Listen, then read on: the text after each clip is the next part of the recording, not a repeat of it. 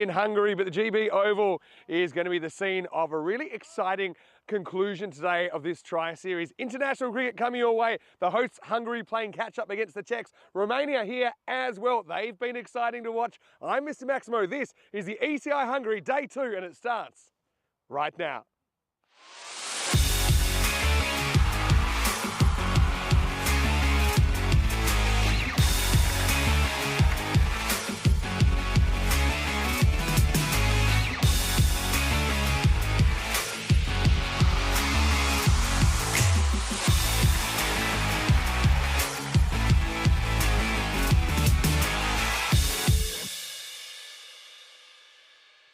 This European Cricket Network event is proudly brought to you by HCL Software and Paramatch.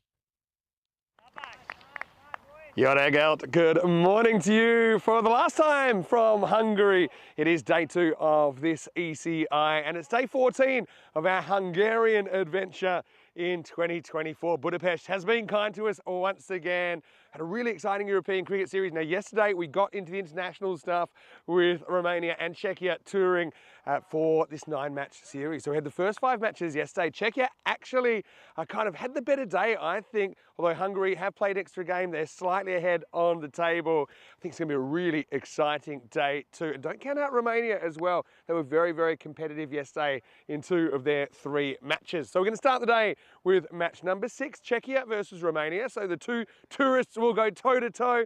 Looking forward to seeing what happens at the coin toss. At the other end, we have Suleiman Saeed with the 2 captains. ECI match number 6, Czechia, Romania. Romania calling. Head. Head is the call. And it's tails.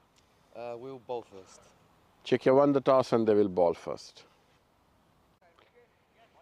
So Dylan Steyn has won the toss and Czechia will bowl first. Now it kind of makes sense. I think they did chase very, very well, especially in their first game yesterday when they chased 150 against the hosts in only 6.5 overs. Sazi Bujan was outstanding with his first ever 100 in a Czech shirt. It was his second 100 on ECI. He's been hitting the ball really, really well. I think Martin Verndl came in the afternoon yesterday and that native Czech player looked very, very good, very, very cool under pressure. Also Steyn, the captain, Dylan Steyn, he won the game for them in that middle game where he hit 3 consecutive boundaries to get the win. And that is last time out these 2 teams met in match 3, of course. For Romania, of course, Moyes had a big moment yesterday that he scored. He scored his first ECN 100, an even 100, though he did get out in the last over and couldn't quite pull them across the line. So 100 in a losing cause, not something we see very often. I think Luca Petre is getting more and more responsibility with the ball. Let's see if he can get it right. But I've got to say that I like some of the spin options that Romania have at their disposal. I think, watch out for Adil the leggy. I think that he is certainly going to be a little bit of a key. Likes to come on in the 4th over. Let's talk weather. Hot. Well, it's no different to what we've had pretty much all the way through this series. In fact, today, I think we're going to get up to about 34 degrees in it. You can probably add on a few degrees out here in the middle. Currently, it's about 25, a little bit of dew around, but I do think by the time in a few minutes we have the first ball, that's not going to be a factor at all. And I think actually the fact it has been so dry, this field has held up reasonably well. Manisha Bhatt, it was your last day here, of course, before you head to Bulgaria tomorrow to continue the next leg of the tour. But I'm looking forward to spending at least 4 matches with you today because this series, it is wide open. Czechia, Romania to start the day in match 6. Czechia fielding first after winning the toss. Over to you. Let's get ready for day 2. Thank you very much. It's our final day of what's been an incredible Hungarian adventure. We saw a very entertaining ECS over a couple of weeks that, of course, culminated with the Budapest Blinders lifting their 2nd consecutive ECS title. And it's come down to this final Sunday.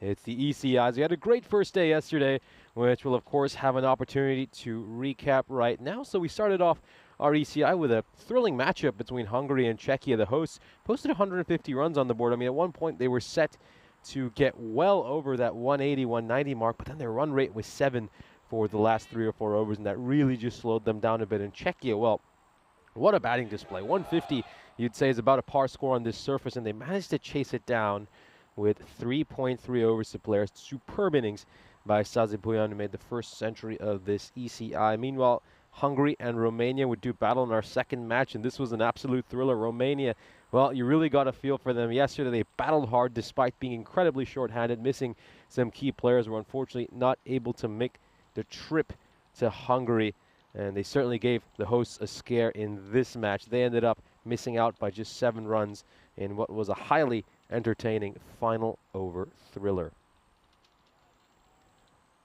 Our lunchtime match was probably the best of the lot. What a game. This was truly incredible to watch. Romania set a target of 141 for Czechia. Czechia looked like they let this one slip away from them. Then their captain hit 3 consecutive boundaries, 4-6-4, to win it for their side. Dylan Steyn was the hero in an absolute thriller. Unfortunately, it was heartbreak for the Romanians.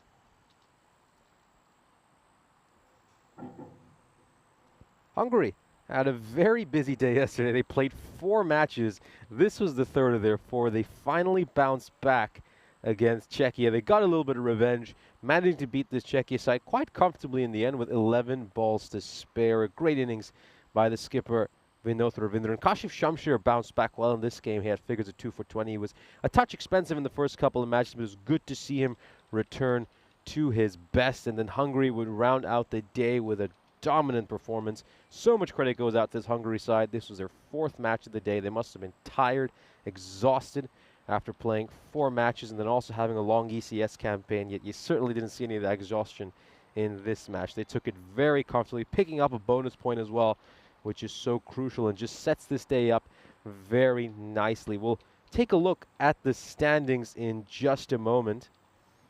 And the big story, of course, is that now this is a 2-horse race between Hungary and Czechia. Hungary are 2 points ahead, but keep in mind, Czechia have a game in hand. So this is neck and neck. This is going to go right down to the wire. Really looking forward to this. I think the second matchup today between Hungary and Czechia could potentially determine who wins this ECI. For Romania, I've got to say, it's very tough to see them winning this ECI from here. They've had 3 big losses yesterday, including a bonus point loss. And unfortunately, well, I think today the key task for them is just to play spoiler. Whose weekend are they going to ruin by picking up an unlikely victory? Here's a look at the fantasy dashboard for our upcoming match. The 2 tourists taking on each other. Hungary getting an extra bit of a lie-in this morning. I think they certainly deserve that after all the tough cricket they've played over these last 2 weeks in this blazing heat.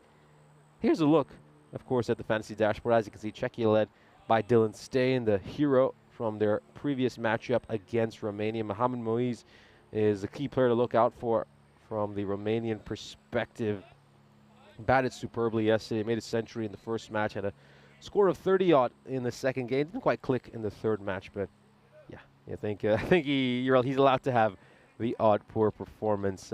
No Pavel Florin, though, in that lineup for Romania, which is a bit of a disappointment. Hopefully we do get to see him at some point today, as Romania do still have 3 matches left. Here's a look at the win predictor. Czechia fancied as 66% favorites. I would say that's quite fair, despite the fact that these two produced a thrilling matchup last time around. I think Romania, they are still a bit short-handed, missing out on a few key players. And yeah, there's certainly going to be some people saying, well, you know, this Czechia team, you know, they're in the Challenger division. You got Romania up in the Premier division. Surely Romania should be favorites. But again, these 2 teams, I think, you know, they're kind of on the fringes between the 2 divisions. You sort of have Romania probably down there at the bottom of the Premier division. Then Czechia right up there is probably one of the favorites, if not the favorite, in the Premier division. So you have 2 very evenly matched up sides, 3 very evenly matched up sides, in all honesty, in this ECI. And we're set for the first ball. Great one to start off by Chaudhary, and good fielding out at mid-off. He does a great job to come across well. There's Sabawon. Davizio will be hoping to field better in this match. I mean, he put down a number of catches against Hungary. He's a good fielder, so I think he'd have been very disappointed to make the errors that he did. Up in the air. Oh, this looks like it's going to go beyond the rope, and yes, it will. Just waiting for the umpire's confirmation. The umpires out there are, of course, Lloyd and Anthony. It's got a long, long way And yeah, this most certainly should have gone beyond the rope. Oh, it's actually hit the rope on full. Let's just take another look at this again. It's a bit closer than I initially thought. But does it hit the rope on the full? Oh, I think it might just. We need to probably slow this down to the frame where it impacts the rope. Oh, well, does it hit the front before going onto the rope? I think it's hit the rope on the full, but to me that should probably be a 6. But of course, not my opinion that matters, the umpire's opinion that does. And it's been given a 6. Oh, straight down the ground, don't worry about that one. That's an easy decision. Sails into the woods. That's going to take some finding. Another enormous 6. Well, Chaudhry, he's done a stellar job bowling the first over in every match he's played so far. He usually sets the tone. He's got a wicket in every single one of his opening overs. And they've all been under 10 runs. And that streak is broken in this ECI already. I think the issue for Chaudhry has been his second over has always been a bit expensive. So far, he's just been brilliant in first overs. Not the case here. A little bit unlucky on the previous ball, but this time he was the victim of what was a terrific shot by Hussain.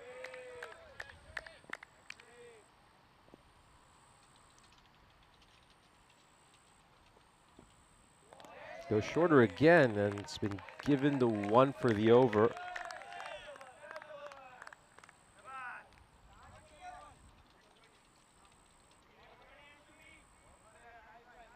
Yeah, perfect. Absolutely perfect bouncer. Can't do that again, though.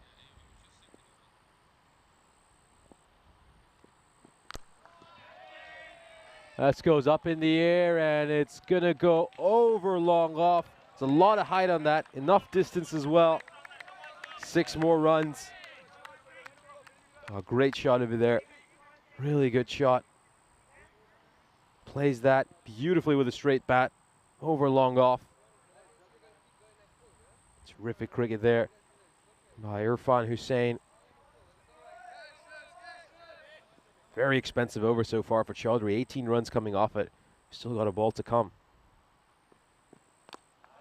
It's pushed away, and are they going to sneak in a single here? Yes, they will. So Moise is going to have to wait a little bit longer to face his first ball, as Hussain will keep strike. The first over brings 19 runs for Romania. Great start for the tourists, as see a quick word there between Moise and Hussain. I think they're just speaking a little bit about the running between the wickets. There was a slight hesitation when they set off. Here's a look at the ECI Hungary stats, and just look at how the run rate has shot up since we came into international cricket. During the ECS, it was 12.9, but now that we're in the internationals, it's all the way up to 158. As I said, just add 20 runs to whatever the par score is during the club matches, and that probably gives you a roughly fairly good indication of what it should be when you turn to internationals. Of course, Nishchay Bhatt here.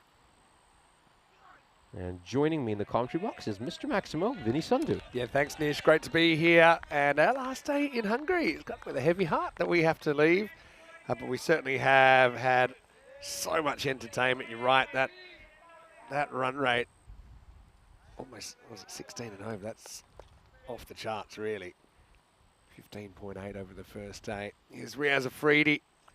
Fastest bowler we'll see this weekend, but the pace works against him here because there's a little tap over the offside, and it's going to be 4 runs. What a good start this is from Irfan Hussain, and I like his promotion to the top of the order.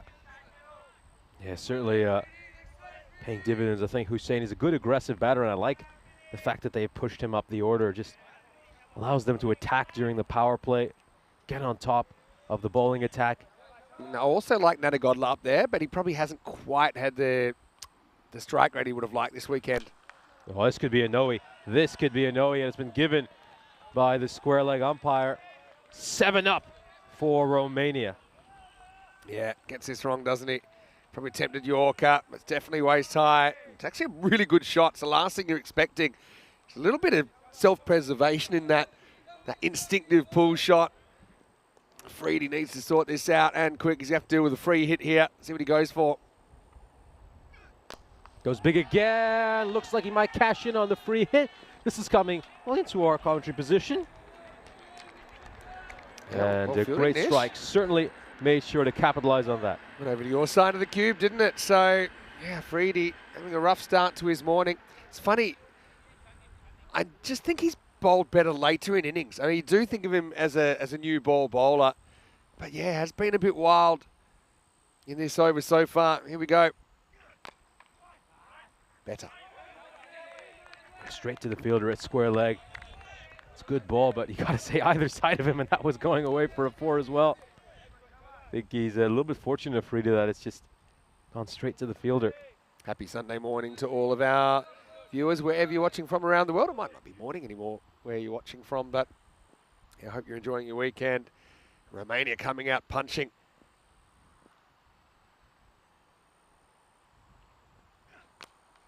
Oh, beautifully played.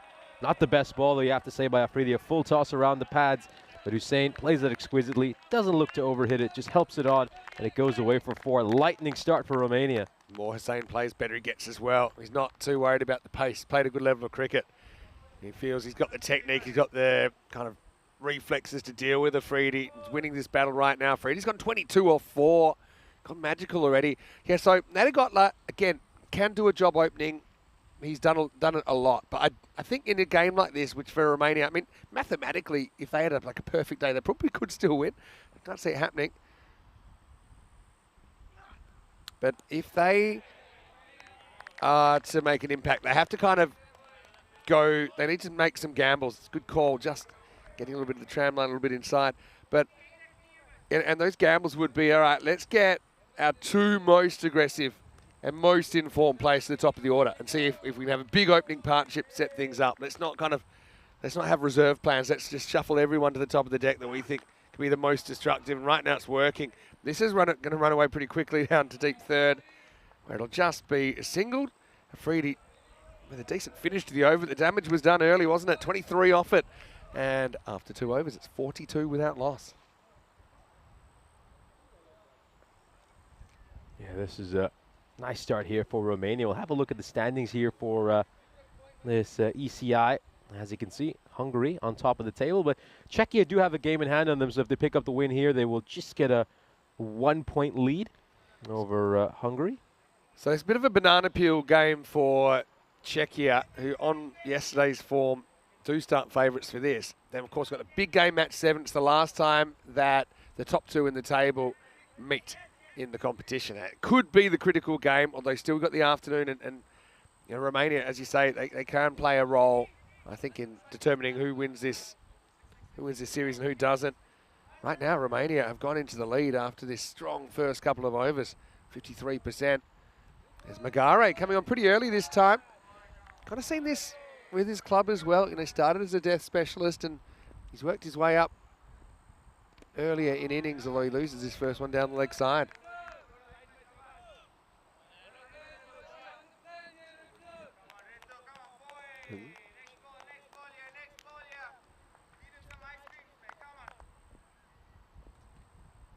Hussein, 40 out of the 43 runs so far. And he's going to get more. How many more? Well, we'll have to have a look at this one. It bounced, another one that bounces really close to the line. Let's have a look at it on the replay. I think it's just inside, I think, if you go on that evidence. I think it's on the way up when it bounces. I think that one's 4 and it's called for. But, wow, how's this start from Hussein? That one was miles high. Now they push Davitsi back at long off. Oh, he just gets enough bat on that, helps it away, over fine leg. Beautiful shot, goes all the way for 6. Brings up his half century as well in just 15 deliveries. Yeah, this is gorgeous. Swiveling on the spot. And over fine leg. Got a nice question here from Ani Raghuvanshi. He's asking, who is the fastest bowler who's ever played on the European Cricket Network? Ah, well, look, that's always a good debate, isn't it? I think we've had some pretty quick ones. I think the one that we always talk about is Mohamed Kamran, who played for Paco Care, part of their winning ECL side in 2022, and of course played a fair bit for Spain as well.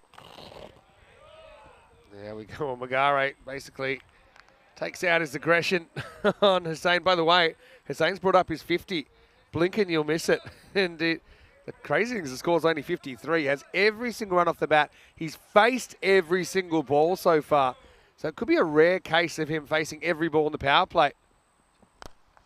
Oh, straight down the ground. That's another 6.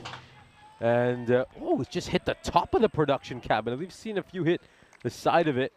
That one just hitting it on top. So great shot there by Hussein. Well, that's Martin's up there. Give us a thumbs up if you're okay, because that was very close to the main camera. I have seen it once or twice.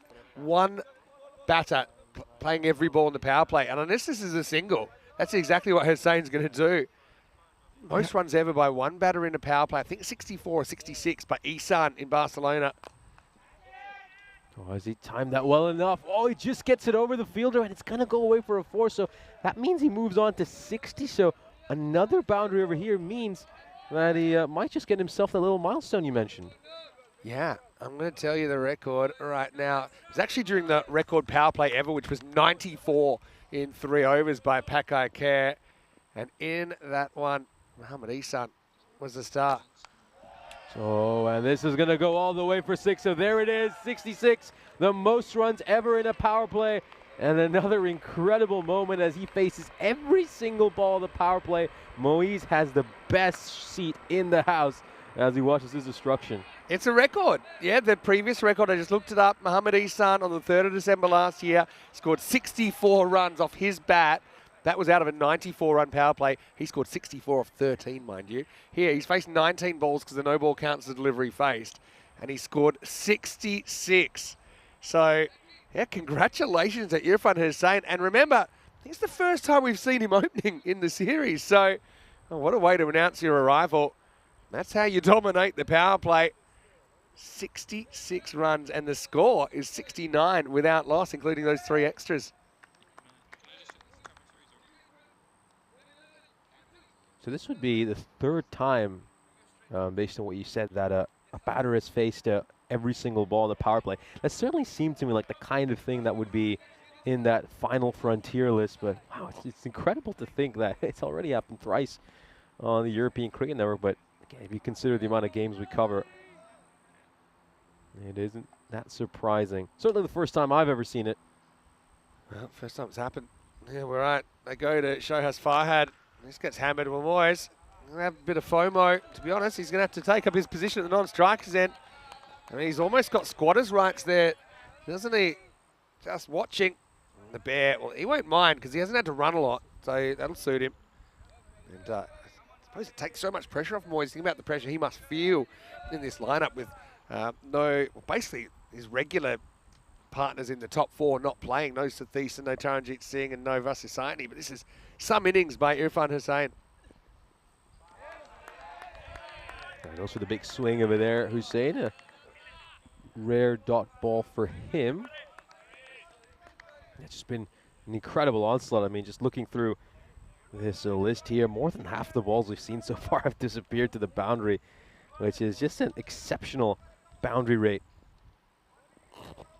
Seeing the 2 singles, of course, at the end of the 1st and 2nd over, and then 1 right here at the start of it. It's been incredible. It's been a superb display of boundary hitting.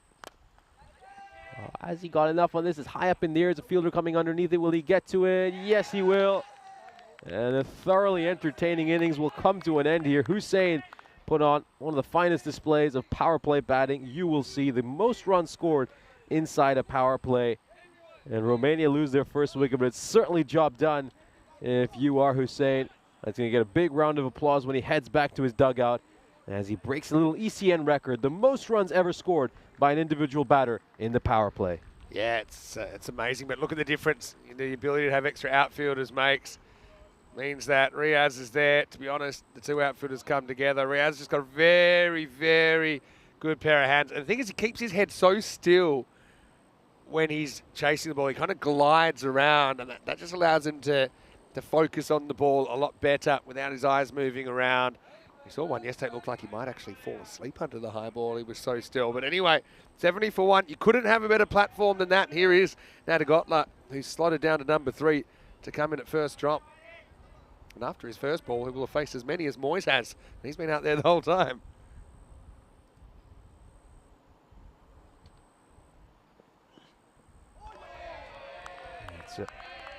Starts with a quicker one that just beats Nadi Gotla for pace. Around the wicket here, the bowler. Yeah, just beaten for pace there. Flashing by the outside edge of his bat.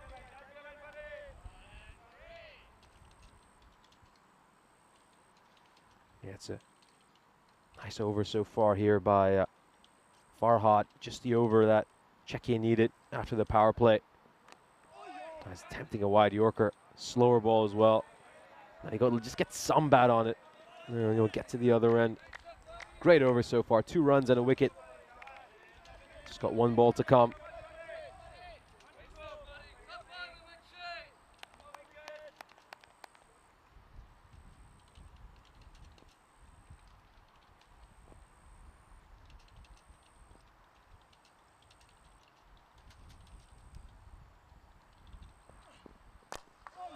Moise just has to reach out of that one once again. Superb ball by Farhad. That was an incredible over. 3 runs coming off it, and he picks up the important wicket of Hussain. And Romania are 72 for 1 at the end of the 4th over. Yeah, so it'll be a real opportunity for Czechia just to kind of take a breath. But Moyes is there in the end. You know, I think the fact he hasn't had to bat too much, I don't think it works for him in a way. Yeah, he can come out there. It's almost like these two are opening again. But they've just got a huge head start of about 70 runs. Don't want to squander that. Obviously, you've got the difference with 5 outfielders being able to be employed and being employed. It's going to be Sazi Buyan then. What a day he had yesterday. Bowling over number 5. It's incredible, of course. Sazi Buyan picking up a century, and this is a catch. He gets a wicket of his very first ball of the day. Really well held onto out at long on by Riaz Afridi, who's got one of the safest pairs of hands. Moise, he spent a long time out in the middle. He was mostly a spectator at the non-striker's end during Hussain's innings. Gets to face just his 3rd ball of the innings and is going to get dismissed. Well, this is a top-class catch. No 2 ways about it. I mean, Afridi just intercepts this and he watches it. He times his jump perfectly. This would have been 6 by about 10 metres. It was hit so flat and so hard. Just watch him here. It's absolutely hammered, but Riaz makes it look so easy. You got to be very, very strong with your hands to be able to hold on to that. That was like catching a bullet. And so Moyes, he's probably still coming to terms with it. Yeah, he'll be shaking his hands like a Polaroid picture after that. Riaz Afridi, 72 for 2.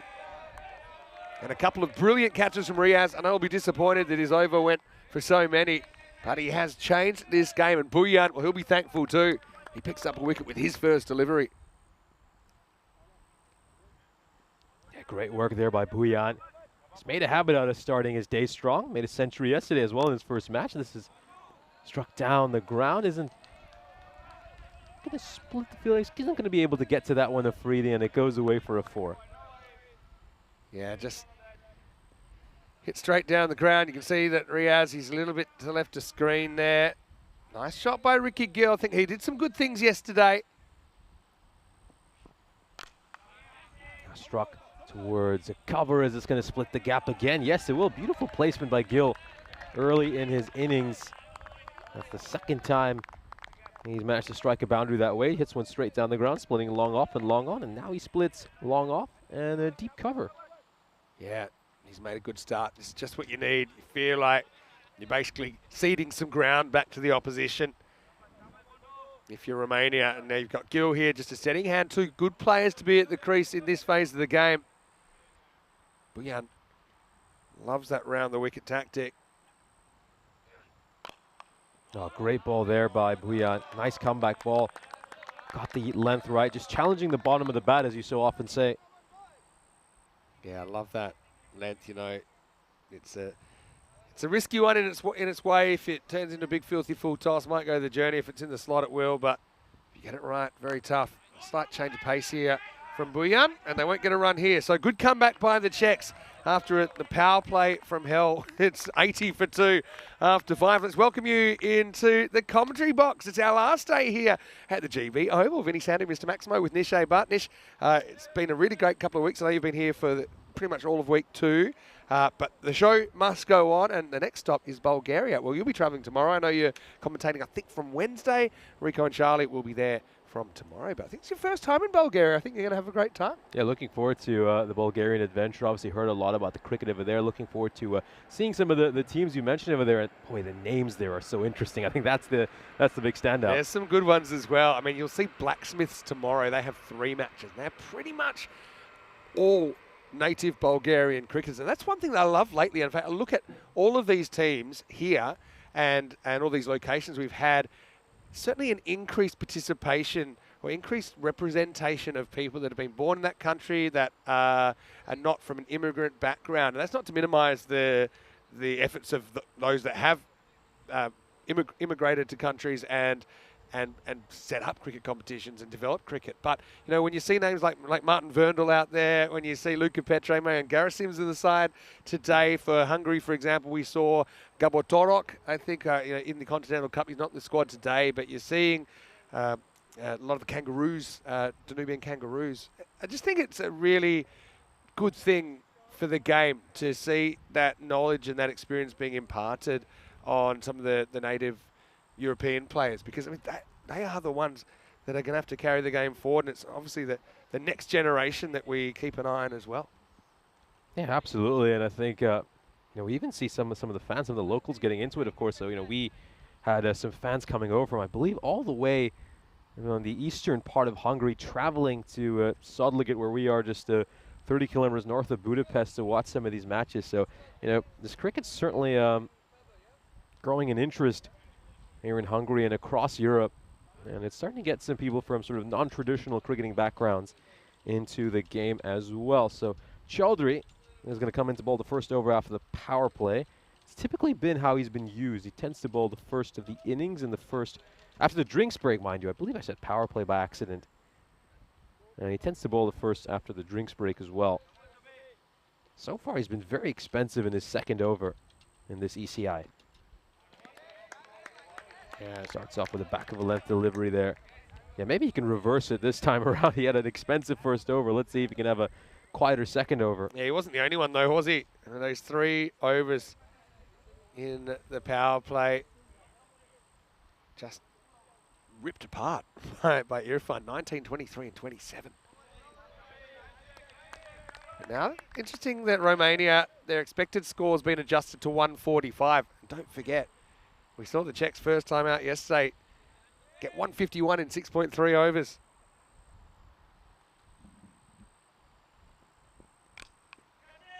It's going to be straight to the fielder. And that's a wicket there. So Chaudhry coming back strongly after an expensive first over. Nadigotla slashes at that one. It catches the top edge, and it's well held onto out at deep third. I think you're a big fan of this position, Nish, and it's a catching position. I think it's become really important to have someone back there. The edges in ECI and T10 cricket, they fly further, and it's pretty well taken down there. Check it out in the replay. Nadigotla, he goes hard at the ball, and, well, couldn't have picked out the fielder any better. So, yeah, Nadigotla gets pounced by Magare down there at deep third. He's out for just 1, and Romania 80 for 3. Yeah, against someone like Chaudhry, it's an absolute no-brainer to have someone out at deep third. Big, quick bowler, tall bowler, extracts that extra bit of bounce. You just know he's going to get those top edges that are going to fly to that region. I've always had a deep third from even inside the power plays. Sandaruwan, he was pretty good with the bat in a tough situation yesterday. Big swing and a miss at this first one. Yeah, nice wide line over there. You wouldn't believe just this form of the game. To think that they were just blasted for, how many was it in the power play? 69. And here we are about 10 minutes later, and Czechia are now 69% to win the game. Yeah, just 11 runs these last 2.4 overs. It's been quite a turnaround, honestly, since they lost Irfan Hussain. Nobody else in this Romanian batting lineup has been able to continue the momentum. It's good heat from Chaudhry like that. You can see it rising towards the keeper, Devendra Singh. We've also got Sahil Grover as a keeper in their lineup, but he did injure a finger in the recent ECS. I don't think he's back to keeping yet. Straight down the ground, and this is going to split the two fielders at long off and long on. Goes away for a 4. Yeah, low full toss, not the worst ball from Chowdhury, but on the front foot, confident shot from Sandaruwan. He hadn't really ever done too much with the bat. He always looked like he handled himself. Just probably hasn't been that many situations, but held up yesterday. He's got 4 overs plus to bat here, and he's going to get a top edge on this. It's going to fly away. It's going to be 4 more, so he's gone 180 degrees from the other one, but it'll be another boundary to Romania. A little bit lucky over here. It's sort of wild, out of control shot. He gets that extra bit of bounce as well, Chaudhary, which just means that top edge is going to fly away for a 4. Probably would have been a wide if it wasn't for that edge. 88 for 3 then after 6. Yes, Sandaruwan came out at number 8. Yesterday came out at 55 for 5 actually. With over 5 overs to bat, so actually pretty similar time that he's come out today. And he put on 33 not out off 13 balls with 4 4s and 2 6s. It was a pretty good knock.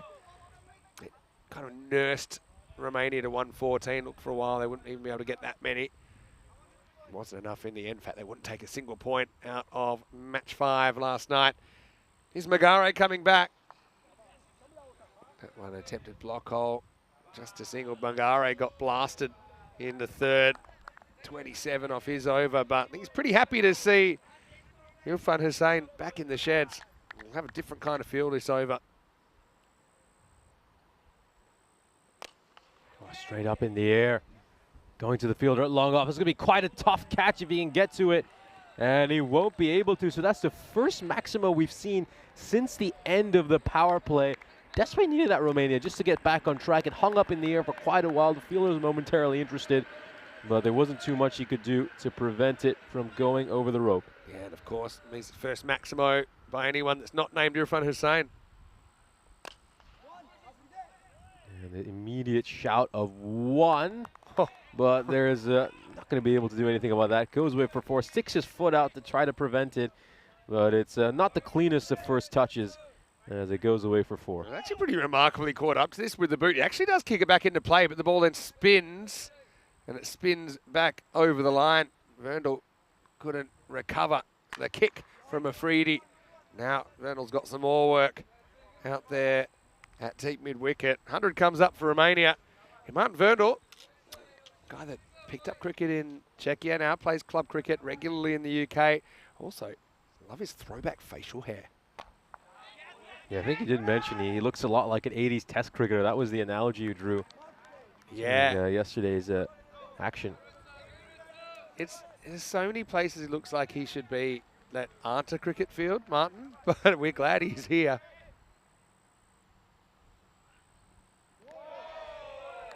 That's going to be a dot ball. Great delivery there to end the over. As I can just see going for that wild swing. Plays the wrong line. And Romania are 101 for 3. We've got 3 more overs to go till the end of the innings. Of course, plenty of cricket happening here on the European Cricket Network. And I think tomorrow we're 8 weeks away. I think that's right, 8 weeks away from the European Cricket Championship. Now, this year it's pretty exciting with 2 divisions. Now, the interesting thing here, Czechia playing some very good cricket in this series. Okay, I will say this looks pretty like their squad they'll have at ECC, although you never know. Will they bring back Wickramasekara, who I think in T10 can be very destructive, Ashokan as well? Because this squad here, pretty much based on a squad that's going to go to the T20 qualifiers. But they're in Group 2, they're looking like one of the real favourites for that. You got Austria and Hungary, who are neighbours more ways than one. They're also neighbours in their ECC group. Right now, it's going to be the start of a new over, and it's going to be the end of Ricky Gill as Shohaz Farhad comes back. There's that angle across. And Ricky couldn't quite get it over to Itzy, so Romania lose a 4th wicket. Just losing a bit more momentum in this first innings of the day. 101 for 4. Yeah, you just wondered if they might get back on track after that last over. But yeah, it's been a mini collapse, really, in all honesty, if you think about it. After the power play, they've lost 4 wickets, managed to make just over 34 runs. It's things have sort of gone south for Romania. Well, I got a stat since the dismissal of Irfan Hussain. I've got a stat for you. The first 3 overs went for 69. the next 3 overs went for 19. That's pretty much hitting the brick wall, isn't it? And in those 3 overs, we had 3 wickets. Now we have a 4th wicket. Brings out Ijaz Hussain at number 6. Farhad's got a really clever slower ball, and it's a bit unusual compared to some of the other slower balls that we see. It's to do with where he holds the ball in his hand. So he's not really looking to spin the ball or put it out of the back of the hand. He changes it, puts it more between the thumb and the forefinger, and then he swings the arm over the same speed. But as far as the batter, you don't really pick it that easily until you notice it is slower on its way to you. That's it right there. It's a really good example. Just have a look at where this comes out of his hand, right? Yeah, see how it's slightly to the left of the hand compared to where it would normally sit. You normally have the ball between your kind of 2nd and 3rd fingers, so your index finger and your middle finger, and that's where you're trying to put pace on the ball. But he's a very clever bowler. You only pick it when you notice it's not arriving as quick as you think, and by then you've kind of already committed to how you're playing your stroke. Yeah, just not as easy to read. I mean, most of the bowlers with slower balls tend to have that back of a hand slower ball, which is a little bit easier for the batter to pick up. This is going to go out to Martin Werndl. Yeah, back of the hand because you don't see the ball, you see hand at the moment of delivery. Also, another one is the ball, like what's basically like a fast off spinner. So they'll roll their fingers on the ball. Again, you can pick that up because of the movement of the wrist. But yeah, I really like the slow ball from Farhad. Geez, he's been effective here, hasn't he? 2 for 4. Romania having to fight for every run at the moment. Sandaruwan, he's in good form though. Let's see if he can pick this. Now the pace goes back on the ball. Suddenly it's not so easy. They're going to go for a dodgy 2 here. They're going to get away with it. Werndl with the fumble. But yeah, and we talked about this yesterday, and he's not express, but he knows he's medium pace, but his actual stock delivery is faster. It hurries you up because you're half thinking, is this a slow ball or not? He's a very good limited overs bowler, Abul Shahaz Farhad.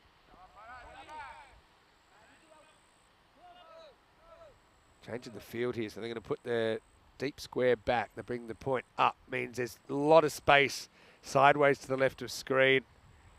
Got to be careful then. Farhad.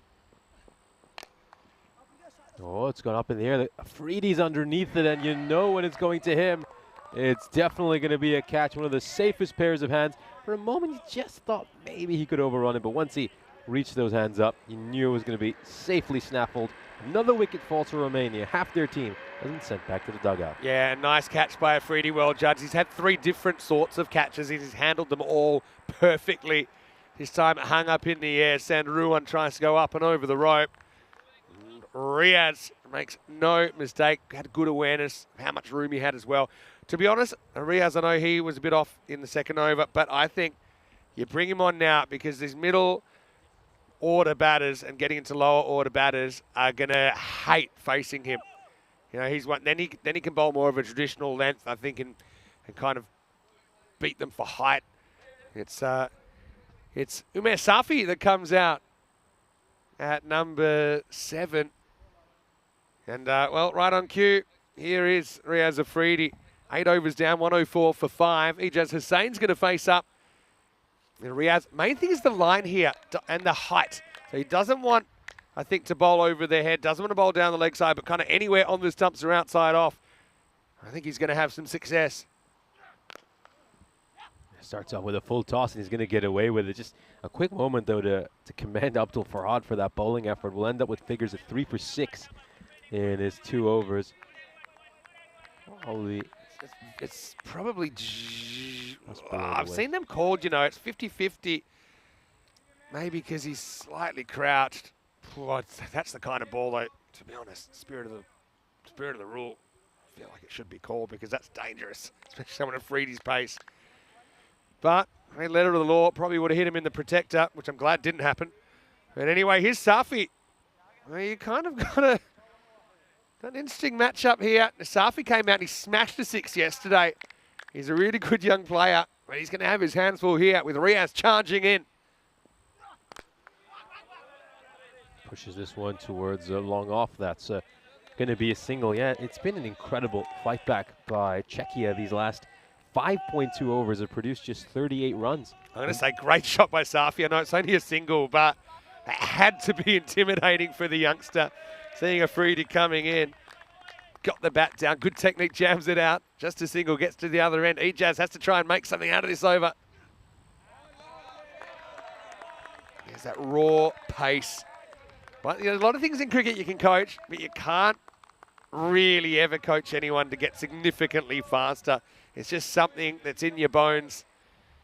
You can work with it, you can mould it, but yeah, it's something that's certainly you could say the most exciting part of cricket, really, is watching a real fast bowler go about his work. Oh, should be a no ball. That's immediately signaled a no ball. Oof. I'm so glad. It looks like he got the bat on that, but that could have been really nasty. Going for the Yorker. Very quick apology from Riaz. He's a soldier and a gentleman, and he says, sorry about that. It's going to be a free hit then. This should be interesting for Safi. I wonder what Safi will try here. To be honest, I would try and deflect. I can't see him muscling him back over his head. He can't get bowled. I'd jump to off, and I'd try and deflect. No one at fine leg. There is a chance that he could get into physical danger that way, but it's probably what I'd be trying on the free hit. So he looks to back away and make some room. It will be brilliantly caught. That is a great take. But of course, it's a free hit, so he's just going to save his side 3 runs. So just get the 1 run over there. Yeah, Safi doing what most batters typically do against quicker bowlers, looking to back away and just get out of the way of the ball. He's batted really well, Safi. His batting's come a long way. Yeah, he's a guy, he works really hard in his game back in Romania, part of the new generation. He's in a contest here. I'm really watching him develop before my very eyes. Cleaned him up. He's got him. Great Yorker there by Afridi. Absolutely nailed it. Hussein was looking to make some room to hit him over the offside. He missed, and Afridi hit. So he picks up his first wicket, and Romania are 109 for 6. Yeah, this is when he gets the Yorker right. It's probably one thing Riaz, he needs to be able to do a bit more consistently at his pace. Sometimes he kind of gets out of rhythm. You see it with his run-up. He's taking bigger steps, smaller steps. Typically does hit the crease reasonably well, but it varies. But I think, that's a perfect Yorker, but he's probably hit 1 in 5 of attempted Yorkers. Obviously, he almost sent Ejaz Hussain into the next life with that nasty beamer earlier in the over. But anyway, it's Adil Muhammad coming out. What a turnaround by Czechia here. Last ball of the 9th over. Last ball for Riaz Afridi. Oh, another great Yorker. What a terrific delivery. A couple of outstanding balls. That is unplayable for Muhammad. You have to feel for him. He got a quick bowler steaming in, and he bowls one that would crush your toes. What a shame for Afridi. He's not going to get a chance to bowl the hat-trick ball as he's, of course, come to the end of his bowling quota. What a terrific ball. This is just outstanding. Unplayable. Welcome. I mean, make that 2 out of 6 with the Yorkers. That's what I mean. They need him firing. I like him bowling 7 and 9 or 8 and 10 and just trying to bowl that. Okay, you can bowl 1 short ball and over right once you've established that you're bowling mostly Yorkers. But I think Riaz, when he works on his game, in the next few weeks and heading into the T20 qualifiers and the T10 in Khartoum, needs to be able to hit that Yorker more often though. I think he's hit 2 out of 6 that he's tried. He's almost got a 3rd-degree manslaughter charge along the way. But, the last 2 were picture perfect. If he's hitting 5 out of 6, just have a look at these Yorkers. There's the first one, there's the second one. See? Do 12 of that. Probably don't have any batters left. Anyway, here's the last over. Buyan's going to bowl it. Goes big, goes very long. I mean, that's the first 6 we've seen in a good couple of overs. Nice shot there. What's Safi been eating in the last year or so? Because he's come out and he's not a big guy. He's just been crunching 6s. I love the way he handled Riaz Afridi. I mean, he actually handled him better than anybody in that second over that Afridi bowled. He's deep in his crease, just backs himself into power. Great shot, Umar. Oh, he's going to go big again, but this has more height than distance. It will go to Riaz Afridi, who just walks towards it like he's just gently catching a tennis ball that's been tossed up to him. Very comfortable catch, and Safi hits a 6 and then gets dismissed the very next ball. Yeah, it's good innings though from Safi. I mean, he had the right approach, didn't quite get it. I think actually even the opposition loves Safi because he's a warrior. He's just the next generation coming out, and yeah, just takes the game on. That was another time I think I saw Riaz yawning when that ball was in the air. He was looking a bit bored. It was too easy. It's a 4th catch for him to go with his 2 wickets. But yeah, Safi didn't quite get the contact point. But here's another good young Romanian player, Marian Gerasim. We were working on his batting a little bit yesterday in the nets. Let's see, work on his footwork. Let's see if he can get across. Maybe access the leg side if the ball's aimed at his body. That's what we're working on. No, he backs away and swings and misses, but he's got the right idea. Luca Petre's out there as well, but what a turnaround. Don't forget, 69 in the power play. That's 3 overs, and in the 6.5 overs since, we've only seen 46. It has been a real rough time since. Now another swing and a miss. Gerasim still with the feet. When he watches this, you can see all 3 stumps. At this stage, you need to be kind of getting your feet across, getting a bit close to those balls outside the off stump. Balls on the stumps, you need to be looking to hit to the leg side. To see the feet here. Anyway, we're back, and he will get this one 3rd time, and actually hits it pretty well. Marian Gerasim goes Maximo. And so, what a nice moment for him. Great moment for Marian Gerasim. Both Safi and Gerasim, of course, they're good friends off the cricket field as well, and the 2 of them get to hit a couple of big 6s here in the final over. Nice cross-batted stroke, and is it going to clear the rope? We'll have a look. Yeah, easily. At the next replay to confirm, and yeah, it is a 6. Yeah, it's definitely over the line for 6. That's his first boundary ever on the network. It's his 19th match, and it's a 6. It's a good one. Last ball coming up. Oh, well, he got 1 out of the 4, but it was a memorable one. Petre at the other end won't face the ball, and Romania, oh, they were a Formula 1 car that crashed into the barrier, really. 69 in the power play. The other 7 overs, only 52 between them. They lose 8 wickets in those 7 overs as well, and they end up with a pretty underwhelming 121 off their 10 overs. Yes, after the power play, they went at just 7.6 and over. As you mentioned, yeah, a bit like an F1 car that had just crashed into the barrier. Things slowed down for them massively, and they just never quite able to pick that run rate up. In the end, they'll be very disappointed with the fact that they've ended up with just 121 runs, because when you watch that incredible display of batting by Irfan Hussain during the power play, you just wonder if this Romania side could really get to something north of 170, 180 and put a lot of pressure on Czechia. In the end, Czechia will be the happier of the 2 teams. We'll, of course, watch the highlights of this innings. Most of the highlights for Romania came inside the power play when Irfan Hussain was absolutely smoking the Czech bowlers all over the place. He made 66 of 21. He faced every single ball inside the power play. I believe that's just the 3rd time that's happened on the network. And, of course, he made the highest ever individual score on ECN. Even we were under attack down there. They went on your side of the table, but yeah, he actually faced 19 balls in the power play, because you count one of the balls that was a no ball, but does count as delivery faced, and it beat the old record of 64 by Mohammad Ihsan in a 94-run power play. But this one was incredibly destructive, and to be honest, he took on 3 pretty decent bowlers. Chowdhury as well as Afridi. Magari pushed him up to bowl the 3rd. That didn't work, but Riaz, geez, I know that first over was a bit loose, but when he got it together with his catching and, of course, his 2nd over, he's such an important cog. Honestly, I think that the Czechs can probably maybe look to even bowl some spin in the power play if they've got a spin option inside. I think Riaz, I'm bowling him exclusively in the 2nd half when the batters are looking to accelerate. If he can hit those Yorkers, okay, mix it up occasionally and scare them a bit too. I have him bowling probably 7 and 9, and just as the team's trying to accelerate, he can come in and basically impose himself on the innings. But tell you what, the catch he got, to be honest, the one he got off Moyes was one of the best catches we've seen. We saw how hard it was hit, and then it was time to blow up the stumps. Goes bang, bang, a deal. I don't think he saw any of that, but he would have heard it. And so Riaz Afridi on a wraparound hat trick. Late in the piece, though, I love the counter punch from Safi. And the youngster just giving as good as he got. He also handled Riaz pretty well. in the 9th. Eventually, he offered Riaz a third catch. Gerasim, nice moment for him. His first Maximo on the network. But it's all said and done. Romania, 121. Doesn't look like enough. Having said that, Czechia, now we have seen their batting kind of coming and going in the series. You get a couple of guys, gets to see Burley.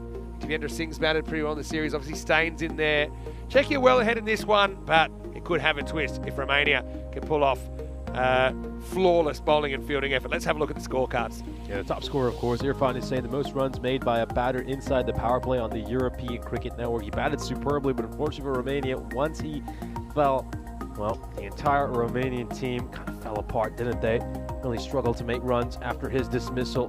The run rate after he was gone for the remainder of the innings was 7.6, just far too slow if you want to win the T10 matches. We saw a few other scores of note there. Thurndus Sunderland with 21 of 10 got a start, but Romania really needed him to kick on and make a big score. Well, that'll turn our attention to the Czechia bowling figures, and you got to say some great bowling effort over there. In particular, Abdul Farhad with figures of 3 for 6 in the 2 overs he bowled. He'll be mightily pleased. I think the likes of Magarage, who were asked to bowl inside the power play during that Irfan Hussain onslaught, will be very disappointed. They didn't get to bat outside the power play, because if you look at the likes of Chaudhary, they were just able to improve their figures when they came on to bowl after the conclusion of the power play. Of course, we'll just take a short break over here as Romania have set Czechia a target of 122. Join us in 5 minutes for the second innings.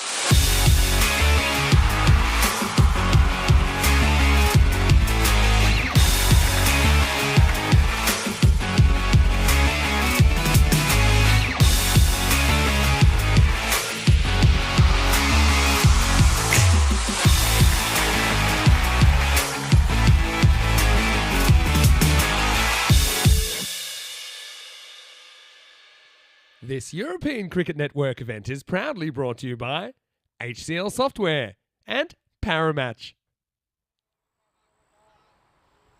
Welcome back for our second innings of our opening match of the day. Romania faltered after a terrific start when they were off to an absolute flyer thanks to a sensational innings by Irfan Hussain, but things just fell apart for them a little bit after that power play. They managed to score just 53 runs. That's a run rate of 7.6 for the remainder of the innings. They find themselves under a bit of pressure. Oh, and they needed a good fielding effort there. He does manage to get a foot on it. It's going to be a rather painful way to save a couple of runs. But 2 runs are saved, and in the end, you can see Stain loses his footing as well, just slips. Maybe he was trying to get out of the way of the ball as well. Just take a look at this. Oh, sticks a leg out, just hits him on the side of the shin. That's going to be really painful. But at least it's not gone for 4. That's, of course, Ijaz Hussain, who was involved in that bit of fielding. Oh, it's gone up in the air. This one's going to go all the way. This one will certainly go all the way. Just lands beyond the Let's Play Cricket banner of the European Cricket Network. And Buyan smokes a brilliant 6. The first boundary of this innings. Terrific shot. And there's nothing the fielder can do about that. He just watches it sail over his head. That was Captain Cosman Zavoy, who has to make the long walk all the way over square leg to try to fetch that ball, which has now been returned to the bowler.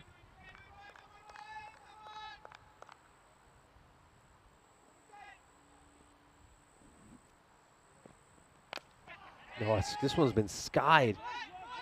Oh, could be a chance to take it. It is taken. And they needed that, Romania. They need to get some early breakthroughs here.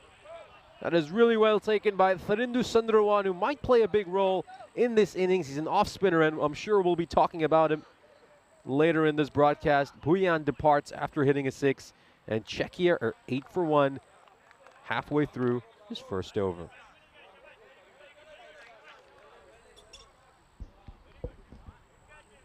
I'll take another look at this wicket. Sees once again he's trying to hit this towards that mid-wicket / square leg region, but he just hasn't quite been able to time it, and it just pops up for a simple catch. This is also a chance just to dive back into the chat. A very good morning to everyone joining us. We've got Ramesh Satishan and Daniela Churita joining us from Romania. Of course, Satishan, a big and integral part of this Romanian national team. He sent a message saying, happy for Marian. Absolutely. Great moment for the young man, hitting his first boundary on the European Cricket Network. And Daniela saying something in Romanian. I'm not quite sure if I'd pronounce that word right. I'll give it a go. Is it Asha? Is that S a sh? Asha Marian? Oh, strong throw to the non-strikers end, and it's going to be overthrows, though. This is where you just need to be a bit smart when you're Romania. You don't have too many runs to play with. It's always going to be a tough throw. Gonna have a look to see if he was gone with a direct hit. Stain, of course, was run out yesterday on the very first ball of his ECI series. Got Dave joining us in the chat as well. Saying he's just watched the F3 race. Yeah, they were running I was leaving the hotel this morning. They had a replay of the qualifying yesterday from the F1, of course, not the F3.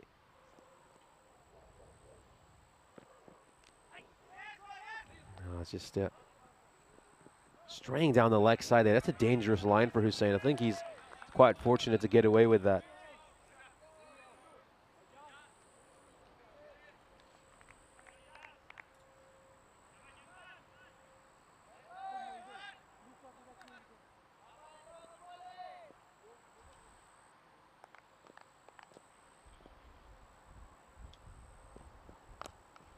This is beautifully played off the pads.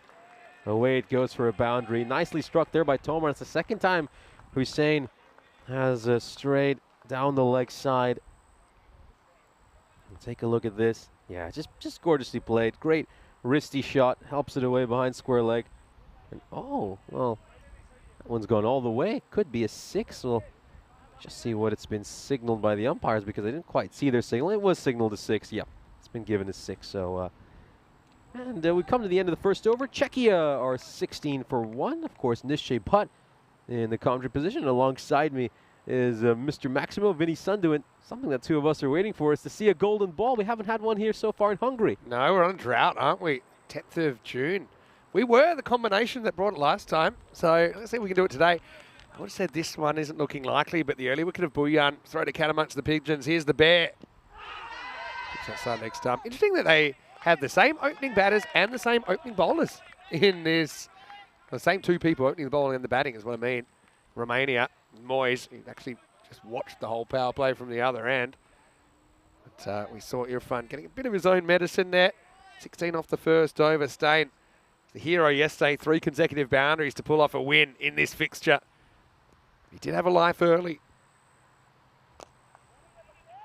Oh, just pushes one towards mid-on. It's going to be a tight single. And is Steyn going to be run up for the second time this series? He's gone. He's walking back to the dugout. Well, he was certain he would get to the other end. He decided to pinch a quick single. I think the bowler just getting a finger to it slows it down ever so slightly, and it's those fine margins that make such a huge difference. Steyn looks like he's gone. We'll have a look here to confirm. But yeah, that is most certainly a run out. And very unfortunate for Steyn. It's the second time he's been run out this series. Obviously batted superbly yesterday against Romania. You can't really criticize his hustle. You know, he takes a calculated risk there. Had to be a perfect piece of fielding, and it was, with Irfan picking it up. Had a good look at the stumps as well. Had a good angle on the stumps, and Steyn knew straight away he was gone. I know they called for the video, but he was already pretty much off by the time the decision was made. Davitsi comes out. Batted pretty well in their first game yesterday in particular. But yeah, I just think I like this hustle from Romania. They've made the most of opportunities so far. Remember, they missed Steyn yesterday, end up coming back to bite them. So both openers back in the shed. You've got Ritik Tomar, the tank out there. Moyes started well with the ball as well. Oh, big hit. Forget about that one. It's going to go sailing over the rope. Davitsi sends it back to the scorer's table. And I think, has that one crashed off something on their table? It doesn't look like it has. Might have crashed off Shub. He was shaping up to catch it. But, yeah, well, it's a nice shot from Tomar. Thing with this Czech side, they are kind of trained in the Belgian ball kind of mode to just keep attacking, They got that kind of lineup. Yeah, I think that's just the way to play in T10 cricket. You know, you want to have nice, deep batting lineup. I mean, a lot of these teams here in Europe tend to have loads of all-rounders in their team. I mean, it's funny that often their best batters tend to be among their best bowlers as well. So you just got to look to attack, play the team game. Don't look for individual milestones. Yes, Asha is correct, by the way. Daniela's come back with the pronunciation. Thanks for that. Oh, greatly hit. Very nicely struck there by Davitsi. Moyes just digs that one in a little bit short, and he swivels on the spot, pulls that away. Gorgeous cricket. One bounce, and it's hit the shed. That's a massive hit. Don't get too close to Davitsi. If you watched yesterday, he does have a corridor outside off stump where he doesn't really move his feet, and he's kind of susceptible.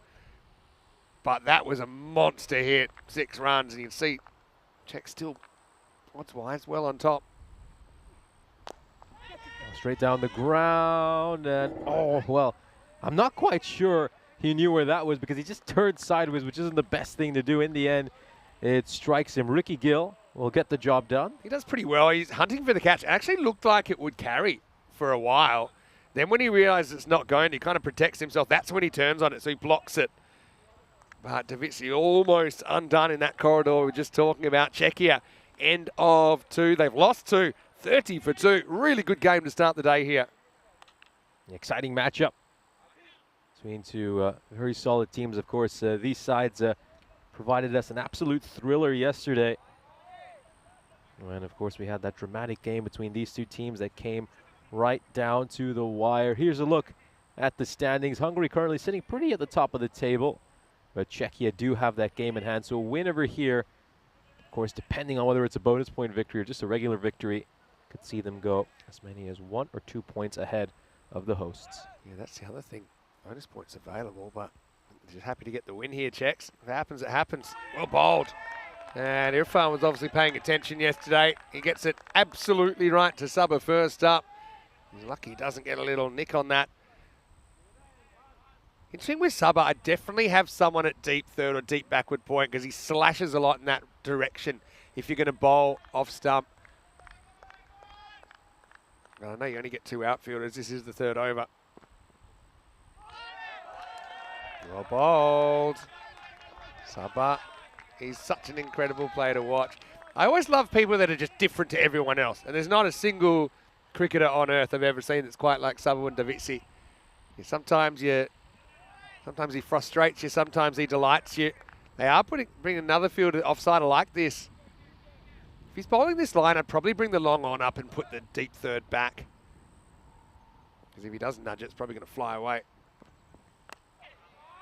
Yeah, now he just goes a bit too straight. I mean, that previous line served him a lot better. Davitsi helps us away for a 6.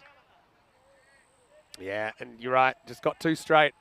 Had success by drawing him outside the off stump, but that one he could just flick away. So Sabah, when he is dealing, he's dealing in 6s. He's hit 2 of them, 2 big ones as well. Irfan's been great to watch in a Romanian shirt, I think. He's a player they'll want to stay in the country and provide these extra elements to their national team. Makes them a lot stronger with him in there. Oh, goes big over extra cover this time. Huge 6, massive 6, not too far from the woods themselves. Davitsi goes Maximo again. That's more like it from Sabah. Don't nudge when you can do this. Okay, might have been a fraction fuller than the couple that he was trying to just work away. But yeah, give it the full face. Don't limit yourself. That was a very good shot. Now, Hussein's probably got the shoe on the other foot. He's wondering, okay, where do I bowl to this guy? Still think that's the plan. But that one was absolutely cracked by Sabah. Rocks back nice and deep in his crease there. Davitsi plays that with soft hands in the end.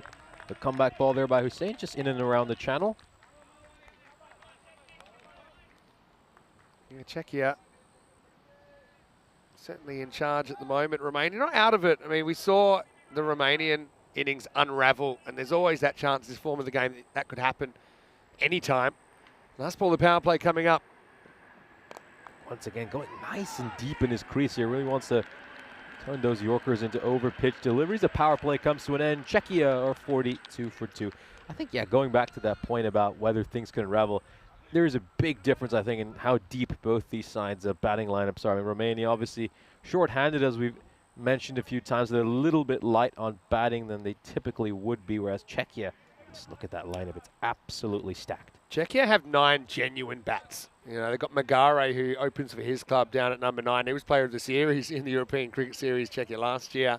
You got Riaz Afridi listed at 8. Remember, he came out when their innings had kind of flatlined, and he went bang, bang, bang, 3 6s start the innings yesterday. So, yeah, you're right. But, I mean, there's always that chance. You can only deal with the next batter in front of you. And I like this move because Adil Mohammed is coming on to bowl some leg spin. He has been really good in this phase of the game, just out of the power play. I think this is a matchup that Davitsi will certainly relish. So if even if Tomar isn't able to get some away, it's important that he gets Davitsi on strike. Oh, this is a little bit lucky there for Tomar. Gets very lucky, completely misjudged that one. Just turned away from him, and it caught the edge of the bat and went away for a 4. Yeah, good location though. Just bad luck for Adil, but at least, you know, he got his part right. Gonna like that effort down there to stop the 4 from young Safi. Threw himself at it. Interesting, they are going to go for the deep third to the leg spinner. It's very unusual. I probably wouldn't have knee-jerked just because of that one, because also you're a genuine chance of a catch in the circle with that kind of a shot. But having said that, it comes into play straight away. Yeah, no, it's funny. I mean, even to the spinners, I mean, I'd love it if we could actually go back and collect these stats, but we've seen so many edges flying to third. I think regardless of the pace, it just seems to be a trend that I've noticed in these last couple of series I've covered. He's still down at deep fine leg, but he's probably got to come up now. I don't think you need Safi back there now, and you can probably have another one. Well, he's turning it into the left-hander. Doesn't make sense to have someone back now, so just bring him into fine leg. Yeah, bring him in, thing to do. And yeah, that's a better field. Deep backward square, deep mid wicket, long on, deep long off, deep cover, protecting the boundaries in front of the wicket. Oh, and is this a catching chance? No, it's just going to fall short. And the bowler's a little bit disappointed. He felt like he could have done better. Can't quite see what that is. I believe it's Irfan Hussain, actually. That's Irfan. I mean, the thing is, he's looking straight into the sun. He probably heard the bare steps of Moyes and he just wasn't quite sure if there was going to be a collision or not. Very hard to pick up the ball. You can see with the shadows at the moment. Pick up the ball in the sun there. Anyway, Tomar back on strike. Oh, he's going to go long this time. He's going to hit the long ball. Drags that one a little too short, Mohammed. And Tomar rocks back and smacks it away. See, because they've got the deep third, they've got the square leg up. And I just think you're more like, it's just a better boundary to protect. Not that it would have mattered this time. I think it went over. You see Marion Garrison, he's up in the circle. And it's a little bit short. You see Marion saying, hey, if I was back there, maybe I'd have a chance. Well, he wasn't going to because it went over the banner. But good hitting from Tomar. You know, things happening with Adil bowling. Romania have to be on their toes. And this one's going to go all the way as well. Once again, Tomar just dragging his length back, gets punished, and it's back-to-back sixes. Yeah, just has been a fraction short, hasn't he? It's only a fraction short, but hey, this is the next level up, and the tank springs into action, gets on that back foot, swats it away. They've got that rate down to about 10 and over required. It's got it. Pitch the ball up and actually look to spin it past the outside edge. I love the way he actually puts revs on the ball. Adil, last ball of his over coming up. Is this one going to go all the way as well? It certainly will. This time he goes over cover. 3 consecutive sixes. And what a way to end the over for Czechia. 3 big blows. Tomar, hats off to him. Never enjoy getting hit for 6, but I mean, at least that was a better area. Maybe a little bit too much width from Adil, but he'll be disappointed. But it happens to every bowler in this format, doesn't it? Goes for 24 in the end, a magical fourth. Czechia out of the block, 66 for 2. Kind of brings the 7 over chase in, although I think they need, 19 and over, but if they can have some big overs here, they might feel they're capable of doing it. Of course, no one thought they were going to chase 150 in 6.3 yesterday against the home side, Hungary. Ijaz Hussain is going to come in to bowl this 5th over, just a final over before the drinks break. Now we know him, he's a real passionate cricketer and always a firecracker. You know that if he's coming on to bowl, something's going to happen, so this could be a very eventful over. Romania, though, they just have to start thinking a little bit about preventing those bonus points. 56 runs in 3 overs is still a big, big challenge, but it's not unattainable. Oh, he's got him. He's cleaned him up. Great ball there by Hussain. Just took a little bit of pace off it. And Davitsi ends up playing across the line, crashes into his stumps. 3rd wicket falls for Czechia. And have a look at this. Romania were 6 runs ahead at this stage. Yeah, it was a crazy first innings. It's been a pretty entertaining second as well. But I think Sabah makes the mistake of playing across the straight ball to a new bowler. So you're never quite sure what the pace is going to be. And Ijaz, to me, it looks just like he's straightened down the line a bit. You see, that was just a technical one from Sabah. Knew it straight away. Probably could afford to at least play with a straighter bat first ball. This gets tied up, and, well, a little bit of the John Cena about Ijaz there as he sends Davitsi packing. But not before he put together a pretty good innings of 20. And the score 66 for 3. Here's Divi Singh, who batted really well yesterday. I actually think he's had a great weekend. I know that the keeping spot is always kind of talked about for Czechia. Paras Kari is qualified for them, but hasn't spent a lot of time in the country recently. It's a player we might see it at the ECC, but I mean, regardless, I think Devendra Singh's batted so well in this series that even if he doesn't have the gloves, he deserves to be in the side. It's a great effort down there from Garrison. It's going to be 4 runs. He just lets himself down here, full toss on the legs, and just flicked away by Devendra Singh first ball. Yeah, beautifully played away. Just doesn't look to overhit it, doesn't need to overhit it. And it goes away for 4.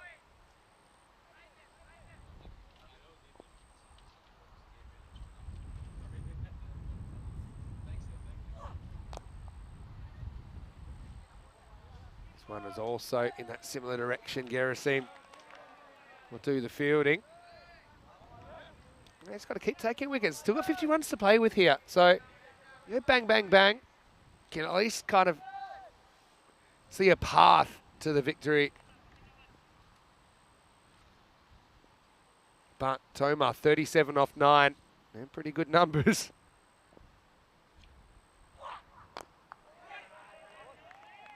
Bowling. Full, straight.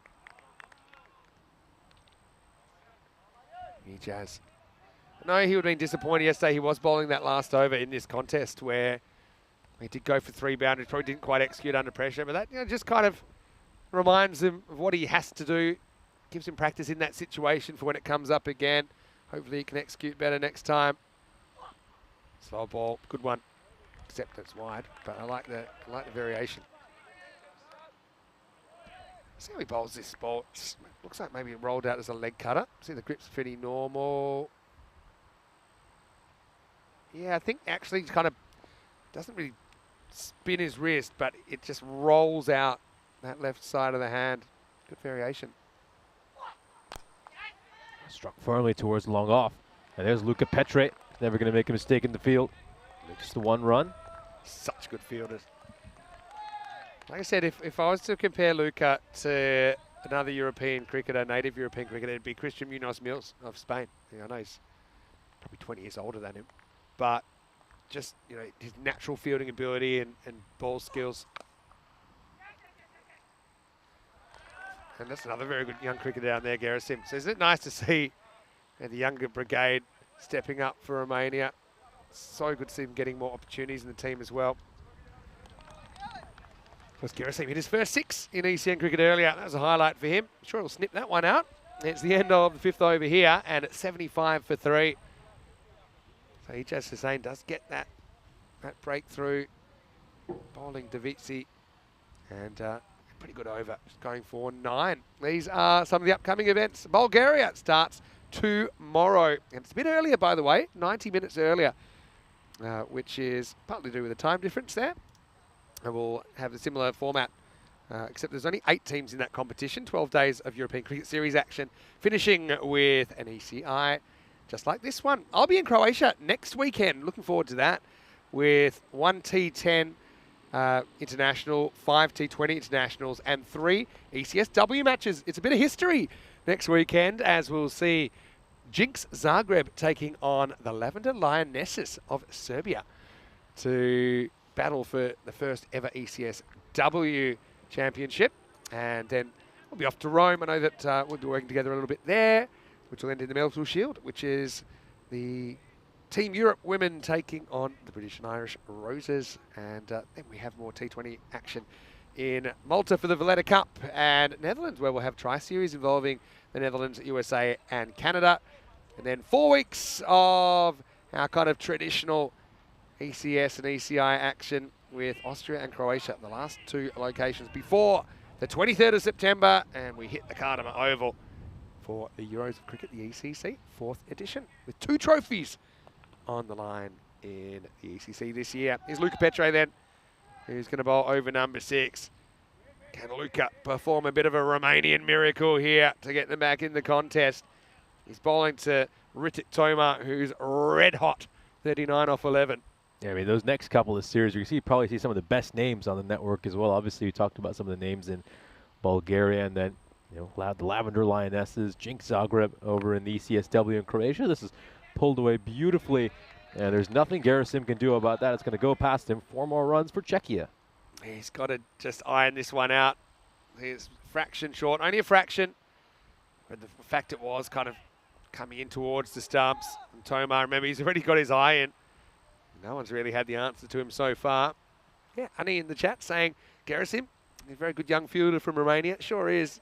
He's not the only one either. Hello to Oktay Gulami, who's watching from Sweden.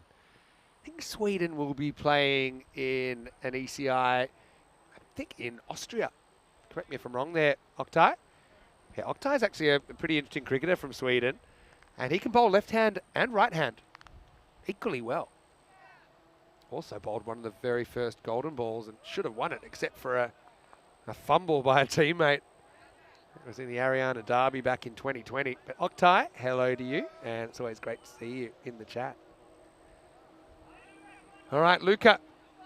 Had plenty of time to think about that first ball. We'll get another crack at Toma, who's on 43, and they need 43 to win Czechia.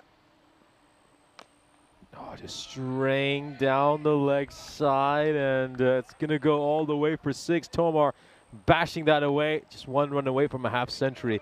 Yeah, that last comment about the golden ball, think that was just bringing back a few old wounds. I'm not sure you'll want to reminisce that moment again. But he bowled a very good last over before he bowled the golden ball. I remember it, I won't say quite like it was yesterday, because I think it was about 4 years ago. I can even tell you which one it was. It was golden ball 3 on the 6th of August, 2020. The throw came in. It was Nusratullah Sultan, the big, imposing batter that hit it, but he hit it straight to the field. The throw came in, keeper fumbled it, couldn't recover, and they got back for 2. Towards mid-wicket, it's just going to be a single. It's 3 balls that he's bowled that are too short so far, Luca. He's gotten away with that third one. That's 50, by the way, to Tomar. Just 14 balls for him to bring up the milestone. Tomar's just come on in leaps and bounds. And I think this Czech team as well, and the Romanians for that matter, and the Hungarians for that matter in this series, but the fact they've played so much more cricket together and so much more international cricket over the last couple of years, you can really see the gains being made. All the way, Maximo, huge hit, and that goes just to the right of the dugout, and Singh looking to smack his side over to a victory. So, I mean, that previous over was really good by Ijaz Hussain, which probably just took away Czechia's chances of getting that golden ball. They now have to get 30 runs of 8 balls if they want the bonus point. Bonus point, beg your pardon, not golden ball. Golden ball's on ice for a while, I think. See that? Even though it's wide, it's probably a better result than if he bowled that length and he bowled it closer to the stumps, where he's going to get pulled away. It wasn't that far away either, but still haven't seen Luca going full. I'd rather see him get driven over his head and try and draw the batter forward. Still, it's a good learning curve for him. Oh, this is unfortunate, really unfortunate for the bowler. Got a feel for Petre. He beats Singh over there. A little bottom edge goes away towards fine leg. 4 more runs. Yeah, I mean, this one, I suppose, slightly better, isn't it? Inside edge. No luck for Petre. Oh, we got the Olympics on in Paris, but they're playing French cricket over here. That's true. France are going to be an exciting team to watch that ECC as well. Last ball of the 6th over coming up. No, a very, very big dot ball there by Petre. I think if that last ball had gone for a boundary, you would have felt like Czechia would have had half a chance to maybe go for the bonus point, go for the jugular in the 7th over. But as things stand, they're going to need 25 runs off this over. It's going to be Mohamed Moiz bowling this 7th over. It's certainly doable, but very, very challenging. Well, having a look at the scorecard over here, yeah, great performance by Ritik Tomar. Neither one of the openers were able to post big scores. Sazid Bhuyan hit a 6 and then got off the very next ball and staying run out for the 2nd time this ECI weekend. I want to say a quick hello to Egan Dantas, who is also in the chat. And believe it or not, he's watching from the Khartoum Oval. That's basically the area he lives. And he sent me a few videos, actually, of what Khartoum is looking like. Looking sensational. It's big, but does he have enough distance on this? Doesn't quite. It's a good fielding effort by Ricky Gill. And it's just going to be a single. Or did they come back for the 2nd run? No, just the 1 run. Just the one. It's pretty good stop by Gill in the end. Had a lot of ground to make, and then he just kind of slaps it back in. I just wonder if they really sprinted that 1st run. Would there have been a chance to come back for a 2nd? I think there would have been. Oh, this is beautiful. This is very smart, but he might not execute it as well as he wants. Zavoyu, the skipper, is there to take the catch, and that might just put their bonus point hopes on ice. As a Singh just looking to work this one around the corner, trying to bring the old ramp shot out, premeditated, but he hasn't executed it. Yeah, nice catch by Savoy as well. It's a lot to like about the Romanian captain. He's very, very proud to pull on that yellow shirt every time he represents his country, leading it on this occasion and leading by example there. Taking that catch, Divi just gets a bit too funkalicious and pays the price. Wicket to the bear, Moyes. And Czechia 98 for 4. Martin Verndl comes in at number 6. Yeah, Martin Verndl, very powerful cricketer, great hitter. Saw some of that on display yesterday when he batted beautifully in his first innings.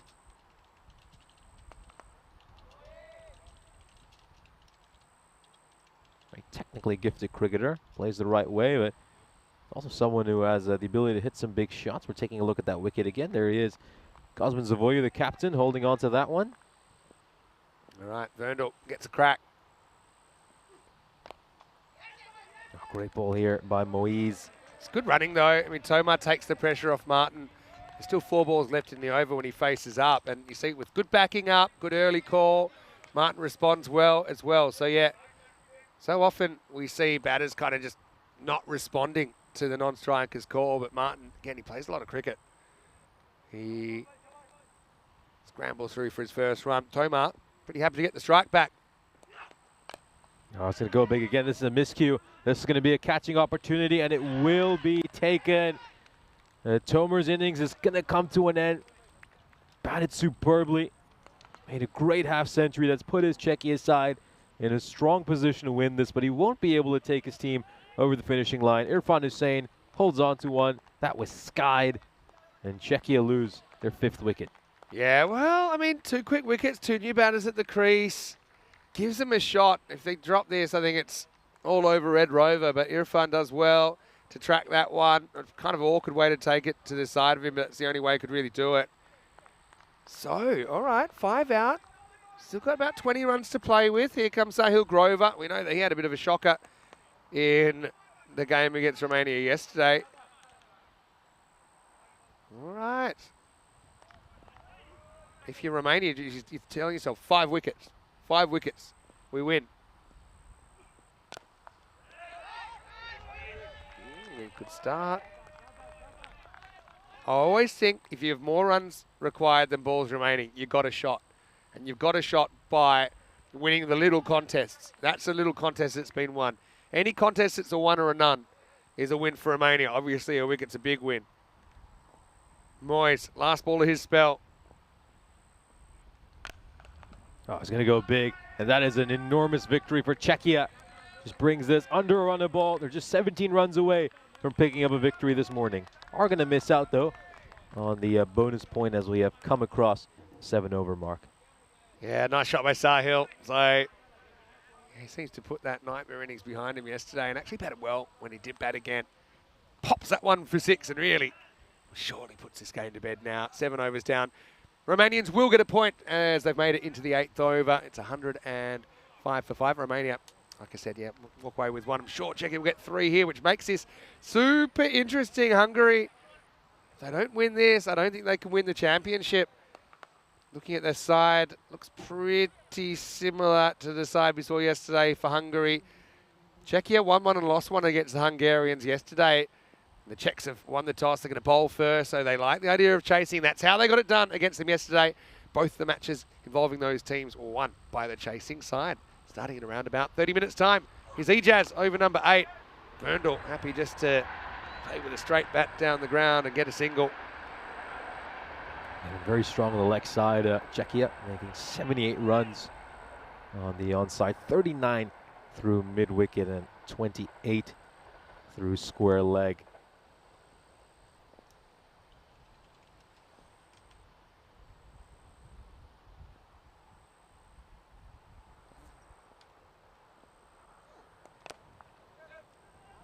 Yeah, Hussain liked this bowling by him, I think. It's a very similar plan to the one he had in the first over he bowled. He just keeps it full and straight, doesn't give too much pace to the batters to work with either. Now, let's just see if he can get like a really special over here. An over, let's say, that only goes for 3 or 4 runs. Could set us up for an interesting last couple of overs. Just gives a bit too much width over there. And it's going to go away for 4. The fielder at point had half a chance. He leapt up there, Irfan Hussein. It would have been a spectacular catch if he'd taken it. But it was one that he really needed to hold on to if Romania were to pull off an unlikely victory. Yeah, runs just drying up that they've got on the board here. Romania, Czechia, 12 off 15 now. A couple of big hits, this could be all over. Played beautifully. Straight down the ground.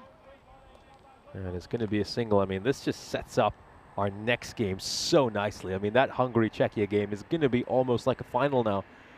And you really feel that whoever wins that matchup will probably go on and win this ECI unless Romania can play spoiler this evening.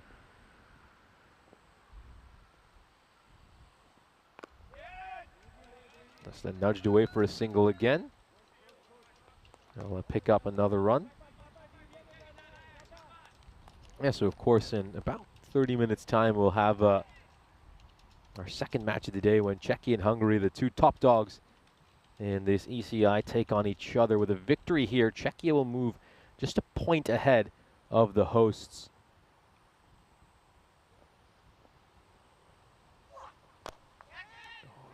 Beautifully played, and straight to Luca Petre, and then of course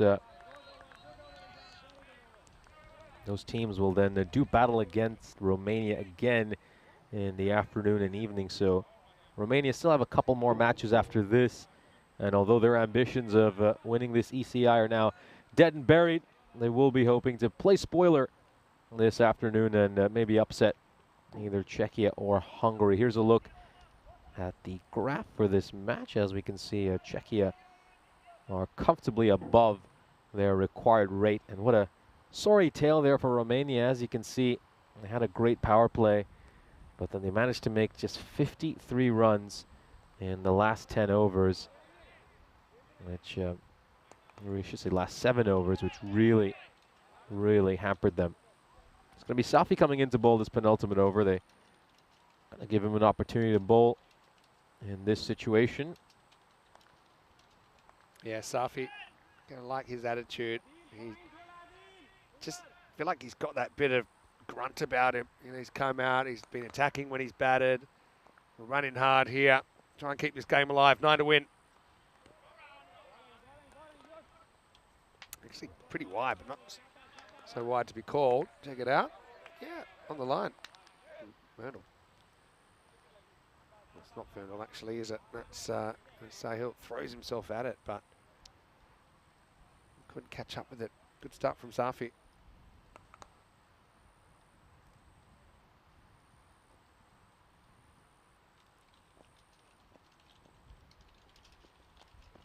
Straying down the leg side over there, Safi, and Grover is just going to swivel on the spot, helps it away, and he picks up 4 runs. Getting closer now. Czechia just 5 runs away. 1 big shot will do the trick for them. And Czechia looks set to win this one quite comfortably. Move to the table, to the top of the table by 1 point. So it really looks like it's all set up perfectly for an exciting showdown between Czechia and Hungary in our upcoming clash, which will likely determine the winner of this tournament. So looks like it's all going to be in play in half an hour's time as Grover goes big, he goes long, he goes for 6, and he ends this game in style. And Czechia move to the top of the table. The tourists have put themselves into a commanding position heading into their all-important showdown against the hosts Hungary. That one looks set to be a terrific match. Can't wait for that in half an hour's time. Make sure you're here to witness that. As Czechia have done what they needed to do this morning. Romania, unfortunately for them, still seeking their first victory of this ECI. They played out a couple of close thrillers yesterday morning, but so far today, and of course during last night's match, they've just not been able to get it done. It's been a couple of hammering defeats for them. They're just going to have to find a way to pick themselves up, because they'll be back this afternoon for a couple of important matches. So some head scratching to do for Romania. Will certainly not want to leave Hungary winless. And as things stand, they've just got a couple more matches to pick up a win. Yeah, and look, Czechia, they get the job done in the end. But Romania, I love the way they fought that out. It's just, it's been a tough weekend for them results-wise. But, I mean, you can see them competing. And, again, they deserve that point out of the game. Match of the day coming up, I think, could be the one that decides it. Although Romania will still have their say taking on both of these teams in the afternoon. But first, match 7, Czechia versus Hungary, coming your way in 25 minutes, with Czechia winning the toss and electing to bowl first. Take a look at the highlights of this innings, of course, as Sazib Boyan hit a 6 and then was dismissed shortly after that. You just see the skipper, Dylan Stain, taking a tumble, running to the non-striker's end. And then that was the third ball Boyan faced in his innings. It was popped up and taken by Farindu Sundarwan. He just thought, there is an opportunity there for Romania. They, of course, got off to a good start because they managed to run out the skipper shortly afterwards. Here is that moment where they run him out. Good throw there by Irfan Hussain. Direct hit in the second time Dylan Stain has been run out this series. But their hopes would be snuffed out by Ritik Tomer, who batted superbly, made 51 runs, 16 deliveries. Sensational half-century for him. He had 6 sixes during that innings, and it was a real joy to watch from a neutral's perspective. Some great hitting. Romania fought hard in the field. They were diving around, but they simply didn't have enough runs on the board, you felt, to really challenge this strong and powerful Czechia lineup who bat so deep, bat all the way down to number 9. Great stroke of it there through the offside. That would, of course, be the end for Sabon Davici, just playing across the line there to the new bowler, Ijaz Hussain, who I thought bowled really well today. I think easily the pick of the bowlers for Romania. Ends up with figures of 1 for 17. We're taking a look at some of the strokes that Devyendra Singh played. He made 16 of 7. Of course, Sahil Grover was there at the end as well for Romania, just to see them over the finishing line. Devyendra Singh would get out, trying to premeditate one, rampant around the corner. Thought he was Joss Butler going for that stroke, and instead he would pop one up for that Cosmin Zavoiu, the Romanian skipper, would snaffle. That was, of course, the end for Ritik Tomer. You just saw him getting caught just outside the inner ring by Irfan Hussain.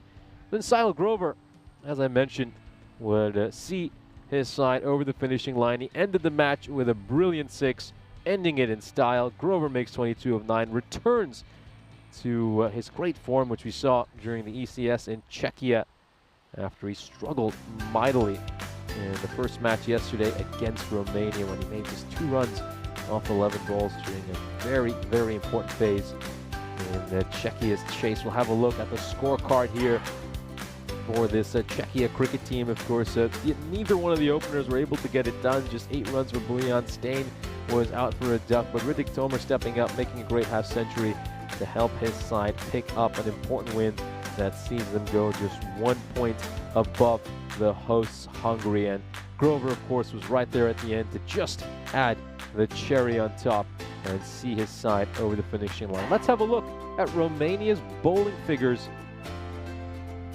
Ijaz Hussain, easily the pick of the bowlers for Romania with figures of 1 for 17. And everyone else, you just have to say, were a touch too expensive. Luca Petre, who normally bowls superbly, went for 22 during his sole over. Mohamed Moise, 2 for 22. Usually a pretty good spell, in all honesty. I think an economy rate of 11 is certainly very acceptable in T10. Quickly to find Hussain, had 1 for 27, and Safi came on to bowl that final over, got hit for a 6 and a 4. And that pretty much wrapped up this game. So Czechia have done it.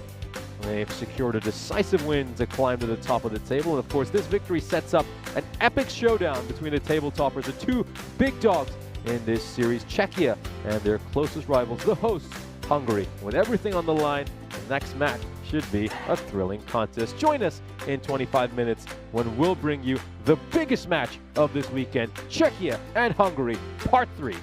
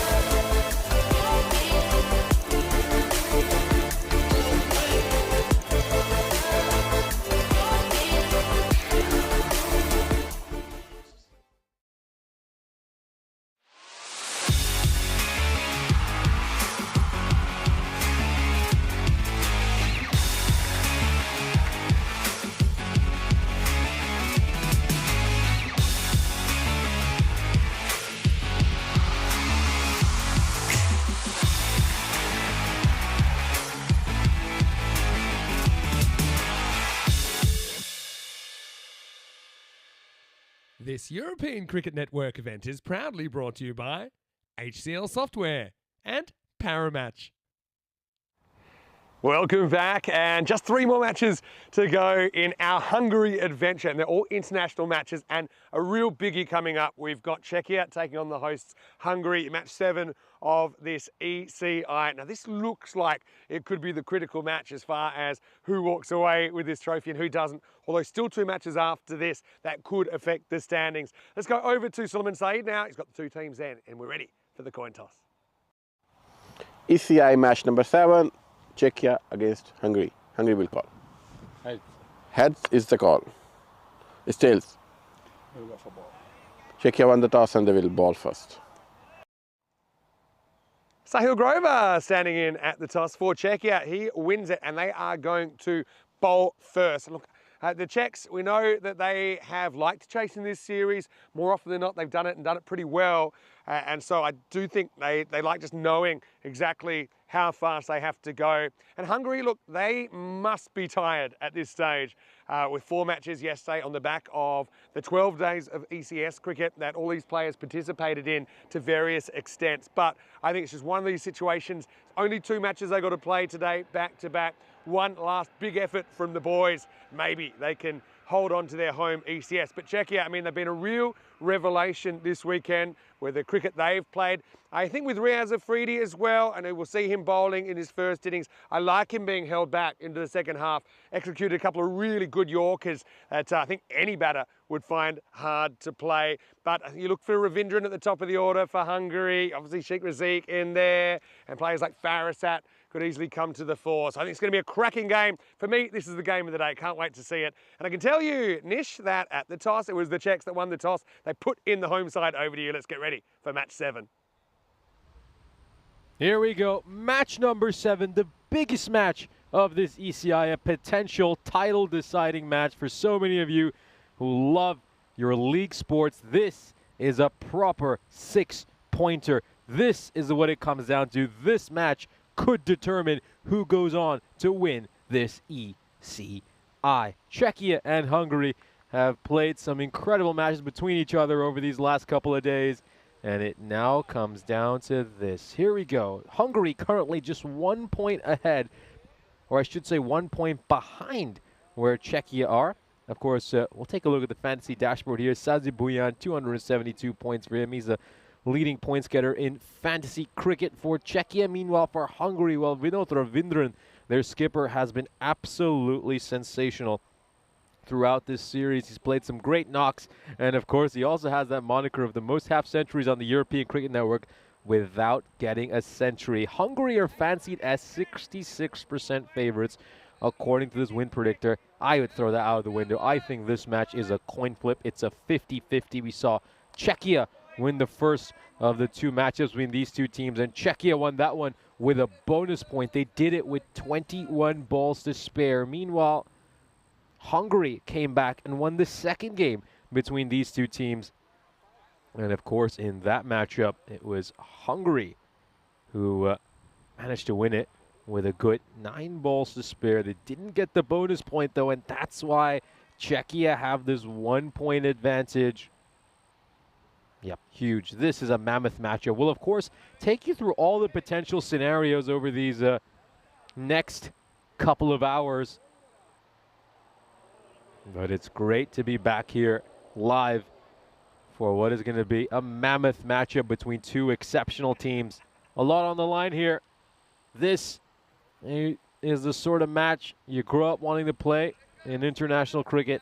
Got the pressure on. You can see the trophy.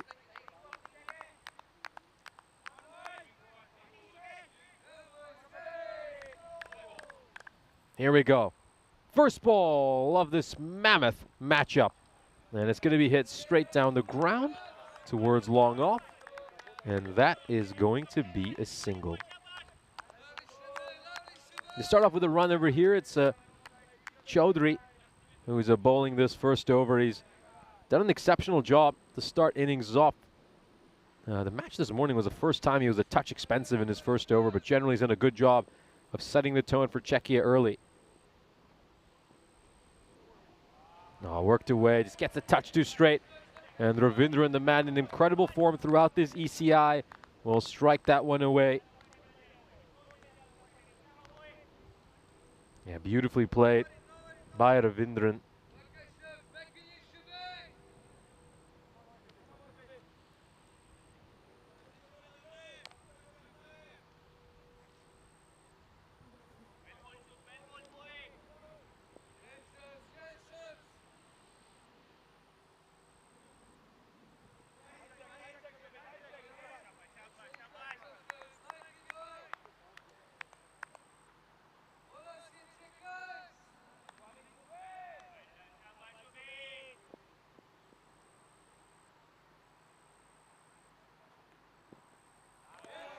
Go for a big heave over here, just outside the off stump. Yeah, well inside the tram line there, no question about that being a wide. Yeah, these two teams have obviously played some thrilling matchups against one another. This is just played away beautifully. It's going to trickle over the boundary rope and go for a 4. Nice looking shot.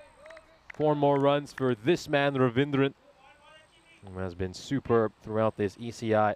Up there as the top run getter in this ECI, 177 runs to his name in the 4 innings he's batted in prior to this one. And he's done it with a strike rate of 295. Of course, top scoring with an undefeated 82 yesterday.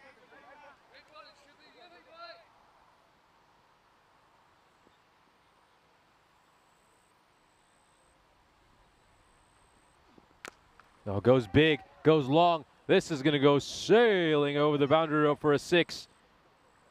Humongous shot. And we're just waiting here for the umpire's call. As that cleared the rope, my initial instinct was it cleared it very comfortably. And, oh, actually, well, just seemed to have lost the ball a little bit, but it's been given a 4.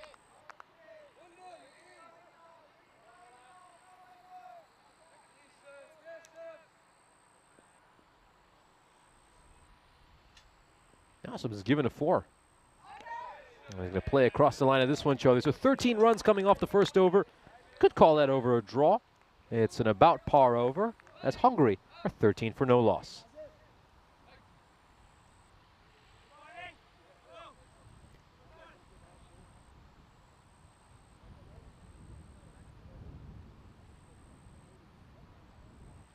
Here's a look at the ECS calendar, and well, what a joy it's been to go on this great tour of Europe.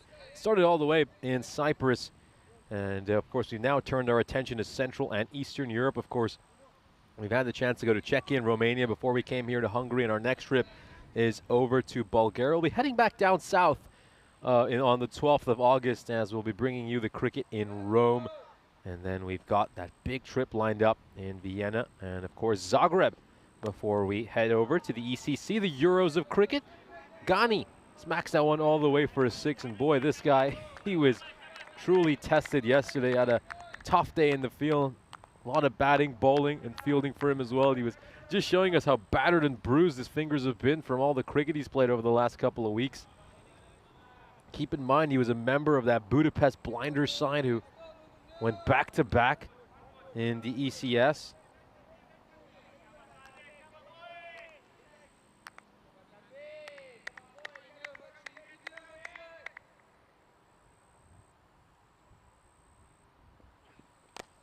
And this time he's going to hit one through cover.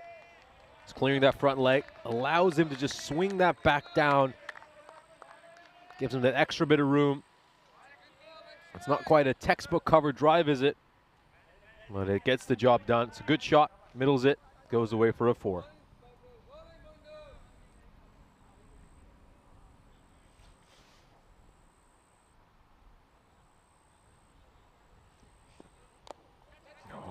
Not quite managed to get that. It's going to be a top edge, but he's gone at it hard, Ghani. And it goes away for a 4. Take another look at this. Yeah, not quite where he intended to hit it. But he gets the desired outcome.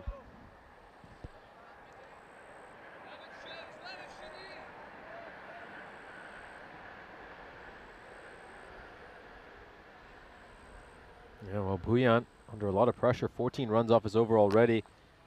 This time Ghani's going to hit it straight to the fielder inside the ring. And it's going to be a dot ball.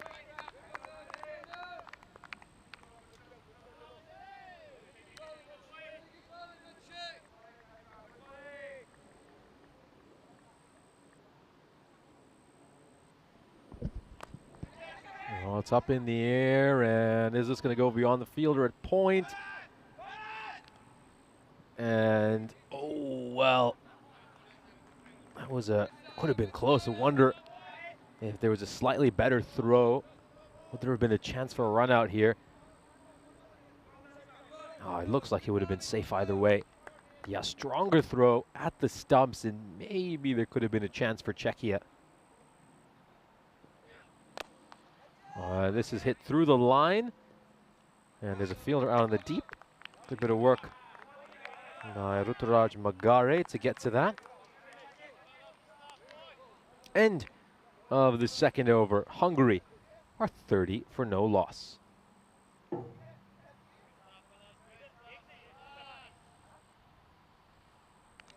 Here's a look at the standings, of course. This is why this is such a huge matchup. As you can see, just 1 point separating these two teams. It's come down to a two-horse race, this ECI. It's down to Czechia and Hungary. And, of course, both these teams have a game each against Romania this afternoon, so there's a lot on the line here, and you really feel like this match could determine who goes on to win this ECI. But Romania will be looking to play spoiler this afternoon. I mean, the last couple of matches for Romania obviously haven't been great. Your heart does go out to them, but, you know, they played a couple of thrillers yesterday. I mean, they came so close to beating this Czechia team.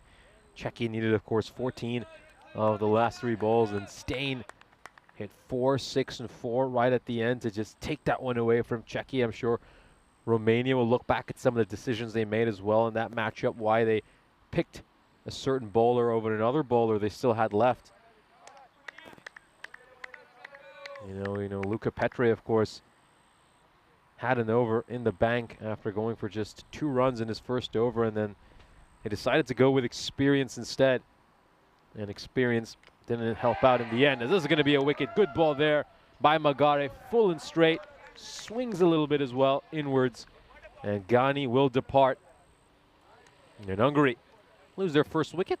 They are 30 for 1. Let's just take another look at this. Just gets it to shape back in, and it's in between the gap between bat and pad, and that is the first wicket. And neither that Czechia. I think Hungary were looking quite good those first couple of overs, so that wicket just putting Czechia slightly ahead as things stand. It's going to be Ali Faraset coming on to bat. Boy, did he bat superbly during the first match between these two teams yesterday. Had a humongous partnership to get his side to a good total when they were under all sorts of pressure to start off. First thing tomorrow morning, he'll need a similar inning. Of course, Ali captains the Budapest Blinders, the defending champions of the ECS. He was absolutely delighted when his side picked up back-to-back titles. And you want to replicate that success with his country as well. Straight down the ground. And it's going to go for a 4, so no one's going to be there to cut that one out. And Faras gets off the mark with a beautiful looking shot. It's a fuller delivery, just slightly misses the Yorker there, not quite between both feet. And it goes for 4 towards the Let's Play Cricket banner. A wild swing, wild swing. Very different to the shot he played earlier, which was controlled.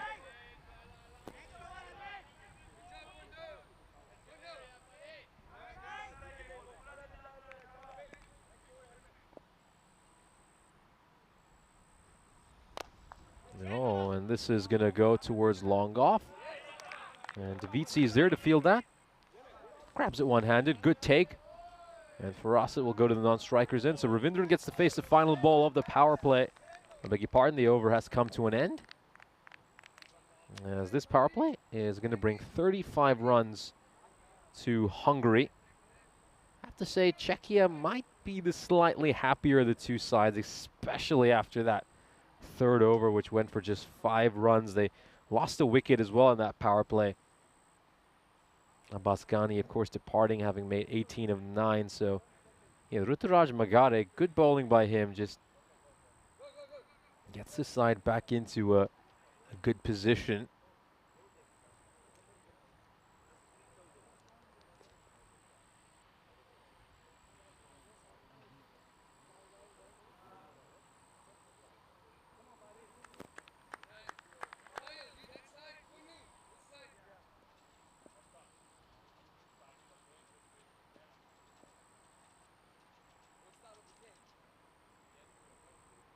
Who's going to bowl the first over after the power play? Looks like it's going to be Abdul Farhad. Yeah, Farhad bowled superbly this morning against Romania. His slower ball was so hard for the Romanians to read. Of course, Mr. Maximo did a terrific analysis of his slower ball and how it just comes out of the front of his hand and really doesn't look too different to just his regulation straight up delivery. This time he goes pace on, and it's just played away behind point for a single. Brings the danger man Ravindran back on strike, the leading run getter of this ECI weekend. Of course, top scored with an undefeated 86 yesterday. And they're going to need a big knock from him, a big captain's innings, to help lead them to victory in this all-important matchup against Czechia. Well, takes a bit of pace off that. That was a slower ball. And is he going to get a wicket again off his slower ball? He certainly will. Farhad, the man with one of the best change-ups in European cricket, will pick up another wicket courtesy of his deadly weapon. This is the end of Ravindran's innings. Got a start, but wasn't quite able to continue. And Hungary lose a second wicket. Czechia firmly in front right now in this game. It's a delightful start for a side who do have a 1-point advantage right now at the top of the table, of course. We will be going through all the different scenarios, in particular during the second innings, when, of course, we do know what this score might end up for Hungary. And you can just see, had to wait quite a bit on that ball. It's probably a little bit late to it because it's so hard to read that slower ball. And it goes up in the air. And he's gone. Wasn't quite able to time it as nicely. Like a very good morning to Rob Thompson and John Gray joining us in the chat. I think when you're going up against him, it's almost a case of you're like, when's he going to bowl that slower ball? Am I going to be able to pick it up? And everyone goes pace on. And I just wonder if there could have been a wide there. I mean, the batter is convinced and he should have had a wide. Sheikh Rosic is coming in at number 4. Man who's been in electric form himself, of course, coming off that incredible ECS performance where he won MVP. He was the top run getter in this series, had double the runs of the second place batter, and was also amongst the top 5 wicket takers.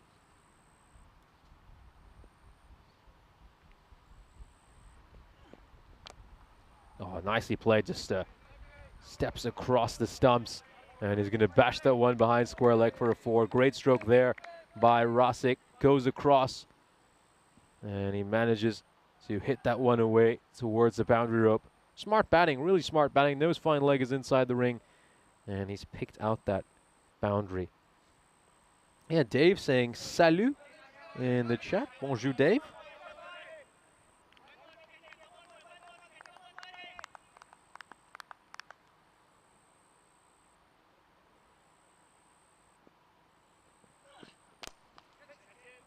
Yeah, this is going to go over the boundary rope for a 6. Great strike there by Rosic. It's consecutive boundaries for him. This time he just goes a little too wide there for Farhad. Hasn't quite been able to nail that wide Yorker, which he was looking for. Instead, it turns into a nice overpitch delivery that Rosic punishes. Yeah, just hits that one through the line. Beautiful shot. Over point for a 6. And yeah, maybe this is the over that Hungary were looking for. Still just 11 runs off it. Can they get another boundary off it to make it a really good one? They certainly will. They certainly will. Does that go all the way? Yes, it does. And Rosick ends the over with 3 consecutive boundaries. They desperately needed that one, Hungary, after losing their second wicket, just to put a bit of pressure back on Czechia. Once again, steps across, hits it over fine leg. It's 6 more runs for one of the more dangerous batters in this country. Have a look at the line graph here for this host nation. See, they've lost a couple of wickets these last 2 overs. Ruturaj Magari in particular in that 3rd over bowled superbly, just 5 runs off that over, and he managed to get a wicket.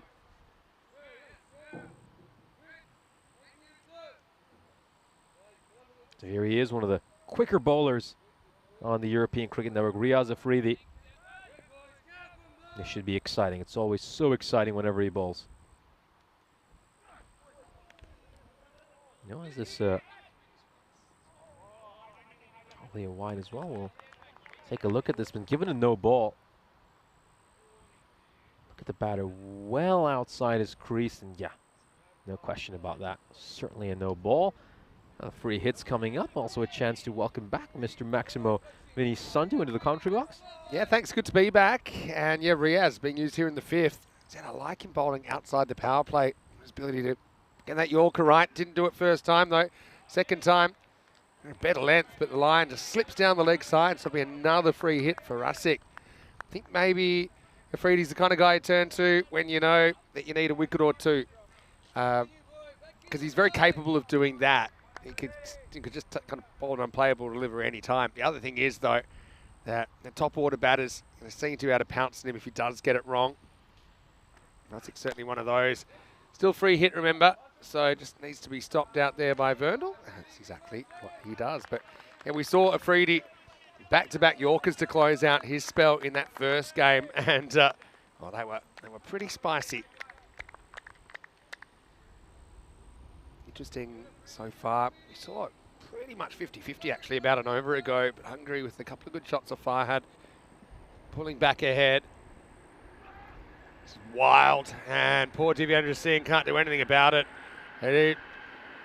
Afridi is kind of one of those players that at his best he excites you, at his worst he frustrates you. You can see Divi had a running start there, couldn't get anywhere near it. There's the dreaded Minimo. 5 runs for free. Yeah, that's often how it is with some of the quicker bowlers on the network. I mean, when they can get it right, they are really, really hard to get away, but they do tend to have these overs every now and then when they're a bit all over the place. And we've seen 9 runs off this over so far, I should say. Just 1 legal ball. Looks more like it. That's the good side of him. Farasat late. Jam down on that. I mean, in a way, it's disconcerting to play him because I don't think he can work out his strategy. As a batter, you've got no chance to work out if there is any strategy. He just generally loves bowling fast. It's one thing that, again, that real pacey bowlers share. They just love speed. That's more like it again. So he gets right 2 in a row. He was all over the shop. Now they're in the over.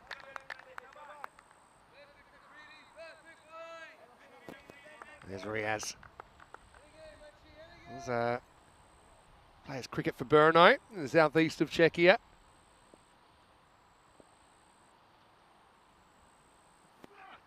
Oh, that's quick. It's not a no ball, but it's a pretty uncomfortable delivery. Farasat can't get their hand through this quick enough. Crashing into the pad. Farasat 6 off 9, but not an easy ball to face, as we know.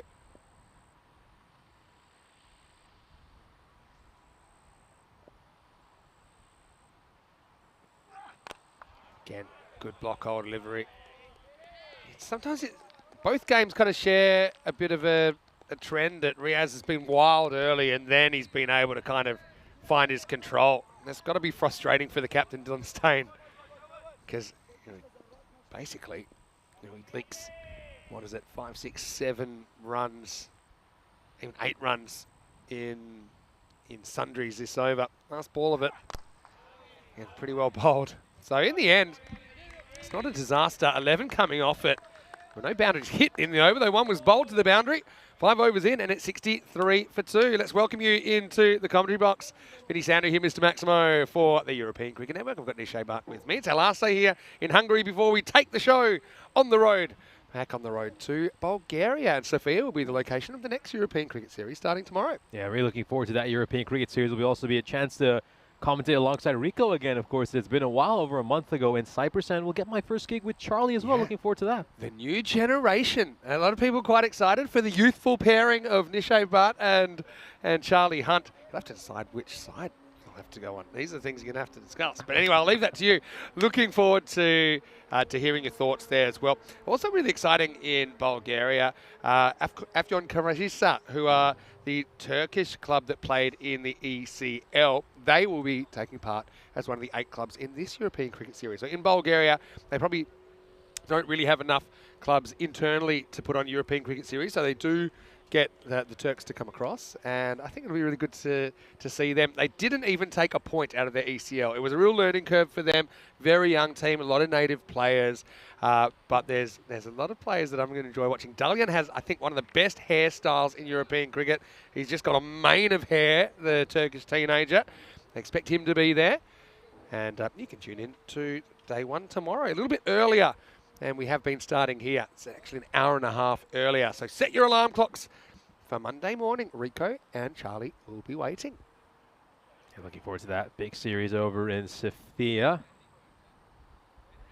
Yeah, Bulgaria's got an interesting vibe about it as well. It's just different from a lot of other countries. You know, a lot of things that you kind of take for granted, like, you know, can I pay on my card? Nope. Sometimes. Can I call an Uber? Nope. It's a really beautiful country, and yeah, I like those differences. You know, in some ways it's like stepping back in time. In some ways it's really modern. Here's Magare, who's going to start over number 6. First one is handled out there by Riaz Afridi. Nice throw off the wrong foot as well to get it back to the middle quickly. That's interesting you say that. Do they have Bolt by any chance in Bulgaria? I think they might have Bolt. Yeah. I think it changes every time I'm there. But I remember the first time it was quite interesting. More work for Riaz. This time he won't be able to pull it back in. That'll be 4. Farasat gets going. Magare just misses the Yorker. It was whippable. And the result's going to be 4 runs. Oh, really nicely played there. It was a fuller delivery. He's just used his bottom hand very well there to work that away towards long on. Farasat just about gets to a run of ball. Cuts down on this one. And it'll just be a single out there. Chowdhury does the fielding. Hello to Zishan, who's tuning in from Malta, I think. Hopefully you are well, Zishan. Great to have you with us, as always. Of course, got Waka playing the Hungary side here. Plays for Gozo Zalmi in Malta. That's going to be lifted up over the top and all the way. Maximo for Razik. He's so good at throwing the hands at those balls outside the off stump. Yeah, great shot there. Slashing at that one. Gets it away towards the boundary rope. And Rasic, well, is continuing the electric form we saw from him in the ECS so far in international cricket as well. Magare's second over has been a bit more expensive than his first. Once again, he tries to go for the Yorker, and this one is, I just wonder if there was a chance of the non-strikers and with a direct hit. Would have been a tough hit, though, a really tough hit. It was Stain. Went for that direct hit. Yeah, he would have been gone. Would have been gone with a direct hit. Of course, a chance to dive into the chat once more. John Gray saying he will be down in Dave's neck of the wood as he's going with his daughter. We'll just continue with that after this ball, as it's an outside edge that goes away for a 4. A little bit streaky there for Ali Farasat. You got to feel for Magare. Thought he got a bit unlucky on that final ball. The over ends up going for 17 runs. We'll take one more look at this. Yeah, not really where he intended to hit that one for Farasat. But he'll get the runs. 4 runs off it, 17 off the over, as Hungary are 80 for 2 at the end of the 6th. We'll have a look at the scorecard here. Sheikh Rasic making 26 of 9. Ghani got off to a good start, and then he was done by a brilliant ball by Ruturaj Magari. Just got that one to just swing back in a little bit between the gap between bat and pad. Vinod Ravindra's looking beautiful as well during his short stay. But yeah, a couple of starts for the openers, neither one quite able to continue. And yeah, just continuing on John's comment, he says he's going to be down in Dave's neck of the woods because he's going with his daughter to watch the world champion Spain against the Nigerian women's football team at La Bourgeois Stadium at the Olympic Games. Of course, must be very exciting to have the Olympics over in France. Had a chance to watch a little bit of it yesterday. I think just caught the end of that Greece game as well against Canada. And yeah, for basketball fans, I think certainly looking at Shai Gilgeous-Alexander turning it on like it was an NBA game was very exciting. This one's going to be a wide. But a little bit of a chance to see some judo as well. Tiny bit of it. Have you had a chance to catch any of it? I actually haven't so far. Obviously, getting back reasonably late last night. Took the opportunity to socialise with some of the players. Always great to have a chat about cricket with them. And obviously sharing that love of the game. Well, it's actually caught up with. It's going to be 4. Would have been a big wide. I think Rusik's actually a bit annoyed that he's hit this because he would have had another ball. I think he'll be happy with the 4 runs on his name. He's 30 off just 10. Started very strongly. Yeah, big wide down the leg side. It's going to be a minimo. Take another look at this. Yeah, that might even have been wide. It would have been to a left-hander. Oh yeah, maybe. 6 runs, too short, and Rusik. He's just been making runs for fun in this European cricket series. Maximo! Hungary have rebounded. Rusik's the guy they need to get out, and soon. I think with a player like Rusik, he's got no obvious weaknesses, and so it's very hard to bowl to him. It's almost like you have to wait for him to make a mistake or a miss hit. Yeah, just got to bowl nice and tight to him, I think. The key has to be challenge the bottom of that bat. Just bowl that Yorker length, in particular on this surface where there just isn't much for the bowlers. Pitched up, throws the hand, 6 more. Maximo, and you kind of seen those last 2 balls how tough it is to bowl to him. Slightly short, he smacks it away over the leg side. You pitch up and he's got those silky, slick Rizek hands. Just breaks the wrists at the right time down and collapses that back leg. He's playing Hungary into a strong position in this crucial match 7. That one is too full, and that's flying a country mile. Well, that's actually one of the biggest hits we've seen. Into the jungle on the full. Maximo back to back to back for Rusik, who moves to 48. He's trying to go for the Yorker here, and he's just missed it. Rusik gets nice and deep in his crease, back and across, smashes it over fine leg. Yeah, Slick Razik is at it again. Chaudhry, 23 runs so far this over, and we've still got a couple more balls to come.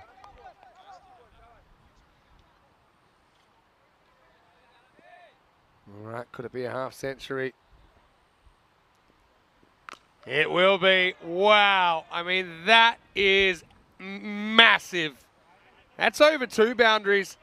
Chaudhry has got the bull charging at him, and he can't do anything about it. He's tried a few things. They've all disappeared for 6. And that was 100-metre plus.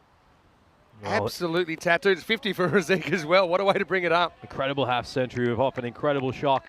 And he's really, really testing the global cricket ball supply chain right now. Grizzly Bears logistics manager has his work cut out. In the air. This is going to be touch and go. It's out of here. And it's a huge over in the end.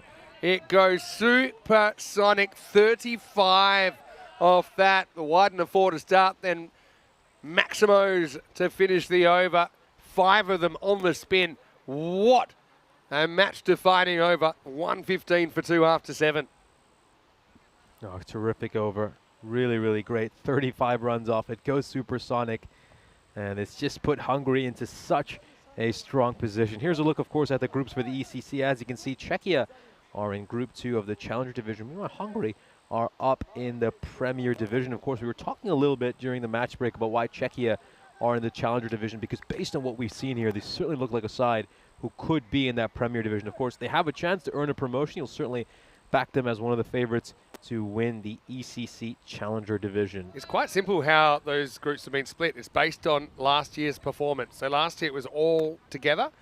We had 31 countries from memory last year. Slovenia have been added this year to make it 32. So literally the line was placed depending on how you went in last year's tournament alone. Because that's the idea going forward, that there's promotion relegation. So this year, it'll be 2 teams getting promoted, 1 relegated, and then as long as it stays at 32 countries, who knows, maybe it'll expand if there's more ICC countries that get recognised. But typically, I think from then it'll be 2 up, 2 down every year. This year, only 1 will be demoted. Okay, if I had probably a good guy to bring back, kick it. Oh, looks a side-footed, but it's a very wayward kick. That's the wrong side of the post, and I think it's likely that sheet would have been in anyway. I think he was. All right, well, you can't get much hotter than 4-6-6, 6-6-6. We're 660 now, off just 15 deliveries. All right, but I do like the matchup of Farhad against him.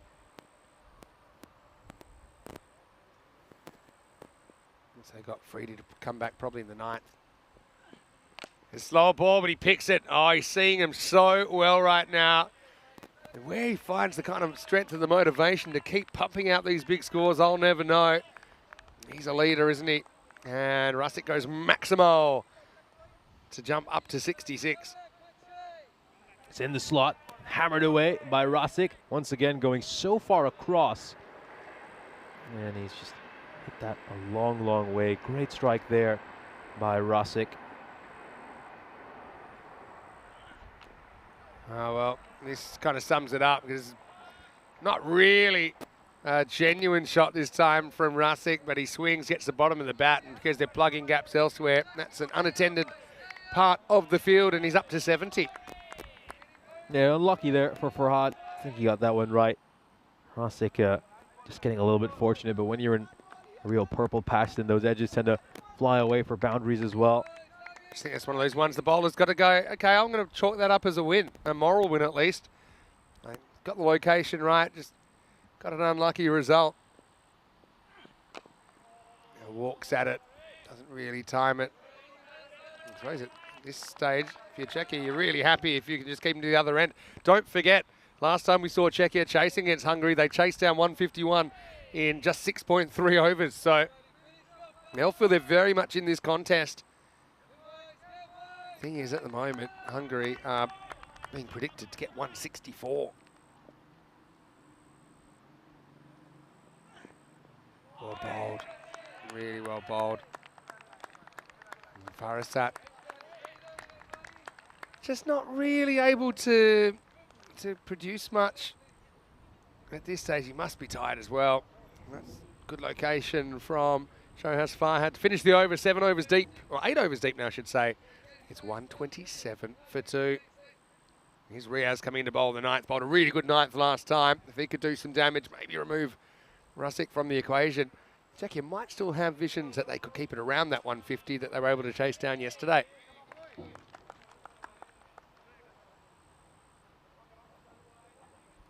That's a good over there by Farhad. Just 12 runs coming off, and I think very important for them to just get a slightly par over after that huge 35-run 7th over. Here comes Afridi. This one's going out towards cover. Afridi has actually done a superb job bowling in the death so far this weekend. I feel he's been even stronger when he's been asked to come in these late inning situations. Been able to hit those Yorkers with great consistency. He's usually gone for more runs the earlier he's been asked to bowl. Yeah, interesting that.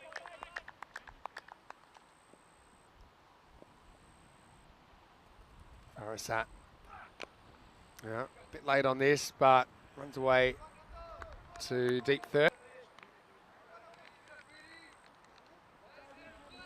Again, it's driving for that York. Occasionally has kind of bowled a bit too high. That one's fine. Rusick versus Riaz Afridi in the 9th. This is a great contest to watch. And Riaz find one of those Yorkers, jam it in there, bring the stumps into play. Yeah, almost. Next best thing, keep him quiet. That might have actually been hit onto Russik's foot.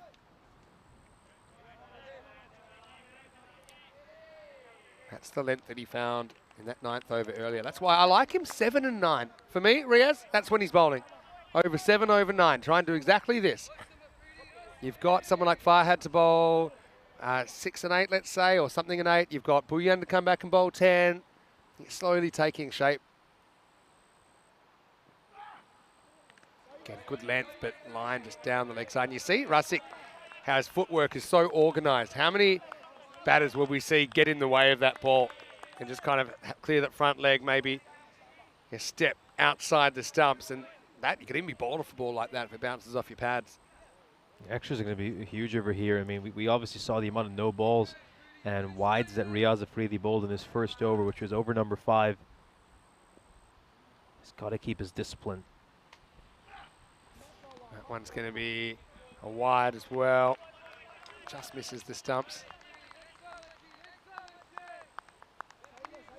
Just been a bit full. Luckily, they haven't been kind of waist or above. It's about kind of knee high, top of the pad high. Still at that pace, difficult to time up. They've just bowled few too many balls down the leg side, and this is emphasizing the amount of runs they have made in that region behind square leg. 46 runs between fine leg and that deep backward square leg region. Low full toss, great shot by Russik. Just misses the Yorker onto the roof of the tent. It's Maximo time. It just shows you how good Sheikh Razik is. Kind of holds his nerve. He just kind of went out of rhythm a little bit with what Riaz was delivering. But then when Riaz missed even by a little bit, Russik was quick to pounce. 100 partnership comes up as well for Russik and Fawcett. Oh, now watch this. This is a crazy shot. It's basically a big top edge that's going to fly. It's going to be a Maximo. 6 more. Well, that's a genuine Aximo, I think, because that's an accidental shot from Russik. Well, he did generally try to hook, but it almost hits the back of his bat on the way to flying. Almost into the front yard of Bikini Corner there. It probably goes a little finer than he would have liked, Russik, but that's now 50 runs they have made in that backward square leg, fine leg region. That's been really productive for them. I think it's just Czechia getting their lines and lengths wrong at time, straying too far down the leg side. And now steps across and flicks that one away for 6 more. So yeah, Riaz can't really produce the consistency there. Again, I think I saw 2 Yorkers in the over. Plenty were attempted. And that'll be the end of 9. It's 149 for 2. The 9th goes magical, 22 coming off it. And Hungary probably looking to put something near 170 on the board in this crucial match. Riaz has been so good at just hitting that ball behind square leg. I mean, he keeps stepping across and then using his wrist to work it away towards that region. That's where the bowler just has to make that last second adjustment and try to be brave and go for the leg stump. Yeah, true. The other thing you can probably do to Russik, if you even get the Yorker kind of tram line or get outside the off stump, maybe you can kind of get him to jam one down for 1, get him to the other end, get him out of play. In the end, we're going to get Sazi Bhuyan to bowl the 10th. Meanwhile, Russik has moved to 90. He has a genuine chance to bring up his century as the team 150 comes up with 5 balls remaining.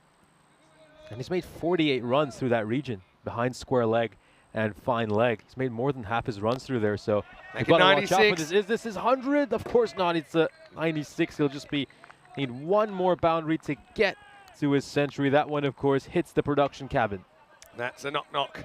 And that's actually probably one of the more violent knock-knocks that we've had. So Sheikh Razik, 3 centuries in the ECS. Can he get a 4th in 2 weeks in this ECI? Here we go, 96. And that'll be it. It's a 4th century of the fortnight for Sheikh Razik. And he brings this one up off 25 balls. What a display of hitting from the talented right-hander. It's his 14th 6 that brings up the milestone. And he's gotten Hungary to a very strong position in this contest. Great batting by Sheikh Razik. His first ever international 100 as well. He does it this time for his national side. As you mentioned, look at where he's made so many of the runs for him. He's been so productive through fine leg. Looking at that wagon wheel, it's been a remarkable effort. Yeah, what a time for him. And he's got some time to celebrate as well. And he's going to celebrate with 6 more here. A bit of width. Put up over points, 6 more. This score's getting out of control now. We're up to 168 with 2 balls remaining. He's come in here. He just played a brilliant inning, Sheikh Razik. His side was in a spot of bother when he came out to the middle. That run rate wasn't quite moving for them. They had lost a couple of wickets in the space of an over. And he certainly helped his side rally. This time he's going to go straight down the ground. He's going to go all the way. Another huge 6 for Sheikh Razik, who's been a 6-hitting machine. That is now his 6th consecutive 6, because keep in mind he hit 3 6s at the end of the previous over as well. It's incredible. Absolutely incredible. We had 3 centuries now, 1 from each of the teams. This has been a crucial one. And now we'll have 1 more chance to advance the score. His first ever international century, one he'll remember, I'm sure, for a long time. Last ball coming up, and he's going to make it 6 more, 180. What an explosion from Sheikh Razik. Batting 4, scores 120. Boyan goes the journey in the last. That's another supersonic over. 31 coming off that one. What a crazy 10 overs of cricket. Let me just remind you that they were 63 after 5 overs, but they pile on 117 in the second half. Now, well, we've only ever seen one 180 chase achieved, but we have seen big chases, especially in ECI cricket at this ground. And Czechia, let's not forget that they were on this kind of pace yesterday when they chased down 150 in 6.5. They'll have to do something similar to pull this one out of the fire. But Sheikh Razik, take a bow, 120 not out. 5 consecutive 6s in the final over and 8 consecutive 6s overall for Sheikh Razik. That has to surely be some kind of a record for most consecutive 6s by a batter. Or yeah, we've up there. seen 8 in a row, yeah. But there was just no stopping him at the end. Momentum was like a runaway freight train. Let's go and have a look. And well, there was a time where it looked like Hungary might end up in the 120s or something like that. But really, the fact that Razik was able to get so much of the strike at the end and do so much with it meant that he was able to take them surely to safety, although you never take anything for granted. We saw Ghani get castled by Abbas Ghani. Ravindran didn't really fire in this one either. He was caught by the tank Riddick Tomar, but it brought Farasat and Sheikh Razik together with a score on 36. They'd end up putting 144 on the board as a partnership, but 120 of those runs were to the Sheikh. Yep. What well played by Sheikh Razik. A real joy to watch that innings. His first ever international 100. We're taking a look at some of these gorgeous strokes he played. He was smoking the ball all over the park. Ali Farasat was more than happy to just give him the strike and let him tee off, while Ali Farasat just watched from the other end with the best seat in the house. Taking a look at some of these shots he hit, he was so strong, in particular over that fine leg region. Made 46 runs behind square leg and towards fine leg.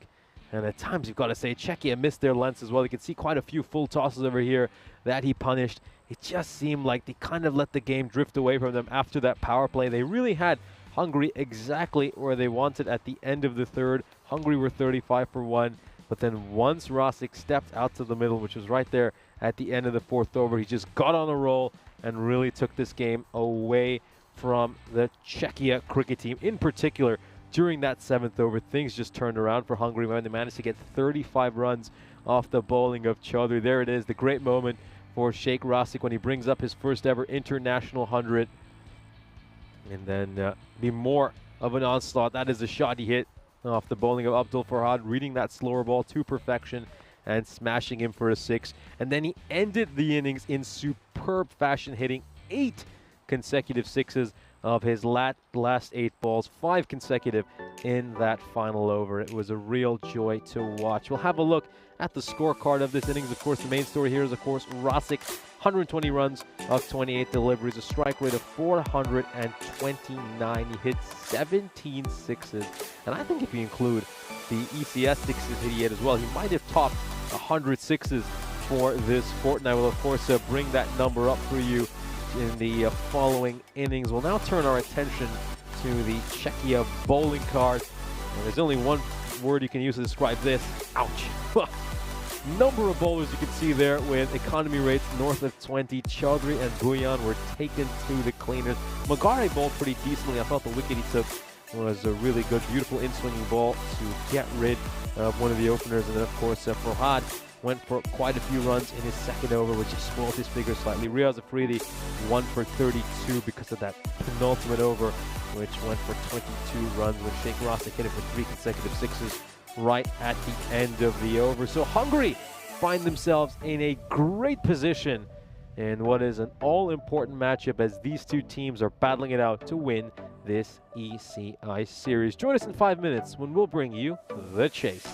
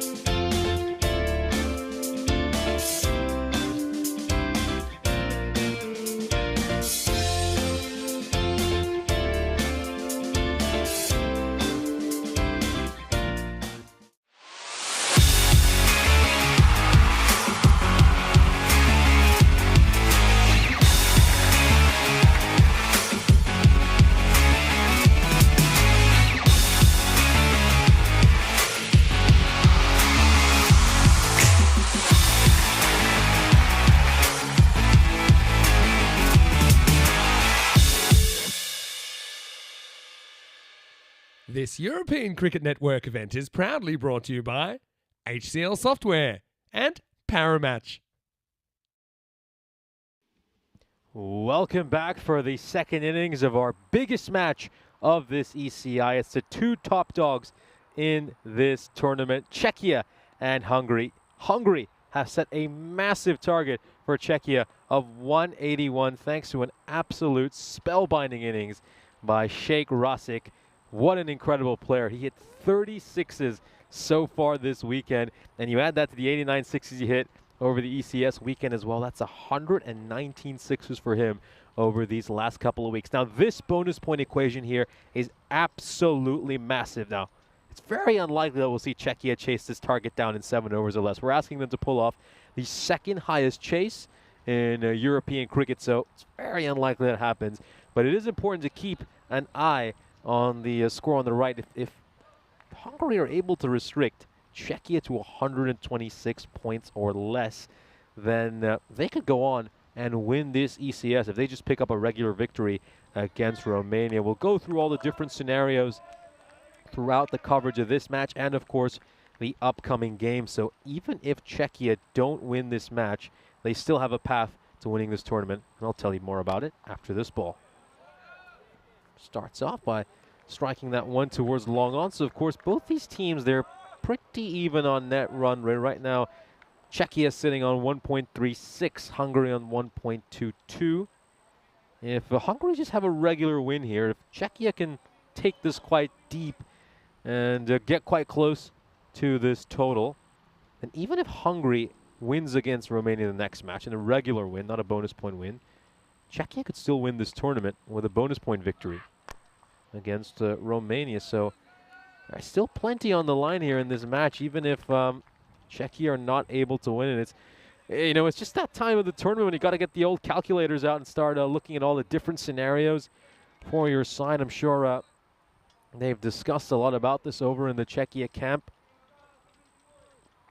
But right now it's just about playing smart cricket if you're Czechia.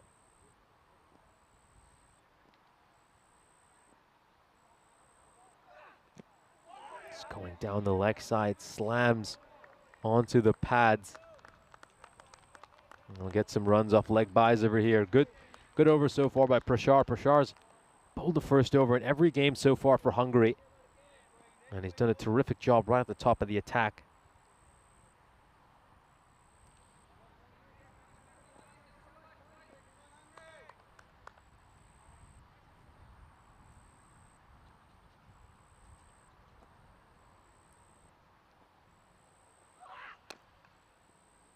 Oh, the edge is just going to go over the fielder's head. Fortuitous boundary for Czechia. And also the first boundary of this second innings. Just take a look at that. Comes off the inside edge. And it's really unlucky for the fielder because it just strikes the pitch, speeds up a little bit, and it's gone well over his head.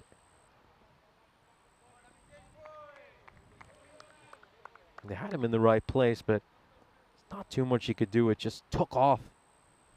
Sailed well over his head. Down the ground. Direct hit, and he could be gone, and it's going to be another direct hit. I think he's gone. He is. The umpire, he's certain. And it's the second time in just as many matches we've seen this sort of a run out for Czechia. I mean, they're the kind of team who do take it on, and I don't blame them. I mean, you've got to take these kind of risks in T10 cricket, especially when you're a team like Czechia with all the batting depth they had. We saw Dylan Steyn get run out in almost identical fashion against Romania in our opening match. And this time it's one of his teammates who's going to be the victim of a run out. Czechia lose their first. Good start here for Hungary. Sahil Grover, who batted superbly in that previous match, has to depart having made just 5 runs. And yeah, another thing, of course, worth noting is Dylan Steyn isn't opening the batting here for Czechia. I mean, Steyn, he's a good cricketer. He's certainly someone who can play the big shots, but he's more of a stroke player rather than a basher. And I'm just wondering, he looks at this target and says, you know what, I want my biggest hitters right at the top of the batting order. And I'll see if they can really get us off to a flying start.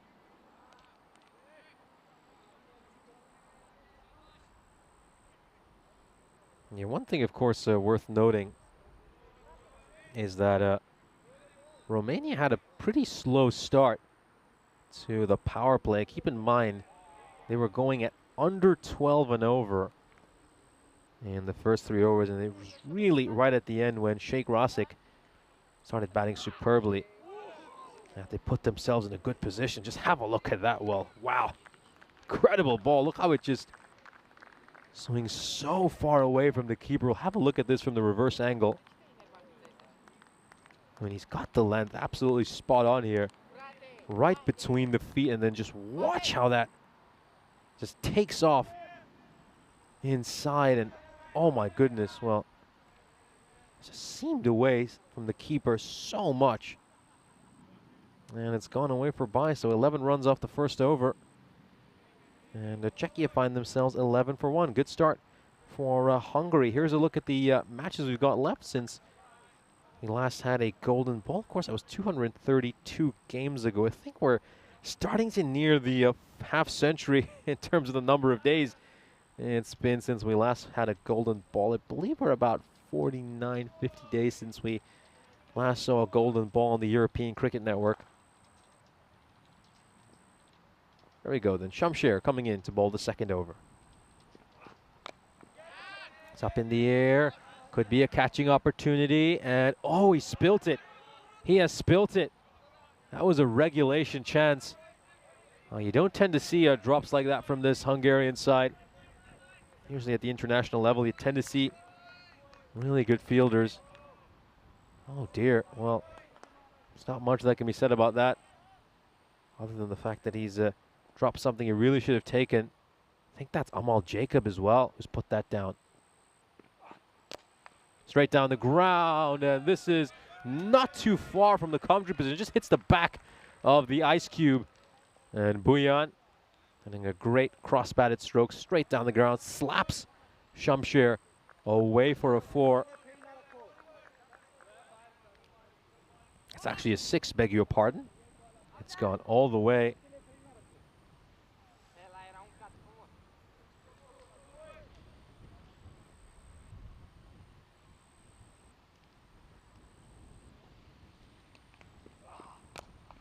Going to hit this one towards Abbas Ghani out at long off. And it's going to be a single. Good comeback by Shamsher after getting hit for a 6.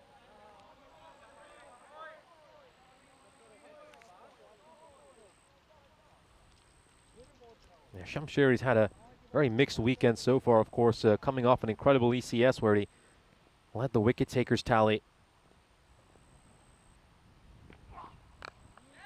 At times he's been very expensive during this ECI weekend.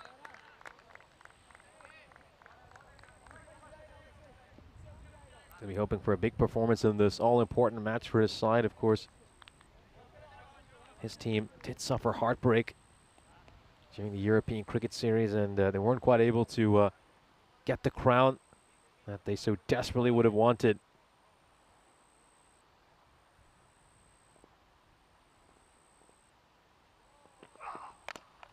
Now goes big, goes very long, and goes over mid-wicket. 6 more runs for Tomer. Just rocks back and smashes that away. It's a good old-fashioned T10 slog. Stand and deliver. Second 6 of this over. 14 runs off it so far. And we've still got a ball to come.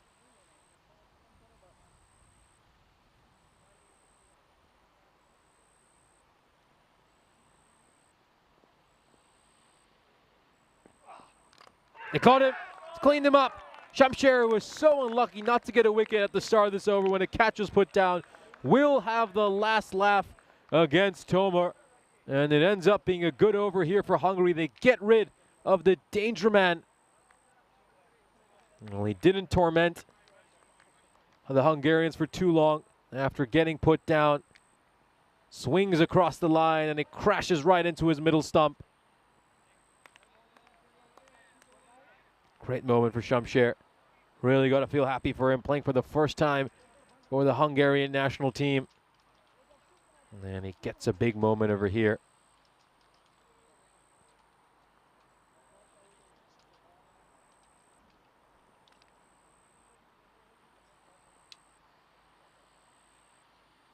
Yeah, according to our director, Alexander Barker, he thinks there might have been a little inside edge on that as well.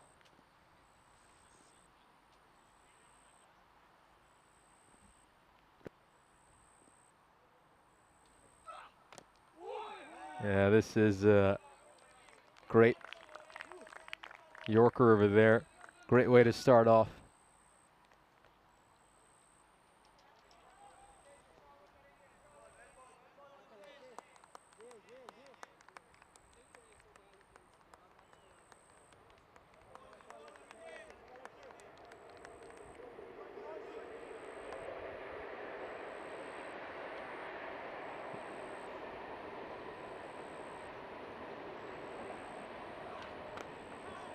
Another great Yorker length delivery here by Prashar. Gotta say, he's hitting his lengths superbly so far in this spell. And if you look at Prashar's figures for this tournament, they are certainly very, very impressive. And you've got to keep in mind as well, he tends to bowl during the power play. Let's bring up some of those numbers for you very shortly. Just making a fielding adjustment over here. I think yeah, they're just bringing backward point into the ring. I wonder who they're sending out. Yeah, looks so long on is going back. Beg pardon, long off is going back. And they've got a deep third in place as well for Davitsi, of course. He's making some adjustments for the left-hander. Yeah, just having a look at Prashar's figures for this tournament. I mean, 12 and over for this ECI, and you consider he always bowls 2 overs inside the power play. That's very respectable. And part of the reasons he's been able to bowl that economically is because he hits that Yorker length with great consistency.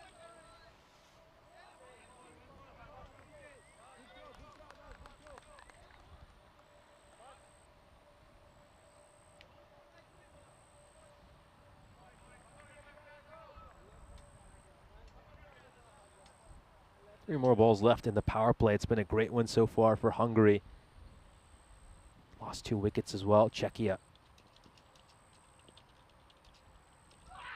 goes deep in his crease, and oh, that was a full toss around the pads, and it looked like Prashar was gonna get away with it. The fielder at square leg should have done a better job. It was a poor delivery, to be perfectly honest, and maybe the cricket gods, just out of some justice, decided to make the fielder make a misfield over there. Probably just put something into Kashif Shamsher's system, as he will let that one go past him, and it goes away for 4.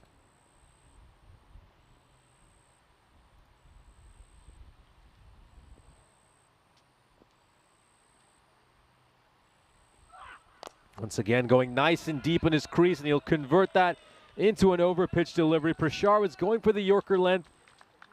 Davitsi took a step inside. And look at this, just uses his bottom hand and carves it over cover.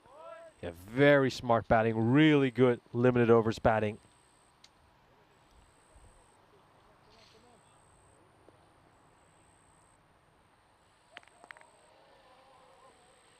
Now we just got a question coming in here from Kushal Menden. Once again, nice and deep in his crease. He always just takes a step back before it's bowled, and the power play comes to an end. Czechia are 37 for 2. Yeah, the question is, didn't Rushik hit 8 consecutive 6s? Yep, he did manage to hit 8 consecutive 6s right at the end, and that is the record. It is a joint record which he shares with a number of other batters on the European Cricket Network. We'll have a look at the comparison between these two teams. As you can see, slow starts for both these sides.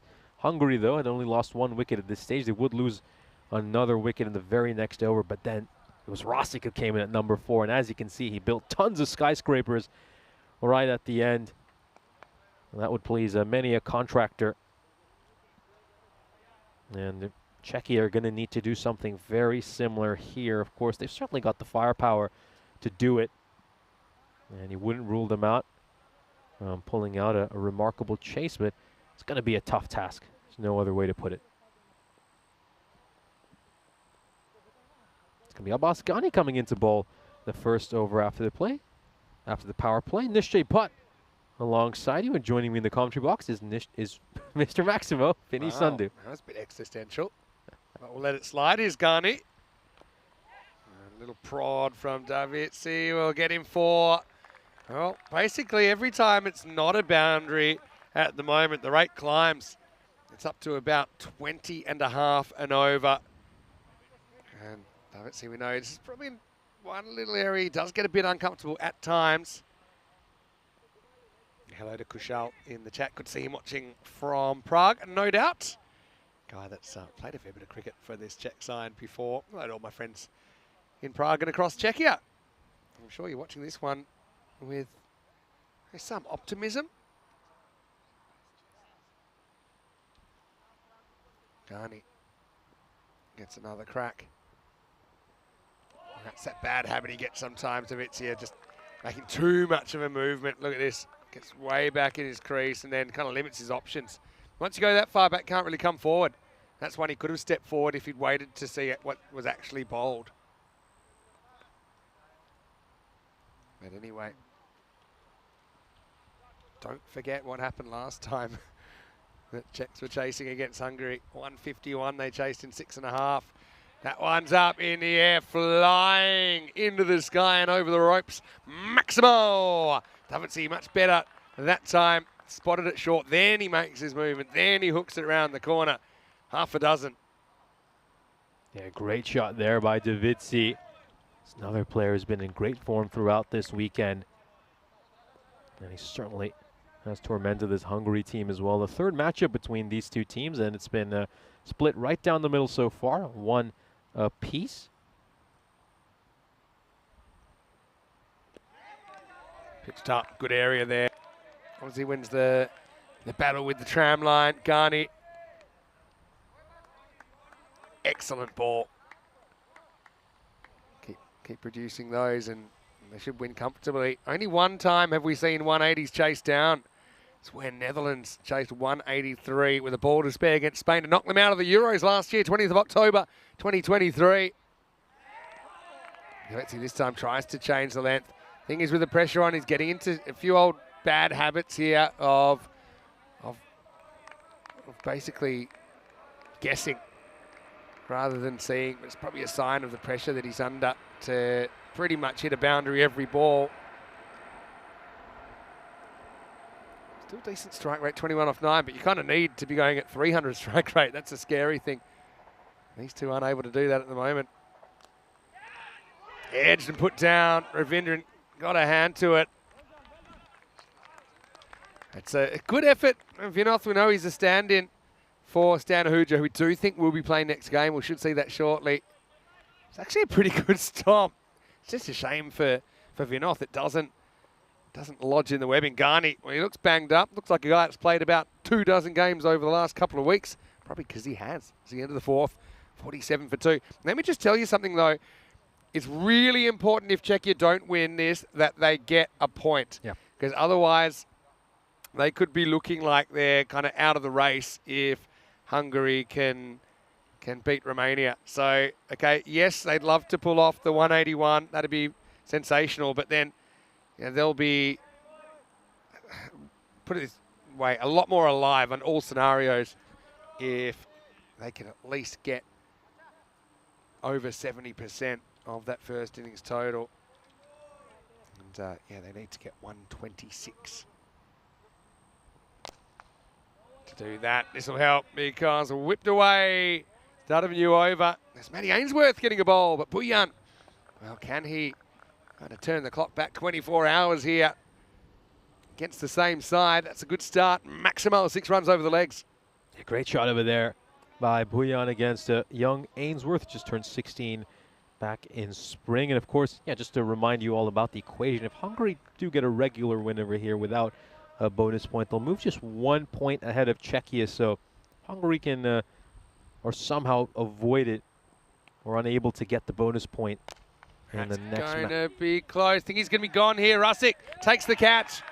It's going to be a big moment. It's Matty Ainsworth that gets the wicket. 6 and out for Buyan. The Czechs bring up the 50, but they lose the informed Sazib for 15 and the score is 53 for 3. Yeah, big wicket here. Matty Ainsworth does the trick. Czechia lose their third. Buyan, after hitting a 6, hangs one up. That is really well taken it long on. Just not quite able to continue on the start he managed to get. Yeah, the other thing is if Hungary were to, let's say it's a regular win here, if they go 3-1, then yeah, Hungary will be winning 13-12. But here's the thing, if they can get a 4-pointer over Romania, then they eliminate Czechia from being able to take the win, being able to take the trophy, series win. So yeah, every point matters. I love this system. So even with this chase seeming like it's getting out of control, Czechia need to find a way to at least exceed that 126. Ainsworth to Devendra Singh. He looks in good form. It's new innings though. Big swing and a miss. Good bounce and good carry there from Ainsworth. Yeah, beautiful ball there by Ainsworth. Just gets that little bit of movement off the pitch as well. Yeah, Romania, of course, are going to play a big part in deciding who wins this ECI weekend. They're, of course, currently just warming up in the nets. They'll be playing in a 45 minutes time. Is this going to clear the rope? No, it won't, because Rosic, the man who can do no wrong in this match, will hold on to that catch. A brilliant leaping effort. And Ainsworth picks up his second wicket. Singh has to depart for a duck. Derek's going to come out to greet him. And it's all thanks to an incredible effort by Rosic. Well, this is match-winning stuff, isn't it, from Rosic? I mean, not only has he smashed 100, he's taken some very good catches. That was brilliant. Robs Devendra Singh of a Maximo, and he took off from just inside the line, landed just inside the line. It's the Rosic-Ainsworth combination again. Again, it wasn't the worst shot, but he put Rosic in play. Have a look at that. Just about, less than half a metre, I think, to spare.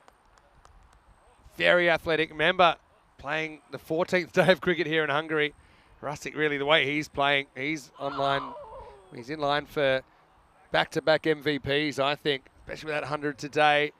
Remember, he took those 2 wickets against Romania yesterday to defend a smallish amount of runs, and then his fielding has been top class.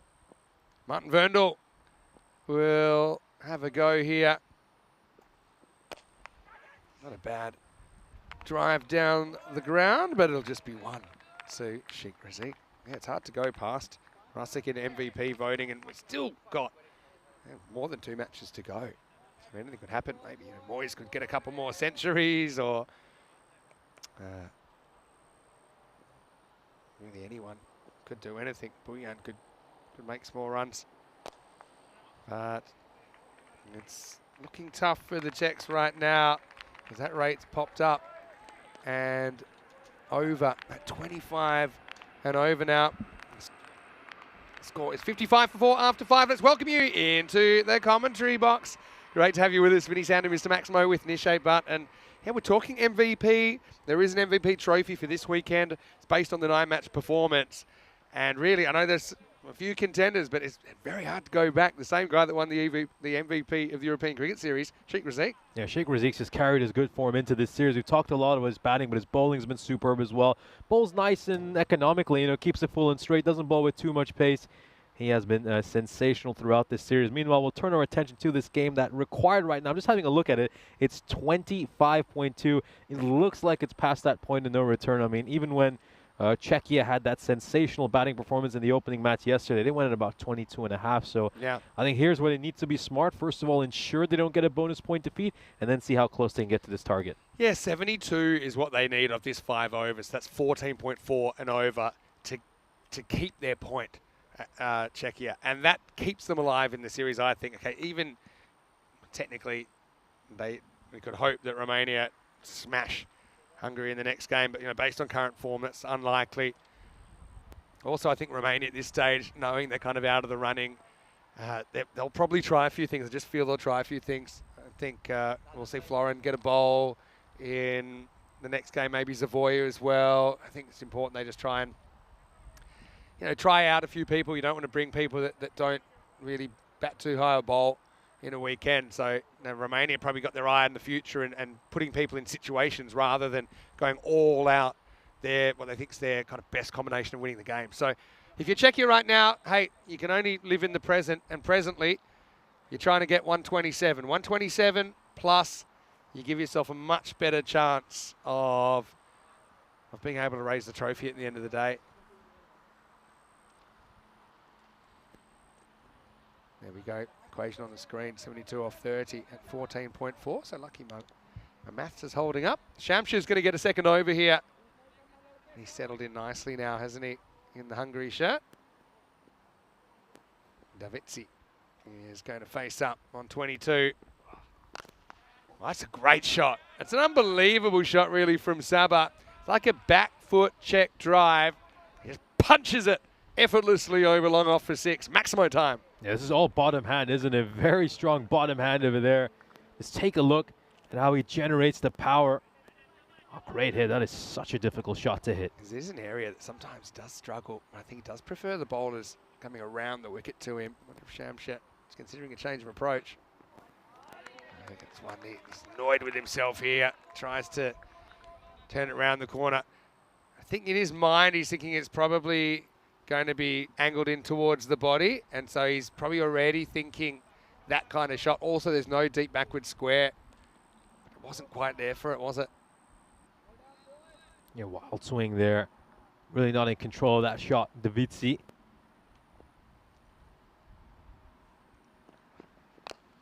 Now it is hit, and it's hit very high and very hard. Maximo! Well, Saba, as Meatloaf once said many moons ago, 2 out of 3 ain't bad. And he knew straight away that one was going for 6. Yeah, let's see how close Czechia can get here. And the biggest over we've seen so far is just 14 runs, and that was Shamsher's first over, which was back in the power play. 12 off this over already. Oh, this time it does go short, and Saba is waiting for it. Had to react, but he reacted quick enough, and that's going to be 6 more. Maximo! Shamsher rolls the dice with a short ball, but gets caught in the cookie jar. Have a look. It's actually down towards the end of the bat. An instinctive kind of duck hook from Saba. I think he's enjoying these batting conditions. You know, despite the struggles Czechia have had, they're not too far behind what Hungary were at this stage. They're actually just a couple of runs behind what Hungary were at. It would be something amazing if they could get anywhere near that 180. Comeback from Shamsher goes Fuller in that offside corridor. Yeah, the other thing is that, okay, it's not just the keeping the point, but you need to keep the point and also protect your net run rate a bit, because there is a chance that these two could be tied depending on what happens this afternoon. And in that case, if they're tied on points as well, they are going to have to be split by a net run rate. Flicked away, and 6. Just crept over Abhitesh Prashar out at deep mid-wicket.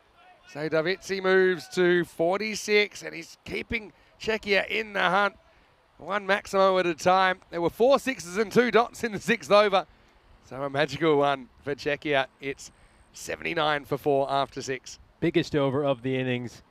As you mentioned, 24 runs came off that over, and they're just 1 run behind what Hungary were at this stage. It just emphasizes what a great performance it was by Sheikh Rasik right there at the end for his Hungarian cricket team. So, you know, let's see if Czechia can replicate something similar to what Rasik did. They have the right man out there alongside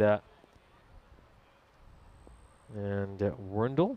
See how he fares. Abbas Khani comes in, gets hit down the ground. Really good shot from Martin. Just leans on this one. Had a little length to work with. Excellent cricket stroke, 6 runs. A great stroke there by Werndl. Let's see how long these two can keep it going. Can they string together a few more magical overs? Very well struck there by Werndl. He's in balance. And he hits that one straight down the ground. Yeah, really good that he's able to contribute, not just by getting to the other end. Just misses this one. Good comeback from Garni. Garni's been incredible with the bat and the ball, but I've loved his fielding in the tournament. He's kind of owned that long off, mid-off kind of area. And just think about those direct hit runouts and all those little things that he's done along the way. Very talented cricketer. Looking at home. In a green shirt. Goes full. Good length there. Vernon will get it away for a single. Back to Subba, who's on 46. Yeah, but watch Ghani as he's walking back. Ooh, he's limping. I just saw him clutch his right thigh. Well, I mean, to be honest, struggling. He's walked back like that every single ball for the last 3 days. So I don't think there's any chance he's not going to bowl this over out. Leaned on this by Subba, doesn't get past the field, will have to settle for a single. Oh, but this does look a little bit different now. I mean, that run up, I mean, he was really didn't get through that all smoothly, and now he's genuinely limping back to the mark. And you've got to credit him. I mean, Ghani's playing with so much heart. He's refused to sit out a game. He's played every single match for Hungary so far this weekend. And you can tell he's struggling, but full credit to him. He's still giving up just 8 runs off this over. West Yorks himself here, Vernon. It's turned out to be a decent over. Good comeback from Ghani after going for a 6 first ball. Just .111. Wow. I mean, he is really struggling. I mean, this is the worst we've seen him this weekend. Well, it wasn't going to get better. So, I mean, he's one guy. Do you consider leaving him out of the team next game? I don't know. You're going to probably have to drag him. He wants to stay out there. He's going to just try and deal with this. It's not really cramp either, I don't think. I think it's kind of something that's deteriorating over time. Maybe a bit of a hamstring strain. Just got to deliver one more ball here, and then he can probably take a seat. It's a pretty good ball as well. And, well, Ghani, he's shown his courage, hasn't he, over these last couple of weeks. Certainly hope he can recover fairly quickly. Davitsi, that moves to 48, and with 7 overs in, 89 for 4. Well, I guess we will see him in the next game because they've named the team for match number 8. Ghani listed to open alongside Ravindran. Stanahuja comes back, and he'll do the keeping for Hungary, so they get him the specialist back. And, well, look, the way it's looking, Hungary can pretty much, well, at least put themselves in a very good position, maybe even an unassailable position for the trophy, depending on what happens in the next 3 overs. Can tell you Romania will be bowling first after winning the toss in that one. Pavel Florin comes back into their side. Join us for that. It's coming in around about 45 minutes.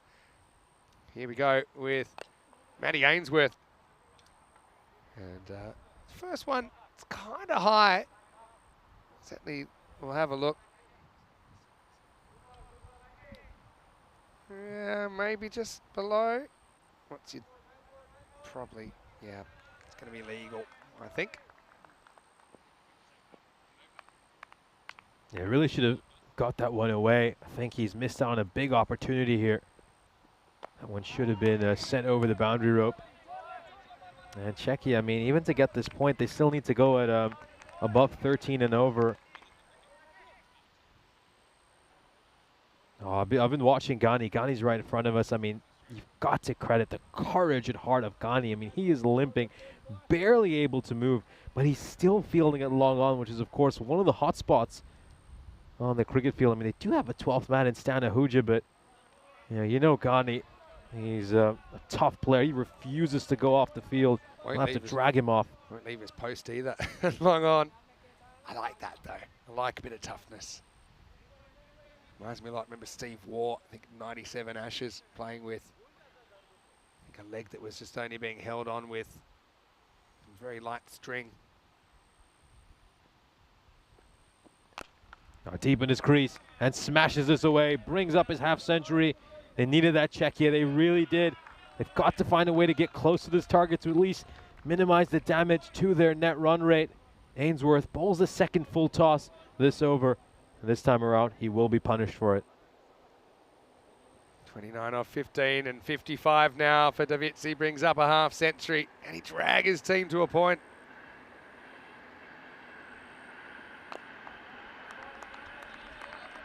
Up towards mid-wicket, and that's going to be a single.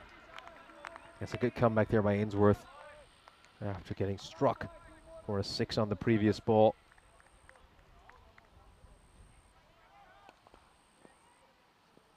Okay, Ainsworth bowled pretty well. He's got good numbers, doesn't he? 2 for 18 off 10 balls bowled. There's a crack at Verndl. What a shot from Martin. Well, tell you what, when he gets one out of the screws, they go a long way. Oh, that was power personified. Check that out.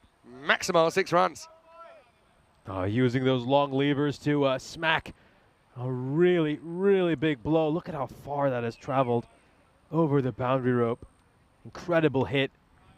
Certainly feel like Czechia should be able to get that point from here. It's just a case of how much closer can they get to 181. Last ball the over. Steps across, clever glance, but he won't beat Marc Desfontaine. And it'll only be a single, so maybe a BP thriller on the cards here. 21 off 12 required for Czechia to keep their point and keep that fire burning. And the score at the end of 8, 106 for 4.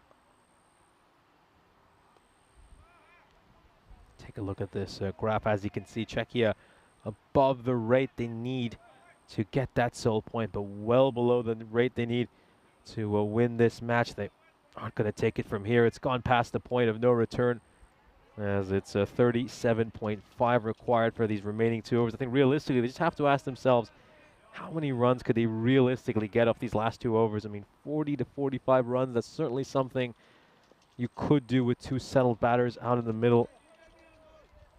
And they're going to have to introduce 2 new bowlers into the attack, Hungary, because they've bowled out the 4 bowlers they've used. So Desfontaine will get one here, and then wonder who will get the final over. This is a huge hit by Mark Verndl. Massive strike. And Czechia now move on to 112. Can they get to the 140s, 150s, and really minimize the damage to their net run rate? Yeah, Martin, every time I see him bat and check shirt, just looks more at home in it. He's built for power, isn't he? And you see the way he kind of made a position there, cross, opened up that leg side. It wasn't the worst ball you've ever seen. Had some proper hang time. 15 off 11 for a point. They shouldn't be just satisfied getting the point. They want to get the point, maybe a few more. Maybe 10 to 12 more. All right, chops this one. Inside edge. Running away. It'll hit the force field. Probably wants 2 here because there's no keeper anymore. But he won't get back. So they'll have to settle for a single. Makes it 14 off 10 required. Yeah, not much respite here for Hungary, because it's going to be Davici who's going to get on strike. He's been seeing the ball like a football as well so far in his innings.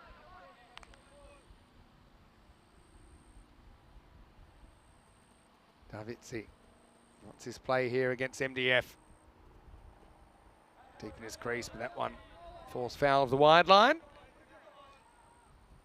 Yeah, to get to 150 from here, they would need another 36 runs. So can they get about 36 to 40 off these remaining 10 balls? Obviously, going to be a huge challenge, but would mean that Hungary's net run rate advantage should be pretty slender. Oh, this is a huge shot. This is a massive hit. Great strike there by Davici. Got underneath that ball really, really well. Desfontaine was trying to go for that Yorker. And Davici, who just loves to bat deep inside his crease, is able to convert this into a slightly over-pitched delivery and use that bottom hand to work it away for a 6. Yeah, that's very Davici shot, that one. Carving it away. 7 off 9 now for a point. Surely they're getting there. Desfontaine finding it hard going. Start of the over. He's gone 6-1 wide 6. Just checking out that ball. Might have had a bit too much punishment, that one. Yeah, Dave obviously very famous for his puns in the chat. I like this one. No one found the Davici code. Yeah, well, he's a bit of an enigma. Miss Guri, good to see native Hungarian umpire as well out there. He's put in a lot of games in over the last 2 weeks. Yeah, you certainly have to commend the umpires. I mean, it really feels like the umpires just gotten better and better every day. This is a dugout really well, and it's going to go past the fielder at deep third. Great shot there by Davizzi. I mean, Desfontaine doesn't really get much wrong. That's a pretty good ball. This is just all bottom hand, and he's just adjusted the grip in his bat a little bit, opened the face of the bat, and running away behind point for a 4. That's pretty rough on Mark. He's got the field set for that. He's got everything kind of the way he wants it. He's just playing against a player that is able to do some pretty unusual things as well. So I still think that's the right plan. Just kind of still has a pretty lousy result for Mark Desfontaine. Now this one is up in the air, curving away. Rusick will do the fielding, foot style. And it'll take them up to 126. So it just means they need one more run now, Czechia, to guarantee that point. And then I suppose they can try and eat in as close to the target as they can. They won't get there, but even if they can grab another, say, 15, 20 runs in the last over, that'll all help with the net run rate because it improves theirs, but also it puts a bit of a dent in Hungary's net run rate as well. It has this double whammy effect. Davizzi on 68. This goes a bit wrong. I want to check this for height. He's a no ball. I feel it's pretty high. Yeah, I think that's no ball. Yeah, this could be a very tight. I mean, we can actually see exactly where that ball is as it goes across the popping crease. Can freeze it right there. Yeah, ooh, we could be in trouble. I feel it's kind of, that's a no ball. I don't see how it's not a no ball because it's passing him. He's standing in the crease. I think it'll be a no ball, and then we got a free hit to come. I don't think it'll be a no ball for off the pitch, but I think it's a no ball for height. So I'll wait and see.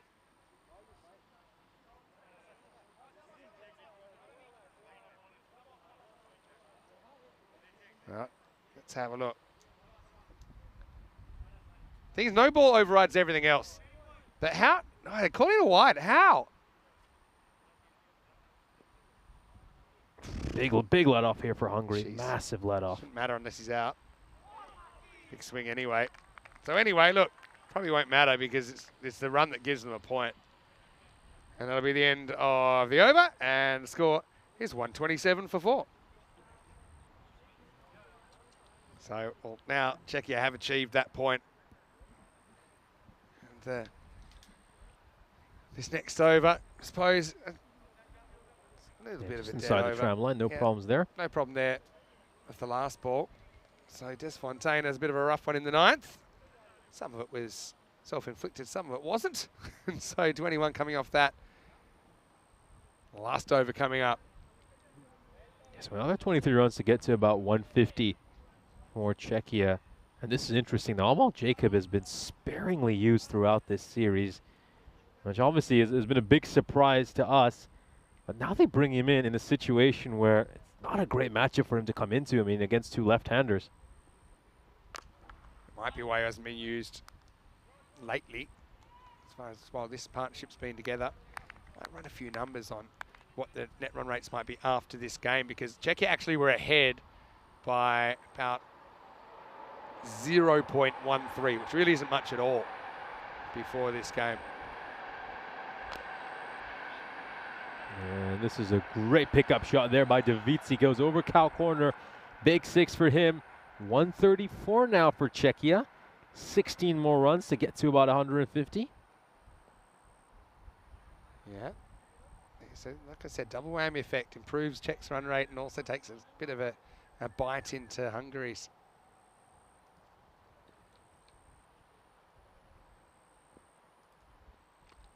No, it's going to be a wide over here. Just gets his line wrong, Jacob. Let's say they get to 150 here, Czechs.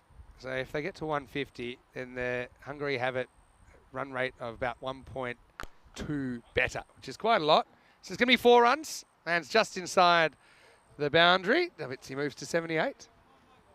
I was watching Ghani, though. I mean, this is a full toss. Poor delivery there by Jacob. One hop inside the rope. Ghani, well, he couldn't move an inch.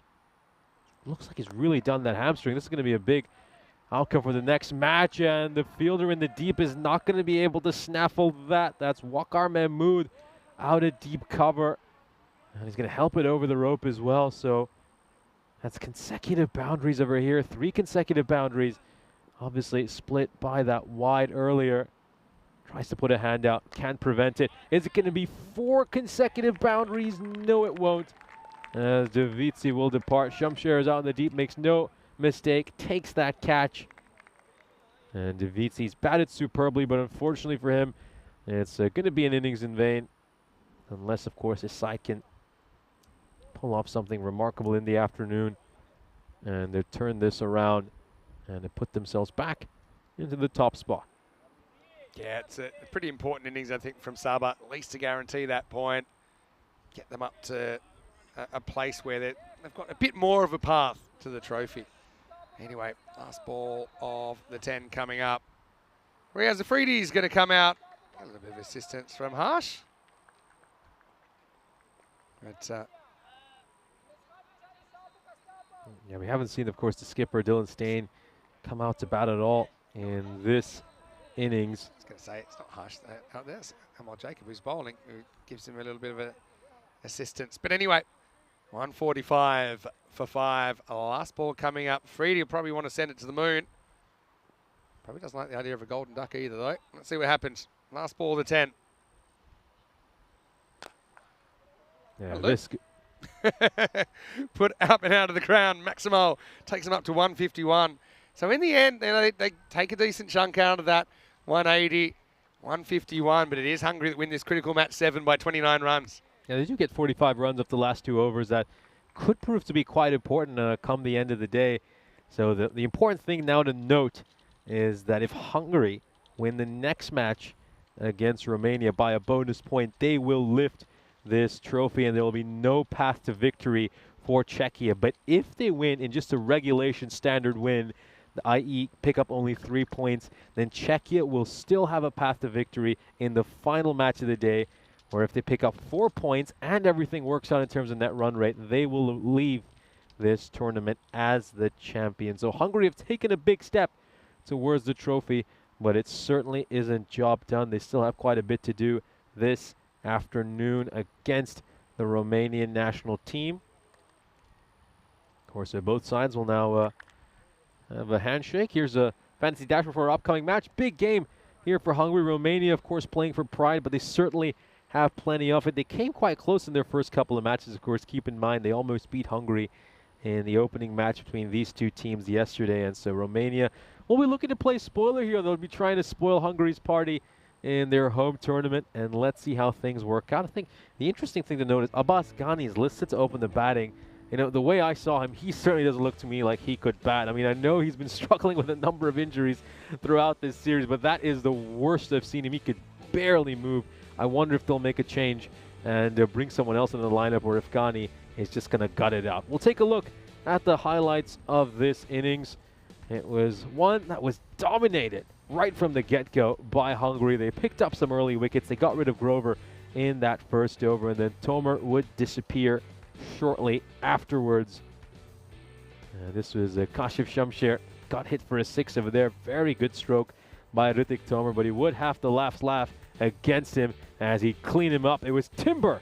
Good moment for Shamsher, of course, who had a slightly difficult day yesterday. Went for quite a few runs in his opening day playing for Hungary. It's just nice to see him come back in a big game. Saboan Davitsi batted superbly, made 84 runs of 30 deliveries, hit 10 sixes during his innings. He is the reason his side managed to pick up a sole point and get close to that Hungarian total and prevent further damage to their net run rate. Martin Brundle batted superbly as well with 25 of 11. We'll take a look at some of the shots he hit later in this highlights package. This was a great shot that was unfortunately for the batter, caught in the deep by Sheikh Rasik. That'll be the end for Sazib Boyan. He hit a couple of sixes, but wouldn't last long after that. That was a superb catch in the deep. Great work there by Sheikh Rasik. That would be the end of Devyendra Singh, who would be greeted by Derek. He'd depart for a duck, and then a good partnership here between Davitsi and Werndl that got their side into a pretty decent position. Their partnership was worth 88 runs. Yeah, so basically with that 3-1 result to Hungary, it means that Hungary are up by 1 point on the table, and both these teams have to still play Romania. So if Hungary in the next game could take all 4, they're going to be unbeatable as far as the tournament goes. If they do just win by a 3-1 margin, Czechia will have the opportunity to at least tie the Hungary side, and then we'll go net run rate. And that's not to mention the possibility that Romania can upset either one. And I think Romania are going to be pretty hungry for a win, having not had one so far this weekend. Davici eventually went late in the piece, but did get the Czechs that crucial point, which meant that Hungary, to basically be unbeatable, they need to take all 4 out of the next game. Otherwise, there is a path for the Czechs in their last game to be ECI champions this weekend. But yeah, 181 was always going to be tough, wasn't it? Really, Sheikh Razik's no doubt that he will take the player of the match in this one for his 120 that just took that total into the stratosphere in the first innings. Davici 84 was a good knock for the Czechs off just 30 balls. Bujan 15 early, but he fell too early to make a serious tilt at the target. They tried Grover at the top, and unfortunately he ran himself out. Another athletic piece of work for Ghani, who is somehow holding his body together. Tomar with 7. A duck to Devendra Singh is robbed of a Maximo by a brilliant catch by the Sheikh. Afridi sent the first ball into the jungle, and that was the last ball of this game. 150, not a bad score. It'll win you a lot of ball games, but the damage was done in the first innings. 29 runs the margin. Matty Ainsworth with a couple of handy wickets in there, 2 for 25. Singles for Shamshar and Amal Jacob, who got to bits in the last over. I think Shanat goes to Prashad though early.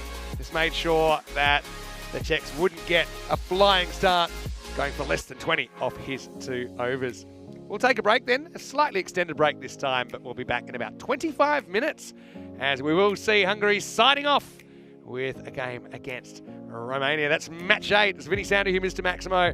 Nishay back with me, and we'll see you in a little while. The other side of this break with more ECI Hungary.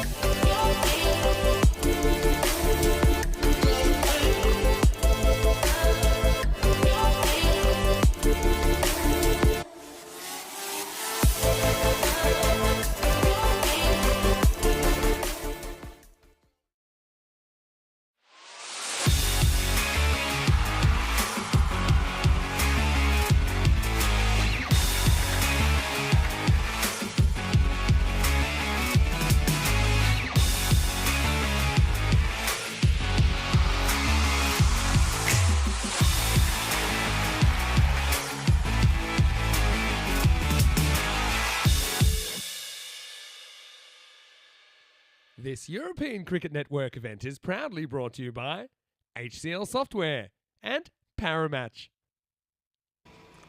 Hello and welcome back. Well, still 2 more matches to go today, and that will wrap up our Hungarian fortnight. And coming up next, we have match number 8 between the hosts, Hungary and Romania. Of course, for Hungary, this is their last match of this competition. So with a good result here, it looks like they will have essentially finished the way in this 2 weeks that they want to finish. So we're looking forward to this one. A little bit earlier, Suleiman Saeed was out in the middle. Let's see who wins the coin toss.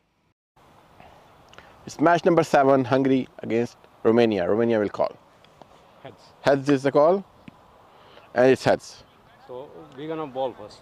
Romania won the toss and they will ball first. So Romania get a win at the toss, and they have decided to bowl first. So essentially they'll know what they have to do on the chase. I suppose the other thing is with Romania, it hasn't really been happening for them with the bat. I suppose over the 10 overs, they had such a great start. Irfan was incredible. Set a record for the most runs on ECN by an individual in the power play. His 66 earlier in the day, beating the 64 that Mohamed Ihsan scored for his club Pakai Care in the ECS late last year for the most runs in the first 3 overs. But it really fell away from there. So I suppose this time, like I say, they'll know how many they have to get. And Romania, you just always feel they're a danger team here, even though they probably have a few players out. They've been playing with passion. They've been trying to back each other up. They certainly have the individuals to do that. But as you can see, the horn's getting ready to go, so let's get ready to go. And Nishay Butt will take you to the start of match number 8. Well, the train's leaving the station, Nish. Let's get ready for this one. Romania bowling first after winning the toss. Yeah, looking forward to this. It's our 3rd match of the day. We're into our lunchtime game, Hungary against Romania. The hosts set to do battle here against this Romanian side. Of course, gotta say, this Hungarian team are coming off a massive win earlier against Czechia. But before we talk about that, we'll have a look at the fantasy dashboard for our upcoming game between Hungary and Romania. Romania, as you can see, so far winless in this ECS. You got a feel for them. I mean, they had a couple of tough losses in their opening matches, and they'll be looking to rebound and pick up their first victory of this series. Meanwhile, for Hungary, you can see that name highlighted in goal right there, Sheikh Rasik, coming off a brilliant century, his first international century. That's now 400s he's made over the last couple of weeks, if you include the hundreds he made in the European Cricket Series. I've got an incredible stat here about the number of sixes hit. He's hit 119 sixes over the last 3 weeks, if you include the ECS. 89 sixes during the European Cricket Series, and 30 more in this ECS. Well, now we'll look at the win predictor here. Hungary, 83% favorites here against Romania. You gotta say Romania probably deserve a bit better than a 17% chance. I know they're shorthanded. They're a little bit demoralized after those 2 losses they had yesterday. But this is certainly a team who have a big part to play in this afternoon's matches. Of course, they could play spoiler here for either Hungary or Czechia and take away their hopes of winning this ECI crown. Of course, Hungary, as things stand, have a 1-point advantage at the top of the table. And we'll be talking about the scenarios here, how Czechia can still win this ECI, even if Hungary win this match.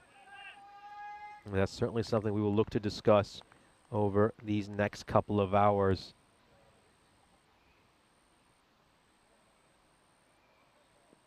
Here we go. First ball coming up. Oh, this is just played away off the pads. Great fielding effort there by Zavoyu. And he saved his side some runs. Now that's Pavel Florin, beg your pardon, out there at fine leg. Yeah, the captain is at square leg, so you got Zavoyu at square leg and Pavel Florin out at fine leg. So yeah, sensational fielding effort there by Pavel Florin.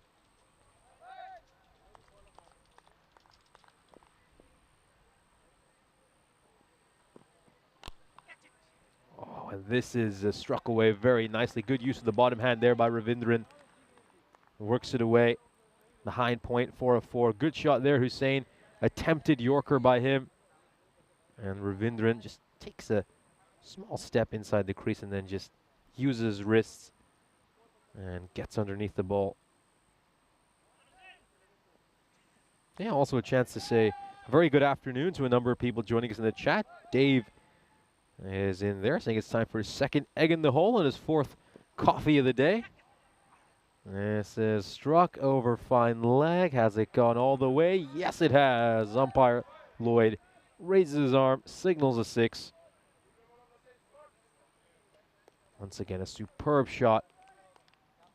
Just helping it up over fine leg. And it's gone the distance.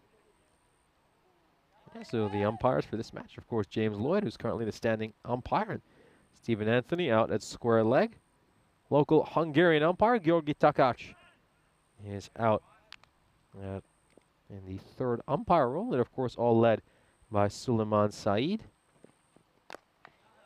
Pushed away towards cover, and that's going to be a single. Yeah, so Jake Stewart joining us as well. Good afternoon to you too, as well as Kishore Ayadi. Yeah, good to see some nice activity here in the chat.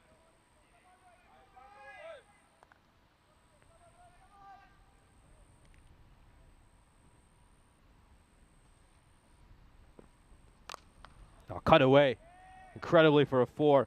Great shot. And that is struck nicely. Bit of width on offer over there. And it's been hit very nicely here by Ghani. It's short, it's wide, it's cut away. And it goes for a 4.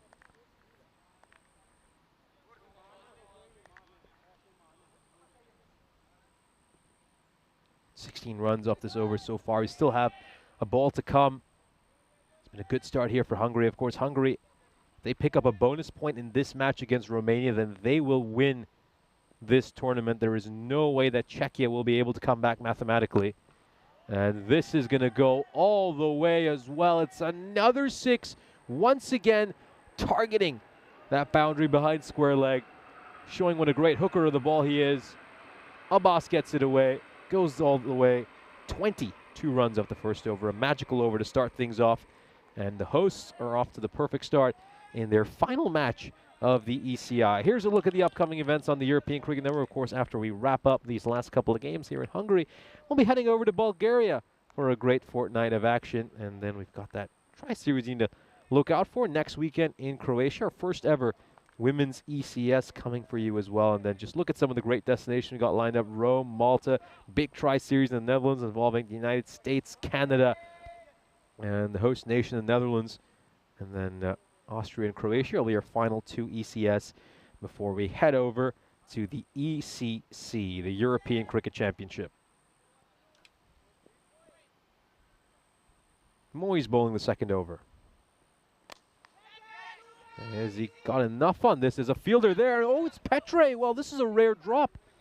Very rare drop. Luca Petre, one of the better fielders in Europe. Ravindran would have been convinced he was out. Beg your pardon, this is not Ravindran. It was Ravindran. Oh, it was Ravindran, yep. Yeah, rare drop there for Petre. Oh, it's another one that's gone up in the air, but this one, there's nothing Petre can do about that. Ghani smashes that away for 6, and yeah, it's incredible to see Ghani batting as well as he is. I mean, we saw him limping around at the end of the previous match. He could barely walk, and he was fielding at long on, and gotta give him so much credit the way he was soldiering on throughout that innings. And he was quite lucky as well that nothing came at him after he picked up that injury. But here he is right now, absolutely smoking these 6s. Ghani's a tough cookie. He's one of the tougher cricketers I've seen. He's played away towards mid-wicket. Has it got enough to go for 4? Yes, it is. 4 more runs, another good shot. And seen 11 runs come off these first 3 balls. Great shot. Just the bat's slightly turning in his hand. He probably wasn't fully in control of that stroke, but he gets the desired outcome there, Mohamed Moise. No, he's just going to pull up. Isn't quite ready. Anyway, it's a good chance, of course, to welcome back Mr. Maximo Nische. Pardon, Vinny Sandu into the commentary box. Goodness me. It's the second time I've always done that. Second time you called me you. That's something I haven't had very often, but I'll take it. This is a huge hit. It's going to go over cow corner, 4-6. Great strike there by Ghani. Yeah, don't you worry about it. I probably sometimes forget my identity. So consumed in the action here on ECN. That's 6. And yeah, Petre, just they get a bit low on him out there at deep point. I know that he'll be really disappointed that he's not able to hold on. He's normally pretty good at kind of just shaking off when things don't go his way. And look, everyone drops catches. Absolutely everyone drops catches. If someone tells you they catch 100%, they're telling you porky. Oh, straight down the ground, and it goes away for a 4, just past the sight screen. And Ghani, well, look at that. He's still walking a little bit gingerly after he hits these. My word, you gotta credit this guy. I mean, just battling through injury. They still have some other players available, but he refuses to go off the field. Yeah, interesting. I thought they might give him a breather. Now, interestingly, Sheikh Raziq was a late replacement, originally left down to this side. Amal Jacobs suffering from dehydration. Maybe from watching Sheikh Raziq's 6s go out of the ground. Maybe he had sore eyeballs, but Raziq comes back in. I just wonder if that might be a bit of a second guessing from the Hungarian camp, who know if they can get a big win here over the Romanians, they can sew up the series. So end of the second over here. Let's have a look at the table. Hungary, you see they're 1 point ahead of Czechia, and both Hungary and Czechia have to take on Romania in their remaining match. So Hungary taking them on now. With that 1 point advantage, with 4 points up for grabs every game. If Hungary can take all 4 here, it's out of reach for Czechia. But if Hungary take just a 3 point win, or if they can, or if Romania can upset Hungary, then the series stays alive into game 9. Here's Marian Gerasim getting a bowl for the first time in the series. And I do think we'll see a few different bowlers in Marian. He's going to have to bowl in the power play here. So it's a tall order for the young Romanian, but happy to see him at the bowling crease. Here's over number 3. It's going to get cut away. It's going to go for 4. Yeah, I'd have the young man bowling in the stitch after the power play just so that he has that extra bit of protection to help him out. I think he's kind of been thrown into the deep end over here. This is going to be very challenging going against both the opening batters for Hungary when they're really well settled in. I'd rather bowl him outside the power play.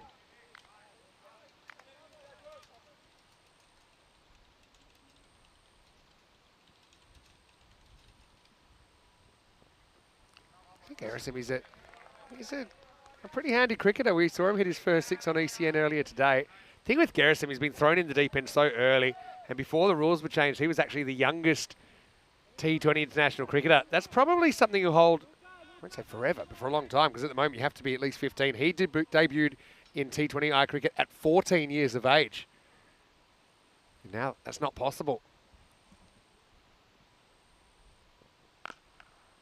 Oh, shot. What a stroke. Incredible hit there by Ravindran. Just changing the angle there by Gerasim. Doesn't quite work out for him. Sits up nicely for Ravindran, who has smoked that away. Yeah, that's probably not going to be the best approach. I like him over the wickets. Brings a few more modes of dismissal into play. I think he gets that natural outswing anyway. It's Marian. We'll be hoping he can pick up a memorable wicket here. Gets the length right there. Gets the length right. Brilliant length And hopefully that does his confidence a bit of good. Yeah, it's good ball. Just wins a little battle here against the length. Very good length there. Does have 1 wicket on the network. But, yeah, Gadesim, certainly star of the future, I think, for Romania. The more he plays, the better he gets, especially at this level. And once again, just a bit too much width on offer, and Ravindran is going to strike that one away. Glorious shot. Hits another 4. It doesn't look to overhit it, just places it between the 2 fielders and gets the runs. Yeah, it's good placement there from Ravindran. He's had a very good weekend as well, hasn't he? And he's probably another one in the MVP conversation. You know, he hasn't done a lot wrong, Vinoth. I think Rusick probably leading the voting with 2 games to go, though.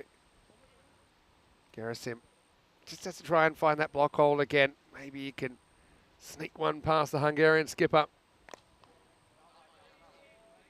Look at Ghani at the other end, just limping to the striker's end, but he's so keen to help his side pick up the run and also get on strike. You'll just be thinking, one more effort, then we can rest.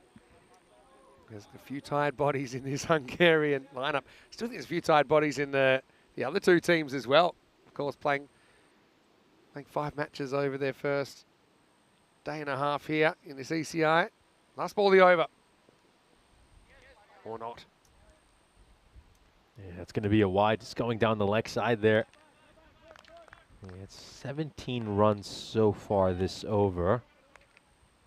Oh, now let's see if Gerasim can end this strong. Can he end this power play strong? Can he pick up a wicket? I like your comment in the chat saying that probably with AI in a few years you will be able to commentate with yourself. Yeah, just for context for anybody who isn't able to read the chat right now, Jakob Jake Stewart just said hello to Nish and Nish. Oh, is that just inside? I think it should be okay. Looks to me initially like it's probably a good call there by the umpire. We'll have a look at this replay to confirm. Yeah, I think it's a good call. Yeah. I think it's over the line when it passes the crease, over the blue line. So, yeah, had a couple of bright spots in there. Gerasim goes for, how many is that in the end? He goes for 18. So it's actually the best over so far. And, well, 61 without loss in the power play. Well, the man, the myth, the legend, Pavel Florin is going to come on and bowl his first over in the series, bowling over number 4. We saw Pavel playing for the Royal Eagles, who actually had a very good European cricket series, right down to the last moments of that series. But Pavel has his unique style. We actually saw him playing ECS cricket for Hornchurch earlier in the season. We also saw him picking up 3 wickets in the recent ECS, including the best of 2 for 24 against Bucharest Zalmi. And he describes his bowling as right arm slow, sometimes very slow. Let's see what Ghani and Ravindran make of it. I think with Pavel is reasonably accurate, something he's been working on very hard over the last few years. Here we go. Struck firmly and just hits the base of the ice cube, the left post. And very nicely struck there by Ghani, more like a tennis forehand, just sort of hits it cross-batted. To be honest though, Moyes, he actually steps back and he's actually over the line. Just lost his bearings there, Moyes. But this is almost a chance. I mean, if you come forward there, you could probably almost get it on the full. But what Pavel does, he forces the batters to make all the pace. And I just think when you've had like a 60-run power play against Seamers, it's probably the time that he should come on.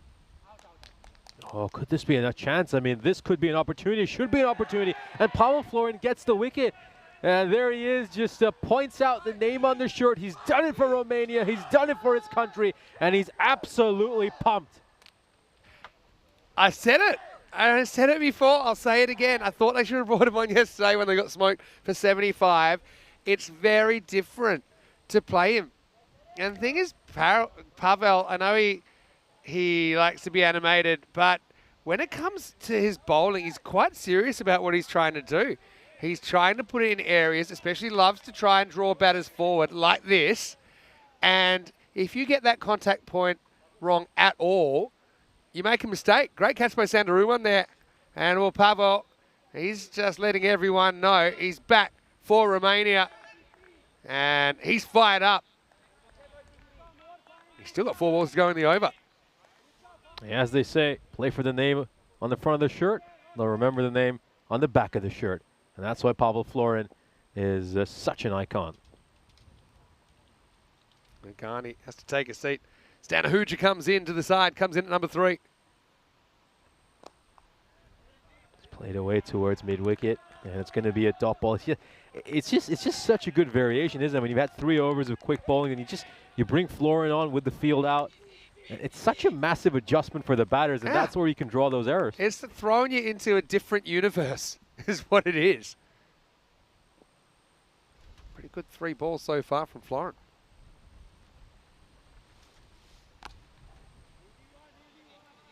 And really, I mean, these first 4 balls have been terrific. I mean, even the one that went to a boundary, that was half a chance. Could have been caught. And I think Florin's just done a sensational job right after the power play. I just still think captains don't trust him. And they should. You look at his numbers. You look at his numbers even in T20 international cricket. In T20 international, he's got even bigger fields to work with. He's a phenomenon. All right, Ravindran. He'd be a huge wicket. But Ravindran gets it right. And he sends it over mid-wicket. Maximo. Yeah, the more time you've got to get it wrong in a way.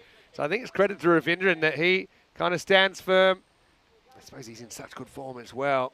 He's confident he can hit any pace of ball. The thing with Ravindran, though, is he's just technically such a proper player that someone like him will have a much better time against Florin than maybe some of the sloggers in T10 cricket.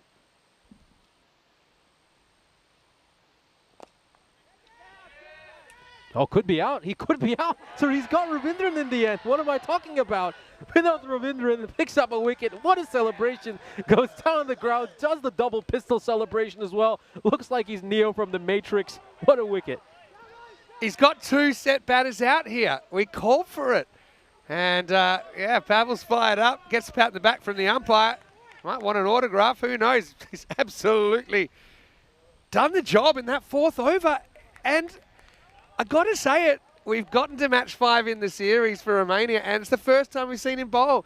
And if ever there was a series where you need to throw something different, it's just been bat heavy the whole time. And again, Ravindran did hit last one for 6. Again, he's got so much time to deal with it, skews it up in the air. Well taken down there by Irfan. And well, Pavel Florin, this time it's the grenade. Brace for impact, double finger guns, fist pumps, the lot. And just like that, not 1, but 2. What an over. Oh, incredible. And it really makes you wish that we'd seen him bowling earlier in this series. You know, might have had a few different results for Romania. I mean, keep in mind, they've lost a couple of nail-biting games.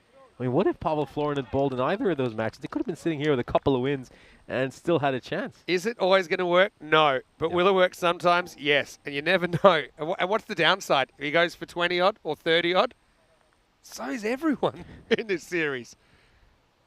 Yeah, especially when you are the underdog heading into a tournament. You just got to take those risks because you just need to hope that something works out for you. I mean, you're going to have to go for the jugular. You're going to have to take the risk just because your chances of winning are so slow. And, you know, now you really wish you got a chance to see Pavel Florin bowling earlier. I love this comment here by David Suit asking if Hulk Hogan came dressed as Johnny Cash after he saw Pavel Florin bowl that. Oh, what a comparison. Great analogy. He's actually lost the moustache, just woke up and felt like shaving it off, Steve Anthony. So I'm still getting used to that.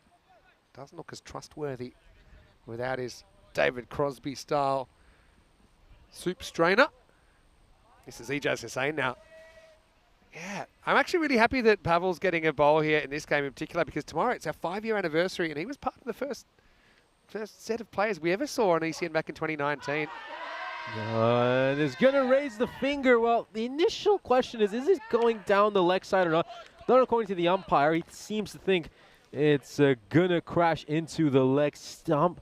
Seems to get a long way across here, Stan. Check it out in the replay. It's touch and go. You can see 2 stumps there. let's have a look. I mean, it may get a piece of leg stump. It may just be sliding. It's one of those ones, maybe umpire's call. It's very hard to tell. Certainly wasn't going to crash in the middle, but Stan just misses one that he probably feels he should have hit. And so 3 wickets falling quickly, and this game's changed. 74 for 3.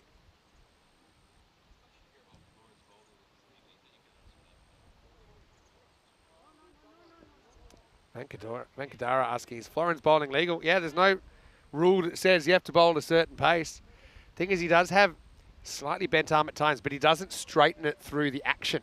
That would actually create pace. So, yeah, no, he's been bowling. He's worked on his action pretty hard over the last 5 years. He's worked very hard on his accuracy, and I think that shows. Bowls very few extras.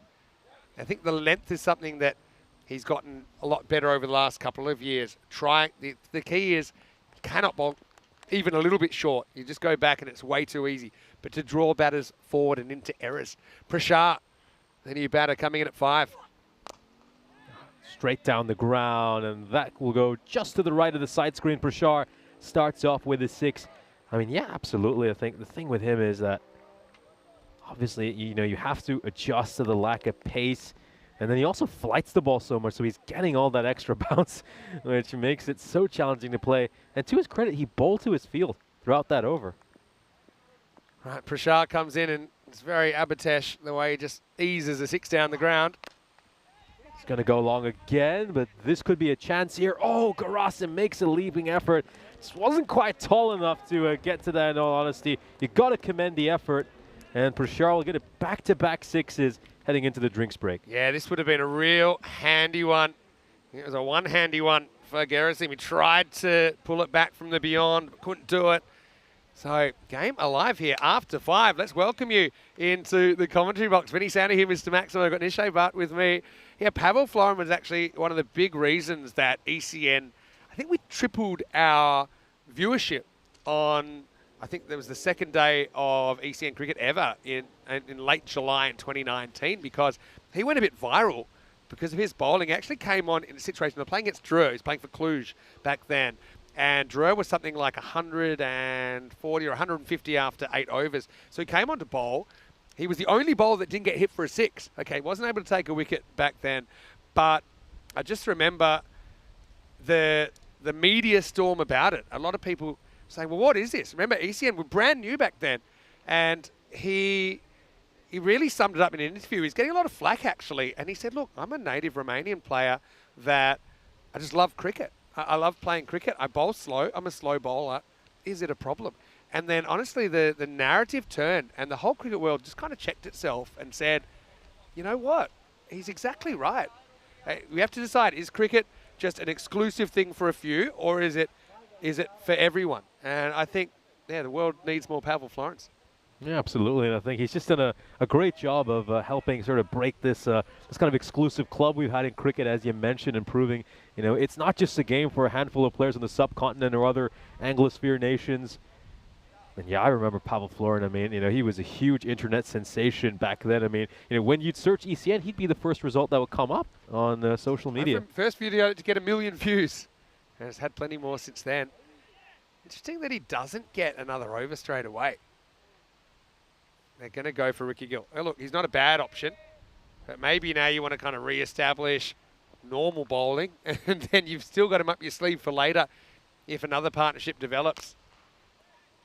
So, yeah, I suppose I can understand that, because maybe he is...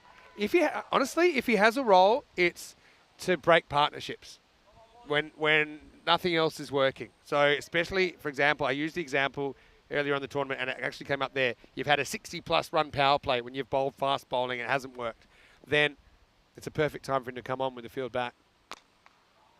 Yeah, I'd agree with that. He is a partnership-breaking bowler. Prashar just smokes his 3rd consecutive 6 to start his innings, looking a lot like the Prashar we saw on finals day.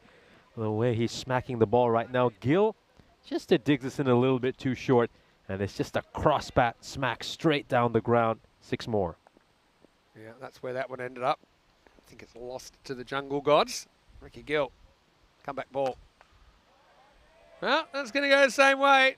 Ricky's just rolling in kind of bowling machine style, and Prashar's saying, yep, if you didn't believe me the first time, this one's going to go as well. To be honest, if Prashar does what he's doing right now for another couple of balls, I think I'm bringing Florin back.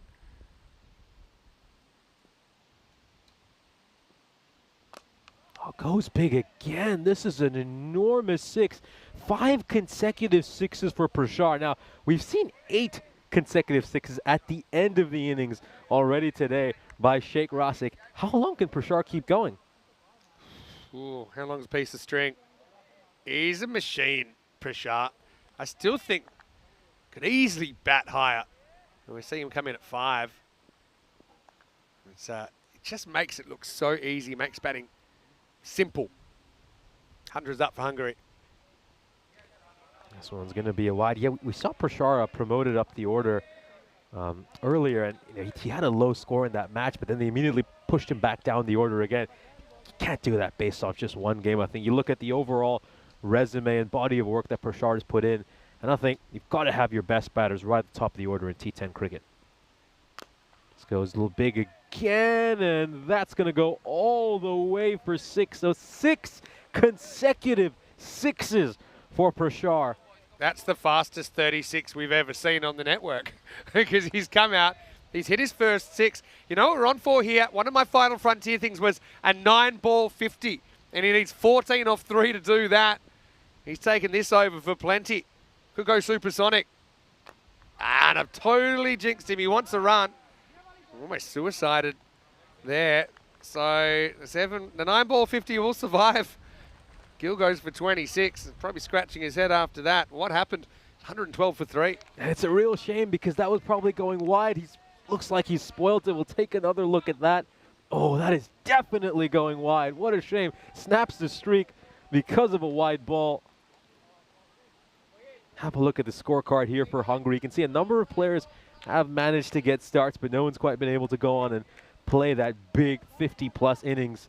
And Romania not waiting too long. Alarm bells are ringing. They turn back to their wicket taker, Pavel Florin.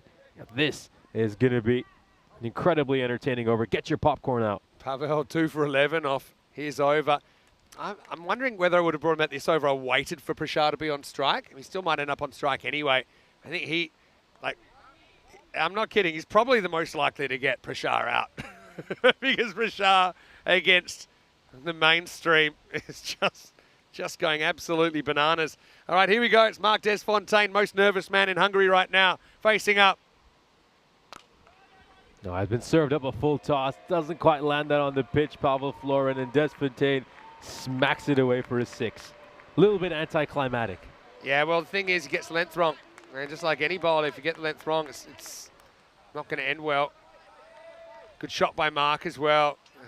People do get nervous facing him, and they're probably right to do so, but he just didn't try to overhit that one, got it out of the ground. Well, goes big again. This time it's a little bit over pitch, and Desfontaine says, well, why are you all having an issue playing Pavel Florin? Yeah, exactly. No, Mark, it's very good by him because like it is, it's nerve-wracking. He's not kind of just taking the easy option, knocking a one down the ground, getting out of the way. He's saying, all right, I'm going to back myself and my technique to come forward and to counter-punch.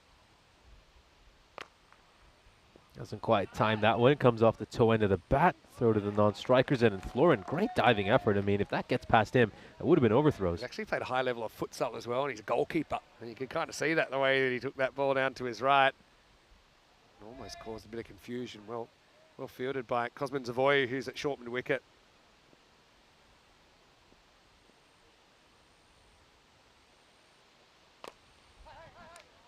Struck out towards mid-wicket. Oh, and it's a misfield. Oh, that is a big mistake there by Tharindu Sundarwan. Normally a very good fielder, but had a horrible clang, dropped a horrible clanger over there. Yeah, I mean, really, Pavel Tharindu taking a good catch, but this one really should have stopped it. Also would have given us the Prashar matchup that maybe we won't get now unless this is a single. Desfontaine to 18. You can see Zavoy just sticking a boot out, trying to stop that. And we will get to see one ball of Florin against Prashar. You know, if he gets this wicket here, this over is a success despite all those runs. It sure is, but can't be easy. He gets one crack at him. Only one. It's going to go over the wicket.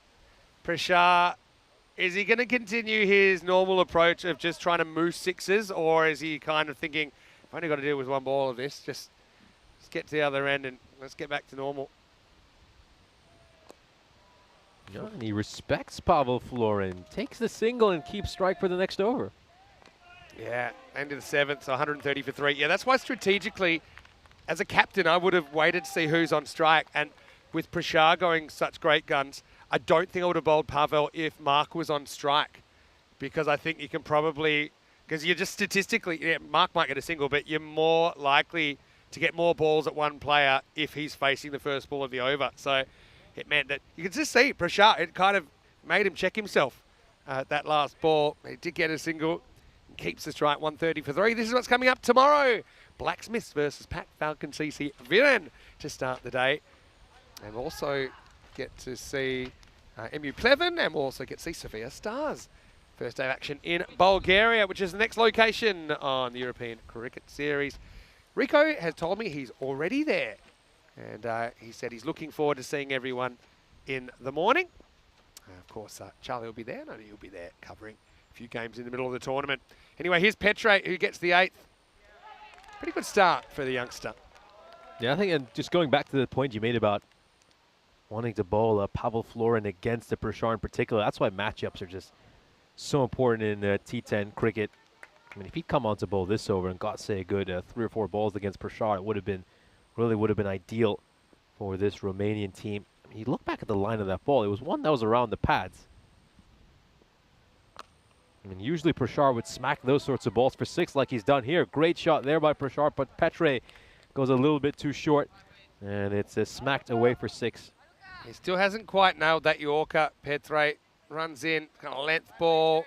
Prashar, he's just so good in front of the wicket, even square of the wicket.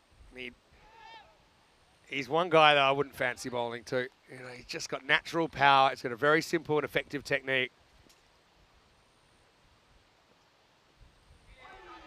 That's probably not a bad line to him, though, to try and get him into a bit of lazy mode. That's what I'd call that shot from Prashar, trying to take that leg side when really he practices the right shot afterwards. The right shot was to try and hit this straighter. See, he loses his head there, lifts his head, falls off the shot. Pretty well bowled by Petre. Yeah, we do know that Prashar is very strong through the offside as well. We know he's a good cutter of the ball, too. Goes over mid-wicket. This time he just takes a little step across, and he gets to access the leg side. 49 is what he moves on to. Just 1 run away from a half century. His first 6 balls for 6. We're looking like we might have the first ever 9-ball 50. So I know he's slowed down, but he's still 49 off 24. What an impact innings from Prashar. You know, we've seen a lot of players getting broken, but he's a guy, you know, he just seems fit, seems able to play a lot of games. Yeah, this one's going to go sailing over the ice cube, brings up his century. Prashar, just for a moment you wondered if it might land in the ice cube itself, but it went well clear of it. 55 for Prashar. He brings up his half century in just 13 delivered. It's been a quick fire innings, and the way he's batting right now, he's putting Hungary in a position where in the second innings they'll certainly be thinking about that bonus point. Yeah, what a knock. 13-ball 50. It looks normal. It was anything but. Yeah, this one is just dragged away towards long on. It's a little bit wider by Petre, probably one that he should have looked to play on the offside. End of the over. Another great over for Hungary. 19 runs come off it. 149 for 3. We're looking at potential kind of 180s here. Helix is asking now, the question is, are the Blacksmiths CC actually Blacksmiths? I don't think so. I remember I was there. They played a couple of years ago. And I'm wondering where the name comes from. I actually don't know, but I do know that the team is, the majority of them are born and bred Bulgarian cricketers. And they're really, really fun to watch. They've got 3 games tomorrow. Oh, it's up in the air as he timed this one nicely. He was a little bit early on that one. It's going to go straight to Gerasim, who's going to hold on to the catch. Hussein gets his second wicket. He's been great with his bowling throughout this weekend. I've been very impressed by Ijaz Hussain. Second one falls off the bowling of Hussain. And Hungary lose their 4th wicket. Yeah, it's actually a really good catch because Gerasim, believe it or not, doesn't see it off the bat. So he's blind for a second, but then he comes in. He's able to keep his head pretty still and keep his composure. So that's a really, really good outfield catch against a player who was absolutely torching everybody. And it makes it 149 for 4. Here comes Matty Ainsworth for a hit. And Ijaz Hussain, you look at his economy rate for this series, it's about 13.5, which, considering the way this ECI has gone, is quite respectable. And honestly, the reason he just bowls full and straight, mixes up his pace a little bit, and he makes it challenging for the batters. All right, good to see these two batting together. Matty Ainsworth and Mark Desfontaine. An opportunity for them to whack a few out of the ground. Although Matty might be in trouble because he's shown a bit too much the ball to Gerasim, and he'll take 2 in 2. Well, cool as you like. Matty's going to go for a golden. Well, he'll remember that's exactly how his ECI started. So no good this time, but that's the way the cookie crumbles in T10 cricket. 149 for 5, and there's golden Derek. Oh, you can copy-paste another line saying B. Hussain caught Gerasim. One teenager catches the other. A golden Derek is going to come out to greet Matty Ainsworth. And Hussain now, well, he's on a hat-trick. We'll take another look at this shot. Once again, doesn't quite come out of the middle of the bat. And Gerasim, cool as you like, will take that catch. I wouldn't mind seeing Gerasim get another over, to be honest, as well. Gone for Ijaz Hussain here in the 9th. Just because he's only had one over in the series. The over he did bowl wasn't too bad. It was the best over in the power play, and he went for 18. I wonder who'll get the 10th. 3 wickets for Ijaz Hussain here. Oh, that's a good hat-trick ball, certainly is. And Mahmood just trying to spoil his chances of getting a hat-trick. Blocks one out in the penultimate over.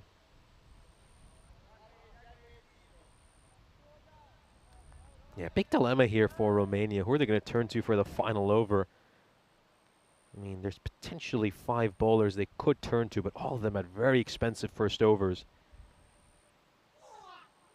Oh, slower ball over there, just comes off the inside edge, and this is what Hussain does so well, just full and straight. Just varied the pace a little bit over there. It's the old grandpa at the family barbecue trick, the old grunt on the slower ball. Dead giveaway from Hussain. But, yeah. I think he's just bowled a bit of an off-spinner there, because if you're looking at that ball. Yeah, that's definitely one variation you see quite commonly used to take the pace off.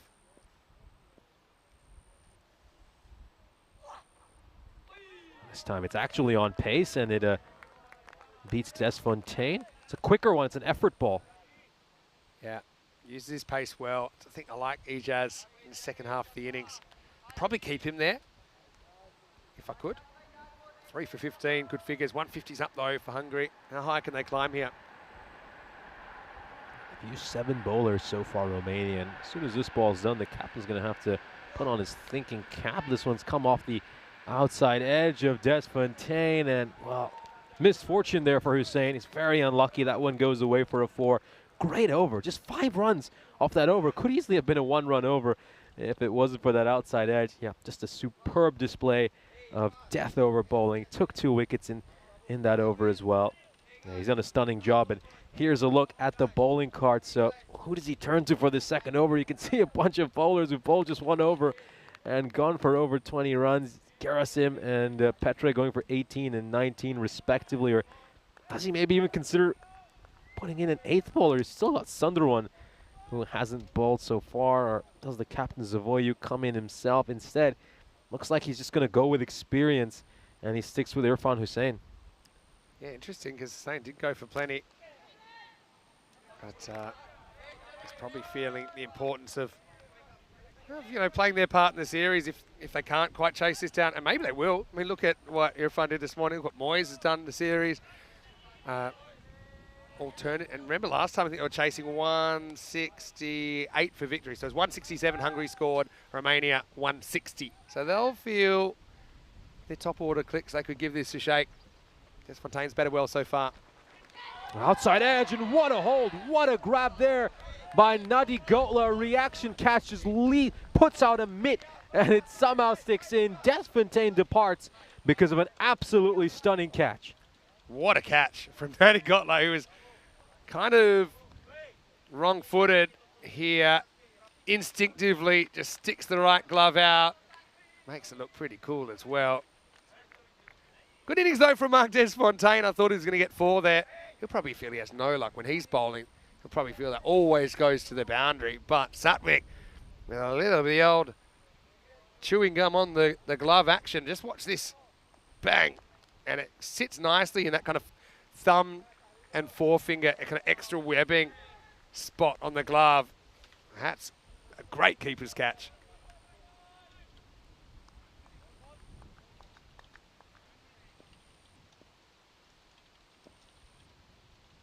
All right, 4 to come. Top edge. And it's going to go all the way by the looks of it. Squirreling umpire indicates it's a 6. And Farasat starts off with a very streaky boundary. It was a good shorter ball there. Farasat just takes his eye off the ball. And that replay will confirm that it is indeed a 6. Yeah, it's one of those edges that flies. Irfan gets a little bit short. Ali Farasat batting a lot lower than he normally would. Again, he's had a big workload during this European Cricket Series and ECI weekend, particularly since finals day on Friday. Once again, this is another one that looks like it's gone well clear of the boundary rope. He's managed to make 12 runs of 2 balls and all of them off the edge of his bat. I think you got to keep him down there now. I mean, maybe he couldn't have done too much about that one. Went over his head. I'm probably taking the deep point up. That's what they're going to do. Keep the deep cover because Farasat does hit pretty well in that area. But Hussain does put a bit of pace on the ball, but it's worked against him. Farasat 12 off 2, using the reverse V to perfection. 2 to come. Comes off the bottom part of his bat, but he still gets it away for 4. So 3 consecutive boundaries here for Farasat. Really spoiling Hussain's over. Yeah, this isn't off the middle, as you said, but just it's all about the placement. It's more by luck than by design, but finds the hole. What are we up to here? Do I want to look? 17 off this over so far. He's got a ball to come. Yeah, great ball there by Hussain. Over's going to end with a single. And yeah, you got to feel for Hussain, though.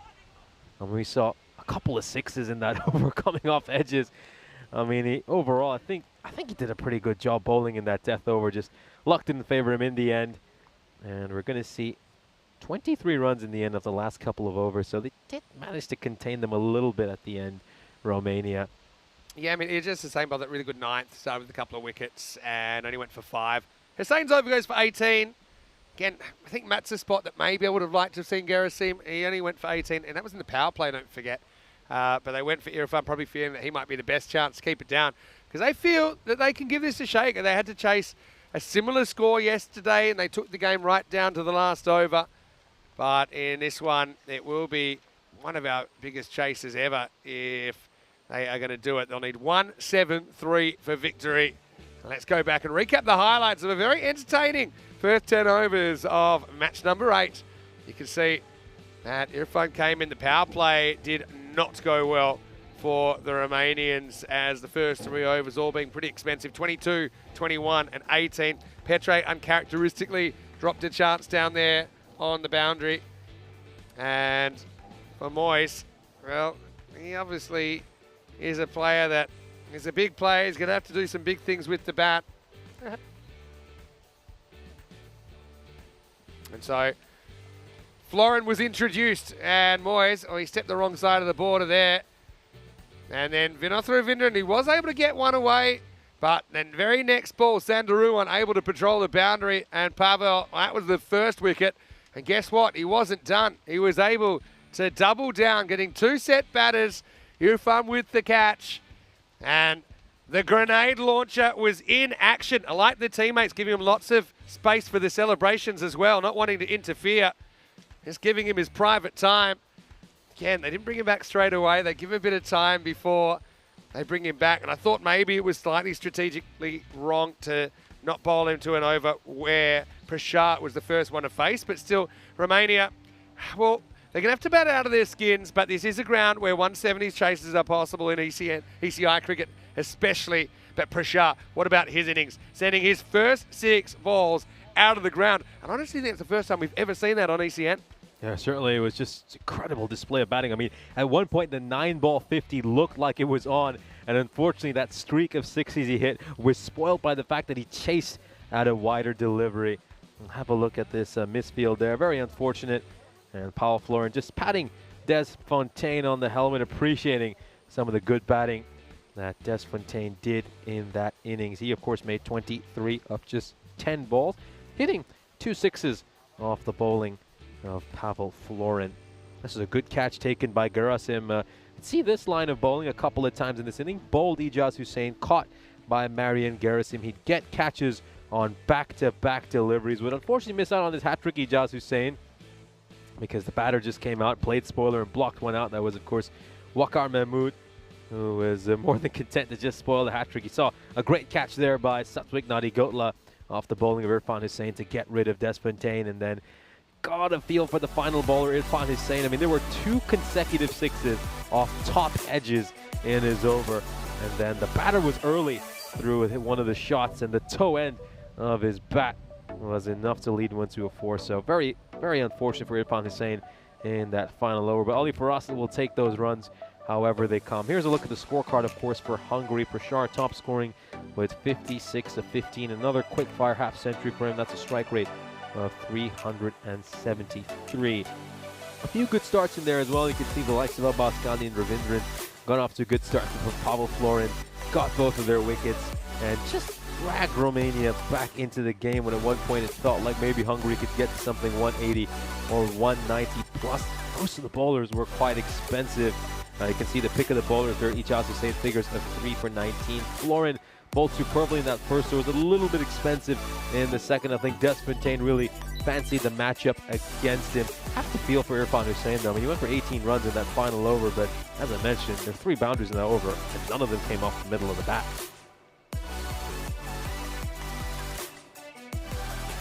We are halfway through this one. It's match 8 of our ECI in Hungary. Romania need to get 173 runs in the second innings. If Hungary can pick up this victory with a bonus point, they will win this ECI. So Czechia will be watching this match very closely and cheering on the Romanians. Join us in 5 minutes' time when we'll bring you the second innings.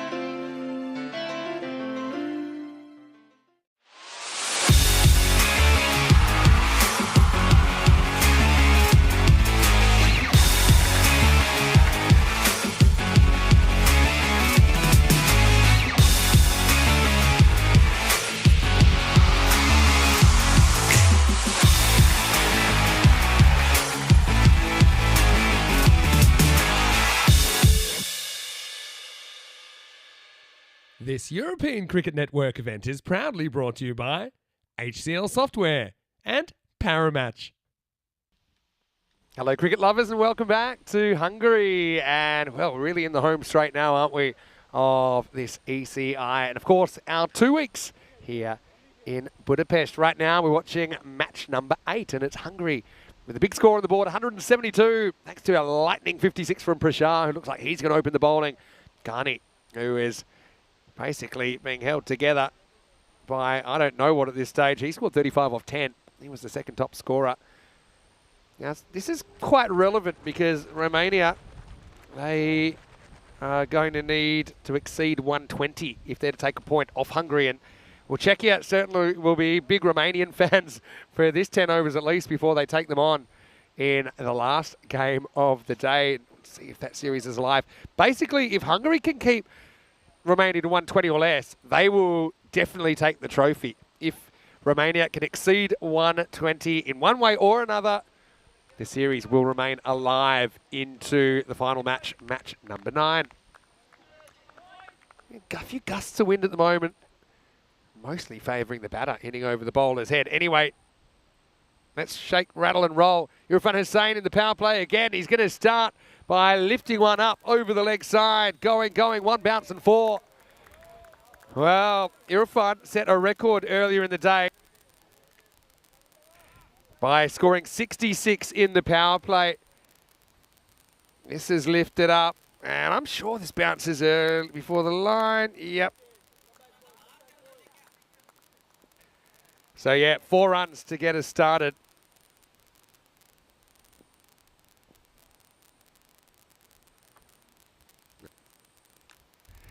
And now, next one's an inside edge. Yeah, Hussain, 66 in the power play. It broke a record that was set in December 23 when Mohamed Ihsan, the Spanish international, scored 64 off just 13 balls. Yeah, you heard me right. But that was in a power play of 94 from Pak Ken. In fact, 94 was the target. It was the end of the game. Highest power play in a first innings is 82. Prashar lifts this up into the air, does Hussain, and he's going to be gone. Well, Sheikh Razik doesn't drop too many catches. His name was so destructive in the power play earlier today. But he'll go off just the 3rd ball. He faces a crippling blow to both Romania and Czechia, I think, to watch him walk off in the first over. 4 for 1, and Prashar, what a game he's having. Maybe you could make an argument for Prashar for player of the series as well. He never seems to have a bad game. I know Razik is probably the favourite.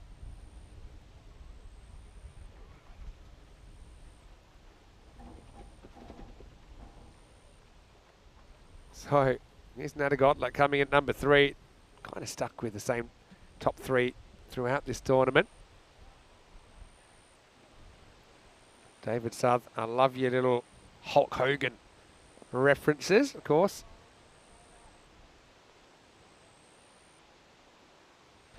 Prashar, let's hit down the ground, fields it with his foot.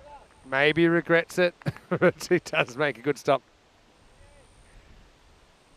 And now Nadegotla actually plays a pretty good shot here. Probably got it in a good part of the foot if there is such a thing.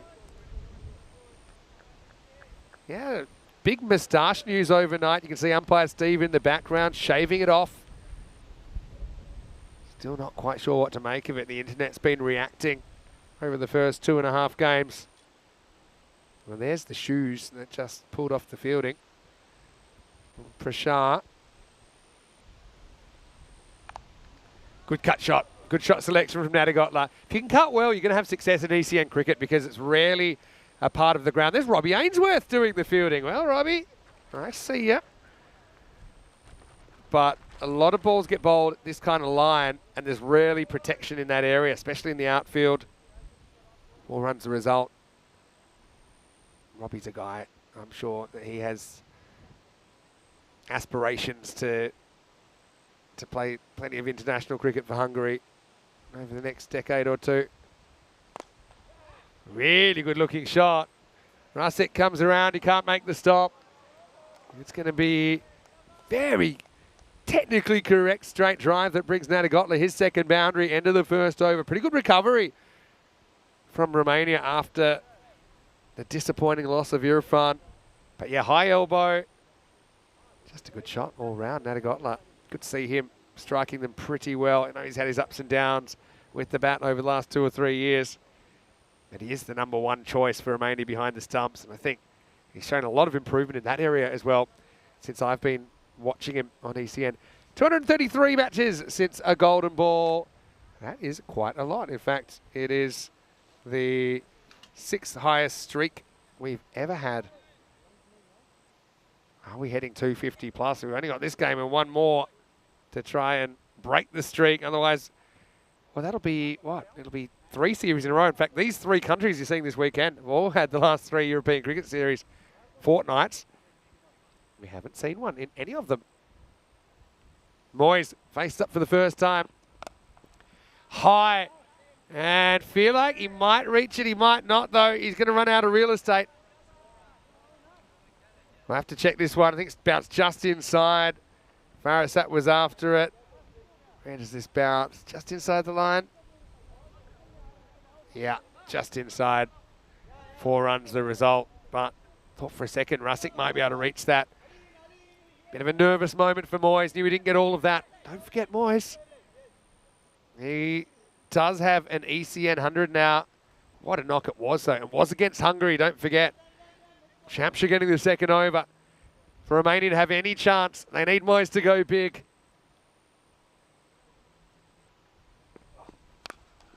Belted. They've got 2 fielders down there, but they might need more. They're not allowed more at this stage. Moyes gets another boundary. Not so sure about the round the wicket tactic to Moyes either. I think he likes that. He really can open himself up.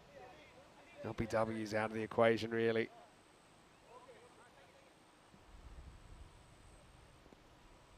Two quite important targets, 121 and 173. You see down there. False shot, but nobody down there because they're all on the other side of the field. Now, I think that's another one bounce for. Yeah, wind has picked up. It's quite gusty. It's kind of going in all different directions. Tries to go leg side, ends up with a big leading edge. Bounces just inside the rope for another boundary.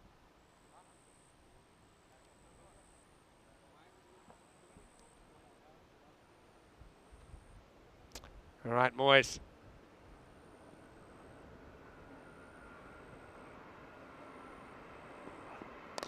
That's going to be 4 more. Well, it's raining 4s. You don't get 6 4s, are not a bad substitute. Bit like Maximo Lights, but another boundary to Moyes. If he bats the 10, they'll be close. That's pretty much what happened when they were chasing that 168 for victory. Went all the way to the last over. Ended up on 160 for 4, Romania losing by just 7 runs. A lot of similarities between that game and this game. That is 6, and had to wait a while, but it's going, and out of the park. Maximo for Moyes. Well, hope you brought your bear spray because the bear is in action here.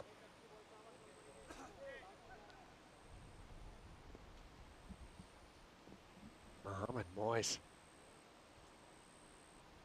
Making the most of this over. Shamshar's gone magical.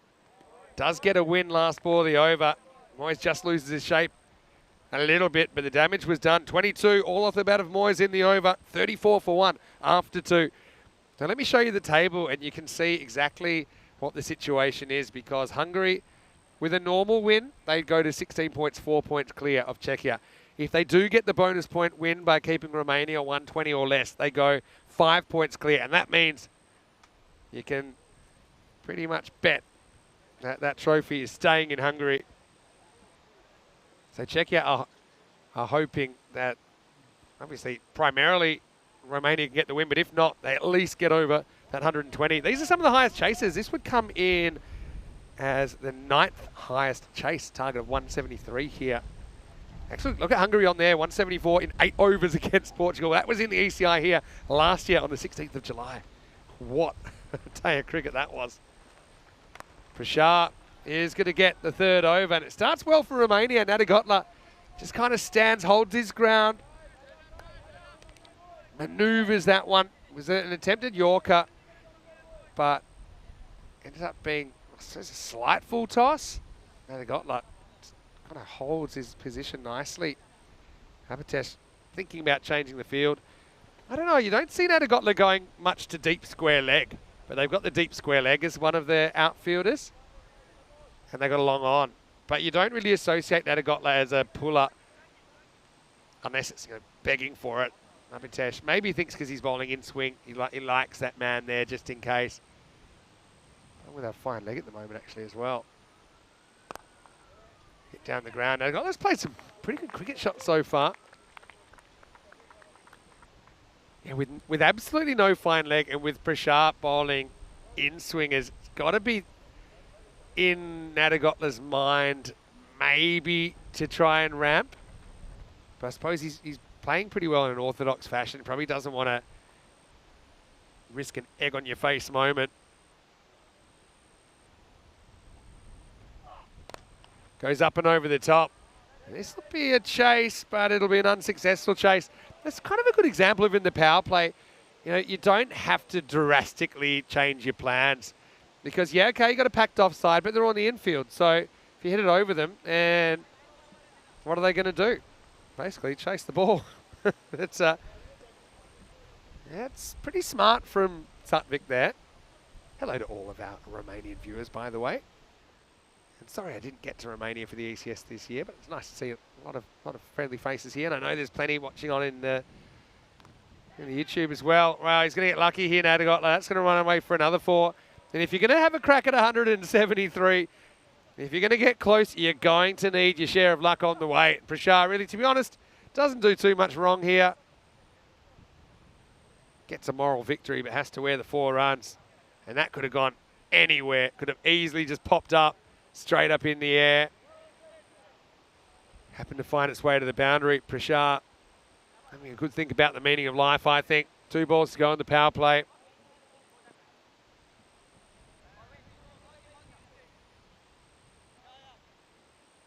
Off 7. They have made a field change now. Deep backward point in play. Still no deep third. 2 to come in this power play. Hits straight and hits very well. Smashes into the sight screen. Maximo. I actually think the straight bat play from Satvik Nadagotla has been a feature of his batting this weekend. I know he's a guy who often likes to get quite crazy with his pre-movements and dancing around, but probably give him similar advice that I'd give to Sababundavici of Czechia, which is that, hey, that stuff probably messes you up more than the bowlers. Just have a look at the technique he's got. Good straight bat, good straight drive. Takes Prashant over his head for 6. Does miss out last ball, but Prashant, well, he's bowled incredibly well, not just in this international weekend, but also over the ECS. I think that's the last we'll see of him. 1 for 30, his figures in Romania. They bring up the 50 during the power play. 52 for 1, and a very good recovery after the loss of Irfan, who was basically the sole shining light in the Romanian batting earlier on today. So, yeah, pretty competitive in the power play. Slightly better one for Hungary. 61 to 52, but they definitely have given themselves a chance. Rate required is pretty much the rate that they're going at the moment, so that hasn't moved. And Abbas Ghani, well, this should be interesting. I have no idea how he's even able to walk, let alone run in and bowl here.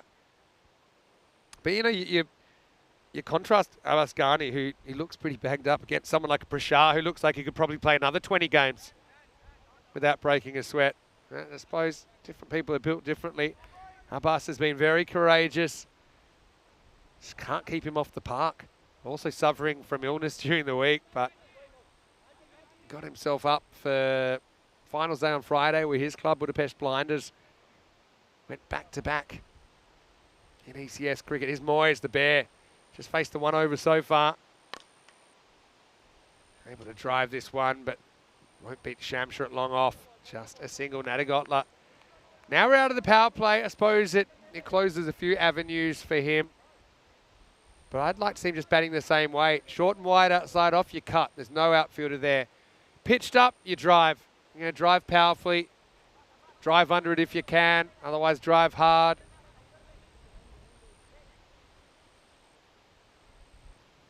This should be a pretty good battle.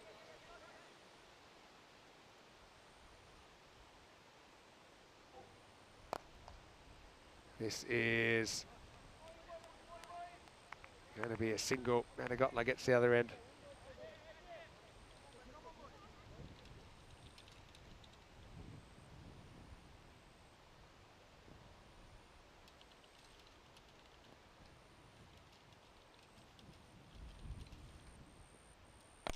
Full toss, but Moyes can't find the gap.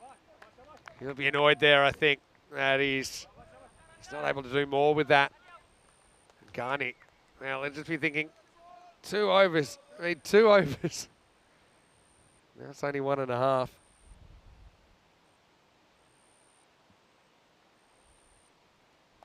Short one. You see now he's not really a natural puller. Probably could have got a run there, but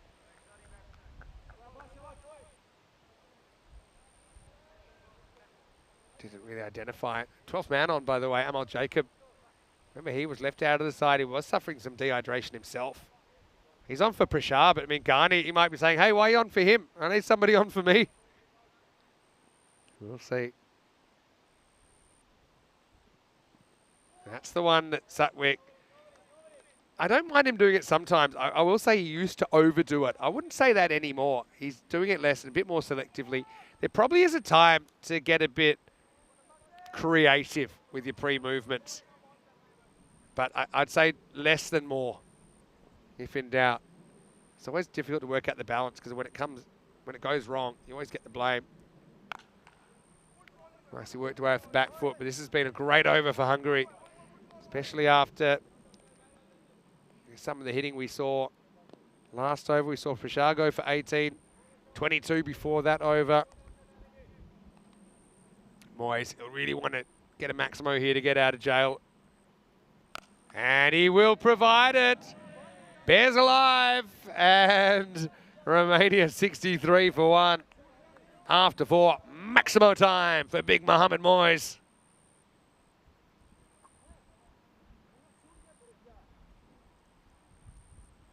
Yeah, Moyes does stay pretty still, doesn't he? Loves a bit of length to work with. Should be a pretty interesting graph. You can see they were on the pace after 3 when I was last mentioning their score. That 4th over only going for 11, so yeah, that required rate basically all the way through 17, so that 11 needs to be caught up somewhere else. Great work from Garney there, even though he does go the distance last ball. Any over that you're going kind of 14 or less, it's a really good over. Here's Matty Ainsworth to bowl over number 5. First ball's full toss. They got can't get more than 1.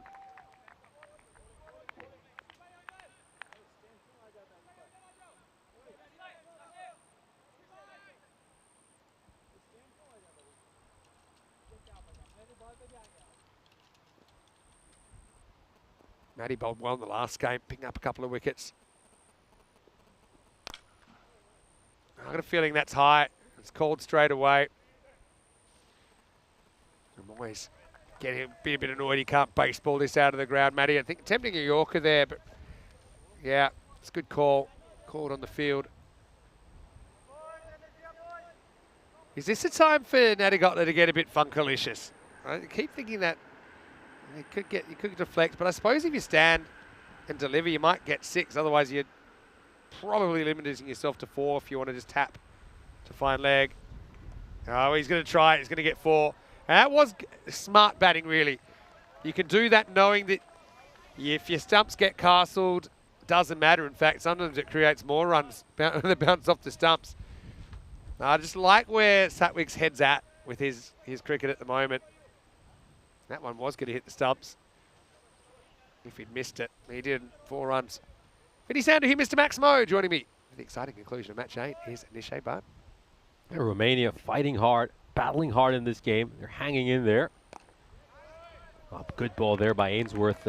Just around the top of the off stump, and he puts in the big dive as well to do some great fielding off his own bowling. Yeah, the wind has certainly picked up a lot. The ice cube just shaking a little bit as well.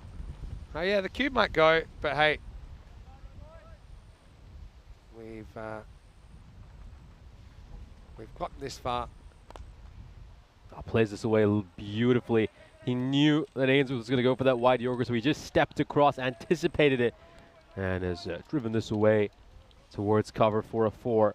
Good shot there by Nadigotla.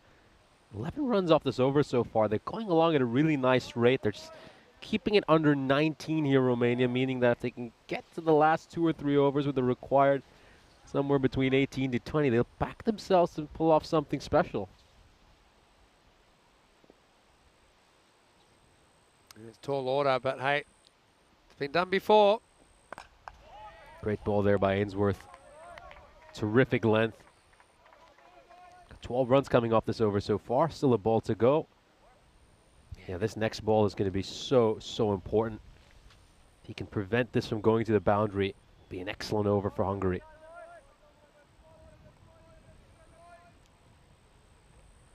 Ainsworth, reasonably good over.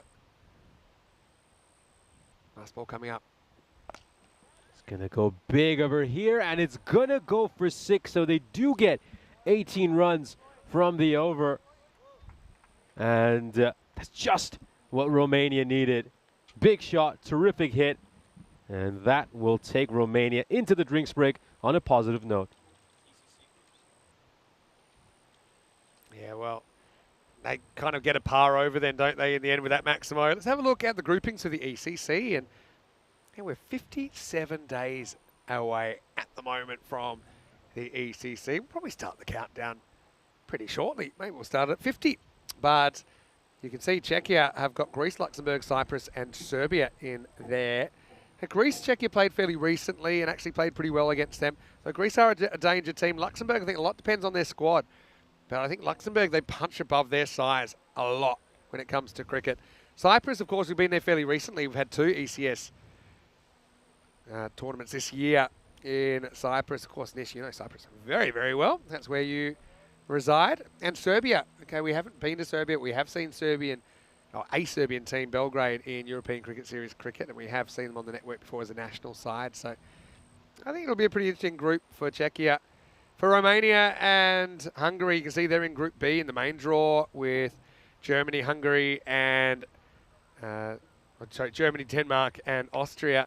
Now, Austria and Romania locked horns recently. It's really closely contested series. Denmark, for me, I just think might be their year. All the way to the bridesmaid. So Czechia will play 27, 28 and 29 of September. If they are top 2 in their group, they'll play the playoffs, which are the next 3 days, 30th September, 1st and 2nd of October.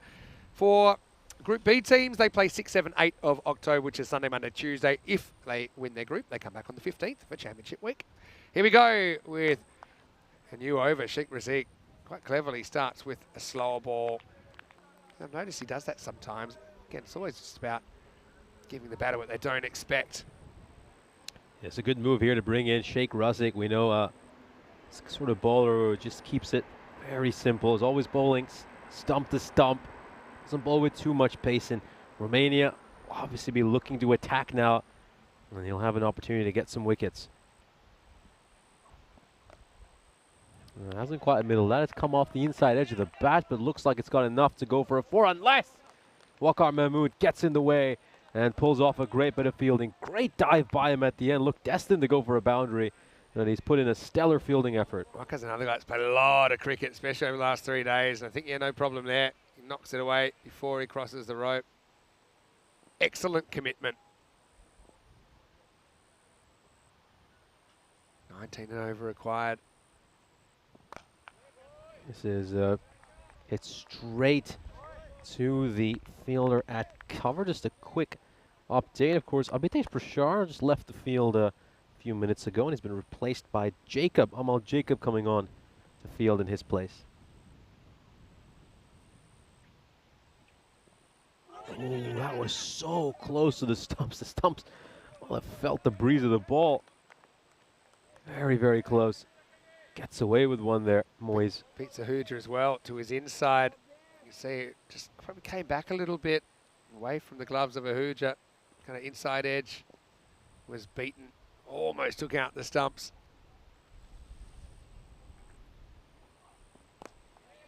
Oh, smart bowling there by Rossi. Really smart bowling. You can just see Nadigotla stepping across, and he just bowls straight at him there. Doesn't quite give him the room he was looking for to play that shot or work it around.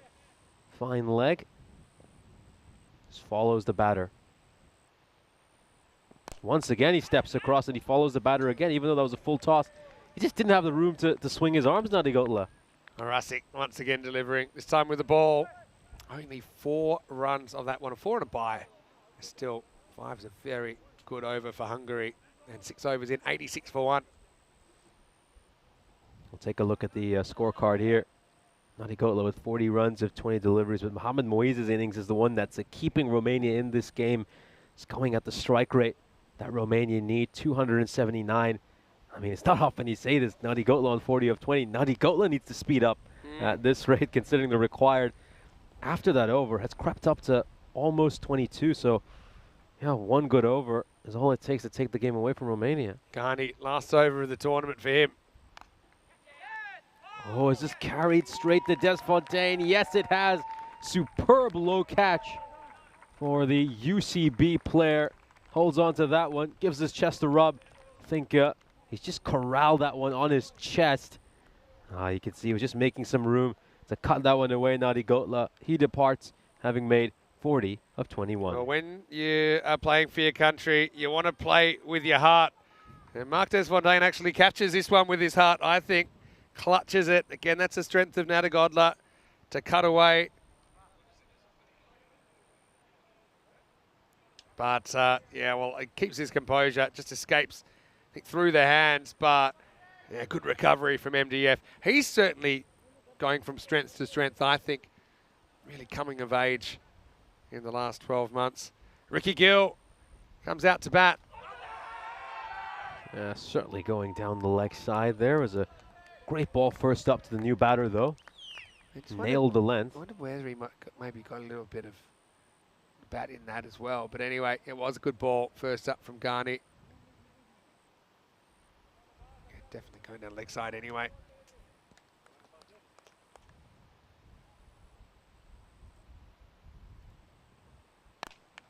He's going to try to smack this one towards mid-wicket. Ali Farasa, the Blinders captain, is there to field that.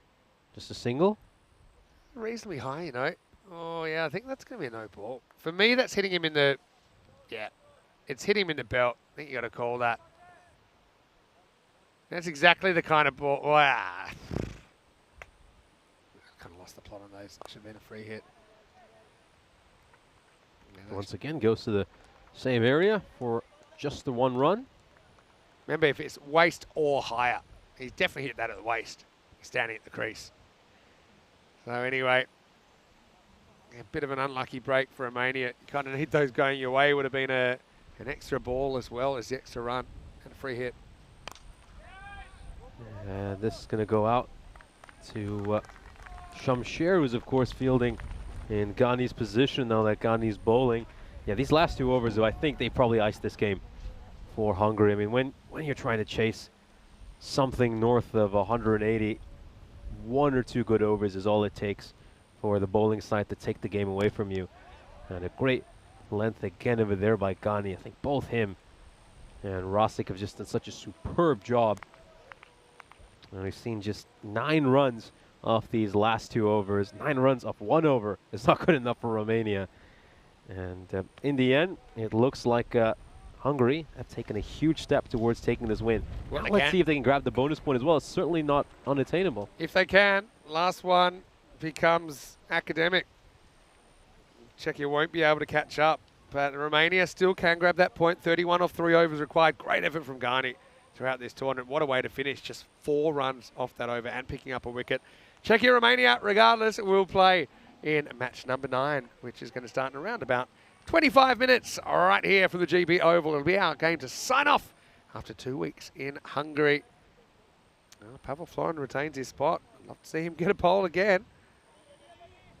Hashmandian hasn't been used too much in this ECI. He's a clever bowler. He's going to bowl over number 8. A full toss as this cleared the rope. Yes. And Moise will smash that away for a 6. The first ball is a full toss, which gets punished.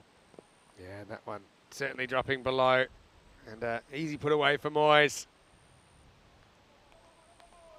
Not a good start from Harsh. He's had a real mixed bag with the ball over this couple of weeks. And Czechia will be cheering on Romania pretty, well, probably quietly, but earnestly over there in the waiting area. 47 now for Moise. He's going to go big again, but there's a fielder out at extra cover, and he will take a very comfortable catch. Mundian will have the last laugh against Moise as he gets him out right after Moise hit a 6. Moise had a great tournament, though, for Romania, and he just didn't quite get this. If he did, it would have been his 50. But, yeah, got to say, I love his approach during this ECI weekend. You know what I liked about it is I think we saw him developing some good habits. So I liked the way he hustled between the wickets. I think he's tried to remain positive, I think, around his teammates, even when things haven't necessarily been going to plan.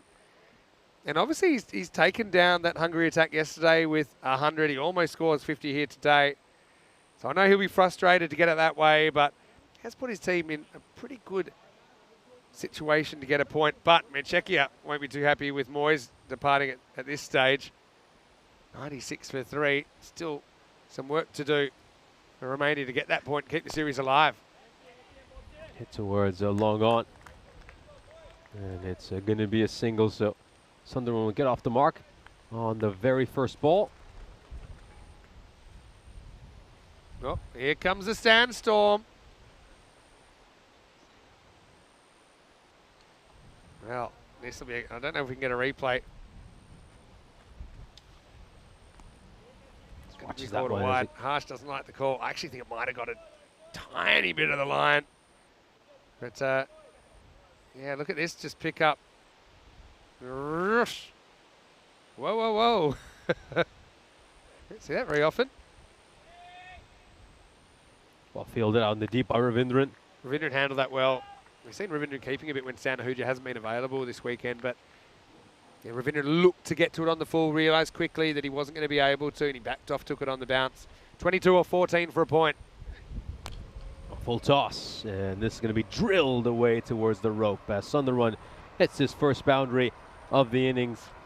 Yeah, just to remind some of our viewers about what's on the line here, of course, if Hungary pick up the bonus point victory, they will wrap up this ECI and they will lift the title, whereas if Romania can at least pick up a point and maybe also get close to the target, then Czechia will still have a chance, although Czechia will have to get the bonus point and hope out things work out in terms of net run rate. Yeah, we can be able to calculate that after this game if we need to calculate it, and that'll only be if Romania can make at least 121 here.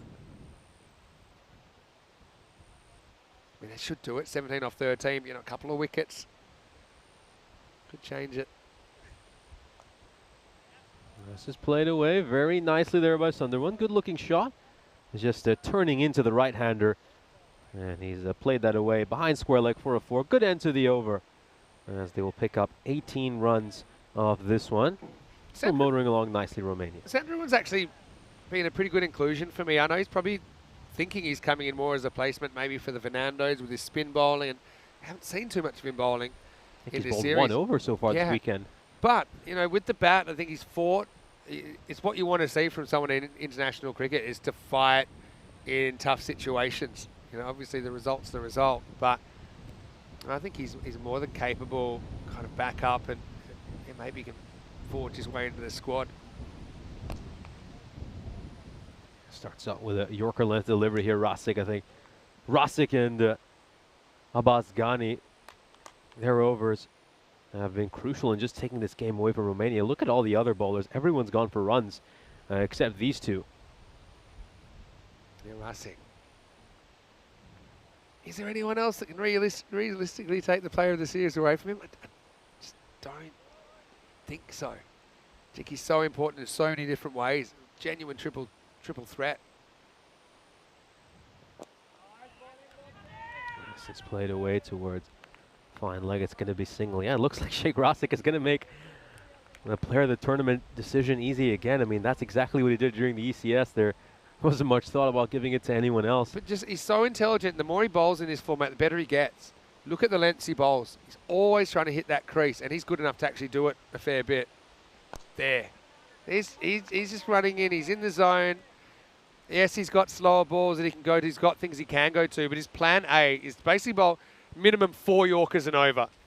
Bang, or close to. And that's why no one can get hold of him in games where we've seen crazy things like 8 sixes in a row and all these things. Okay, straight down the ground towards long off. Just going to mention another contender for that. I mean, Abdul Farhat for Czechia. 10 overs he's bowled so far in this tournament. He's picked up 9 wickets. That's almost a wicket every over. And he's at an economy rate of 10.9. That's actually, they're very good numbers for Farhad. In another series, maybe, I think he is a contender. That's up in the air, and it's going to be taken very comfortably. Rosick picks up another wicket, his 6th of this weekend. And Gill will depart, having made just 5 runs. That's well held onto. I think that's Shamsher out at long on. We normally see Rosick fielding in that position, but with him bowling, instead, it's going to be Shamsher. We'll hold on to this catch.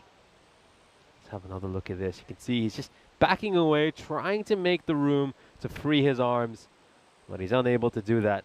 That's the thing with Rosick, just such a smart bowler. He's cut down his pace, just looks to bowl off a few steps, and his plan is simple. Hit those Yorkers, hit the crease, and bowl very, very accurately, stump to stump. Safi's going to come in at number 6, and look at some of the little piece of paper you can see flying around in the background over there.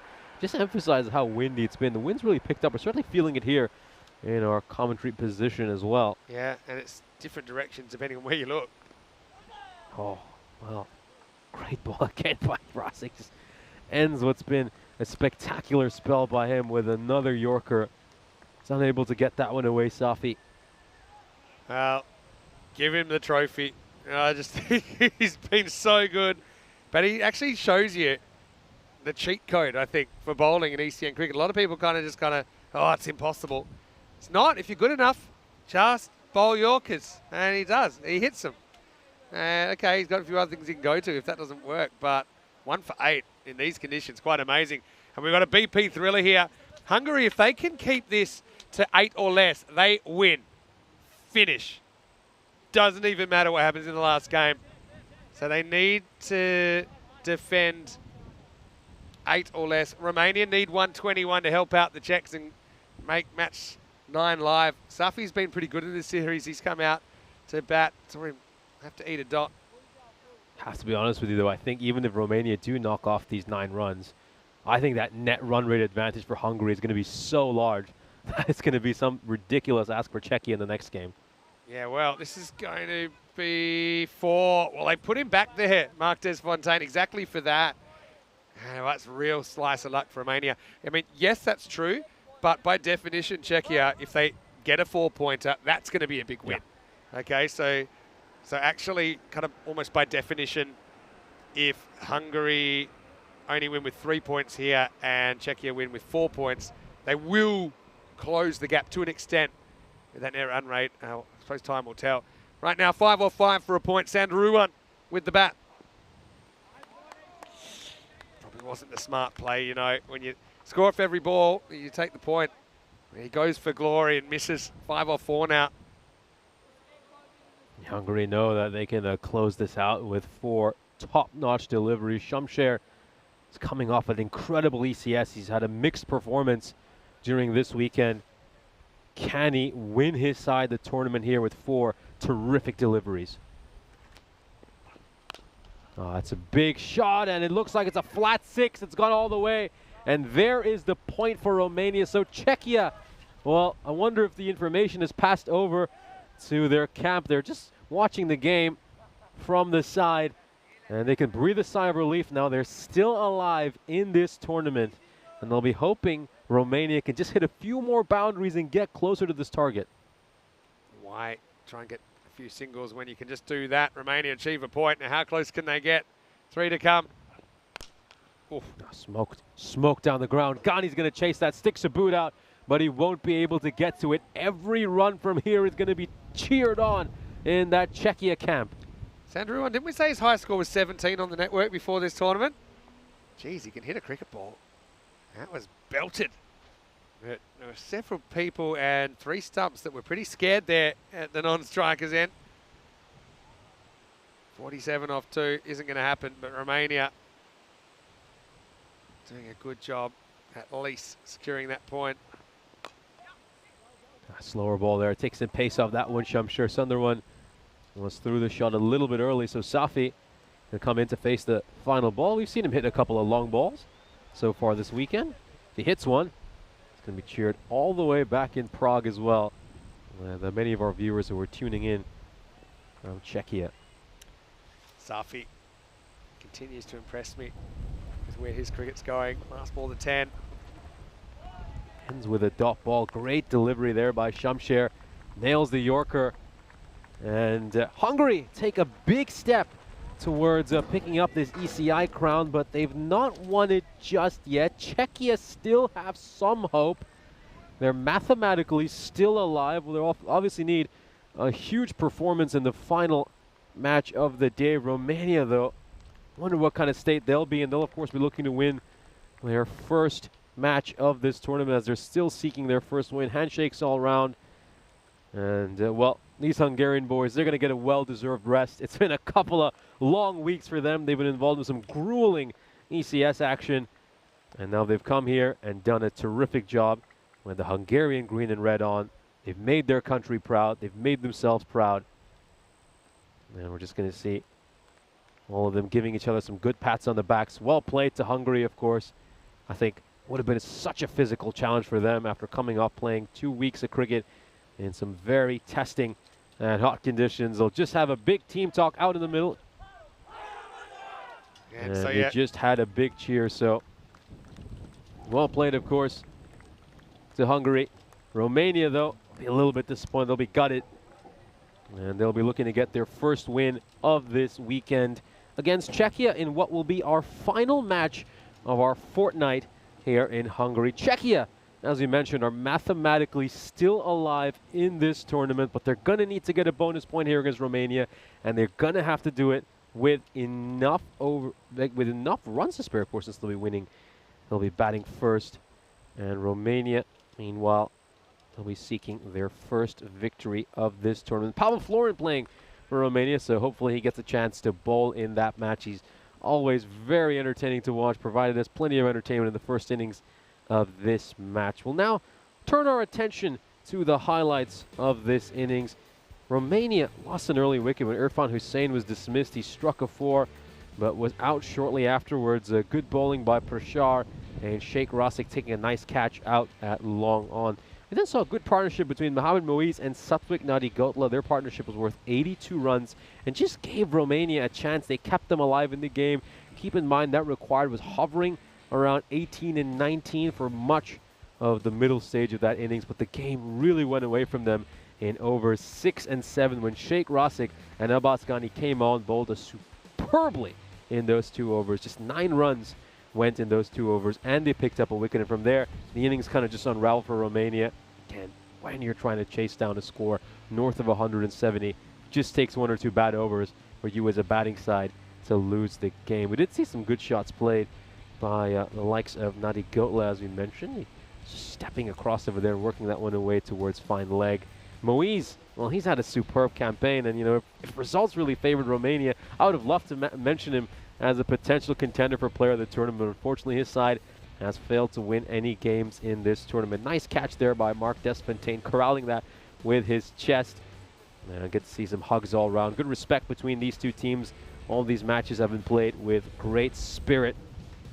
Moiz would eventually get caught out in the deep by Vinod Ravindran, the skipper for Hungary. Holds on to that catch. He was great in the field, as he so often is, and all of his decisions were great as well. We had a big gust of wind coming in as well. It's been a very windy afternoon so far here in Sudligit. This was taken by Kashif Shamsher. Ricky Gill would make just 5 runs off the 7 balls he faced. Sunderland would come in, make 26 of 10. It's quite interesting that he was originally included in the squad as a bowler to replace the Fernandos, but he's made more of an impression with the bat in hand. He's only been asked to bowl once in this entire weekend, and his batting has been very, very impressive. 26 runs of 10 balls in this innings. As Hungary, well, they've done as much as they can. They put themselves in a good position. But now, well, they passed the ball on to Czechia and said, well, let's see if you guys can pick up the bonus point and somehow close that net run rate gap. We'll have a look at the scorecard here. As you can see, Mohamed Moiz top scoring with 47 of 18. Another great score for a player who has been in red-hot form throughout this series. Satwik Nadigotla made 40 of 21. He just slowed down a little bit at the end of his innings, in particular during those 2 overs which Rasik and Ghani bowled in the middle that just took the game away from Romania. Sunderland was great at the end, 26 runs off just 10 deliveries. And, yeah, well, So did it enough in the end, but I think Razik very good. Look, only 5 extras there. That's the reason. Hungary, they have a big win, but not necessarily one that's going to give them the trophy. If the Czechs can win by 100 plus in this game, they go out, they smack, let's say 200 against a tired Romanian attack, and then they can do a number, then they will burgle that trophy and take it right back down the train tracks to Prague. It'll be a big finish coming up when we return back in about 20 minutes with the first ball of Game 9. It's the decider. Vinny Sandu, Mr. Maximo for ECN. Back with Nishay Bhatt. Let's bring this show home and get this party going when we return for more ECI Hungary.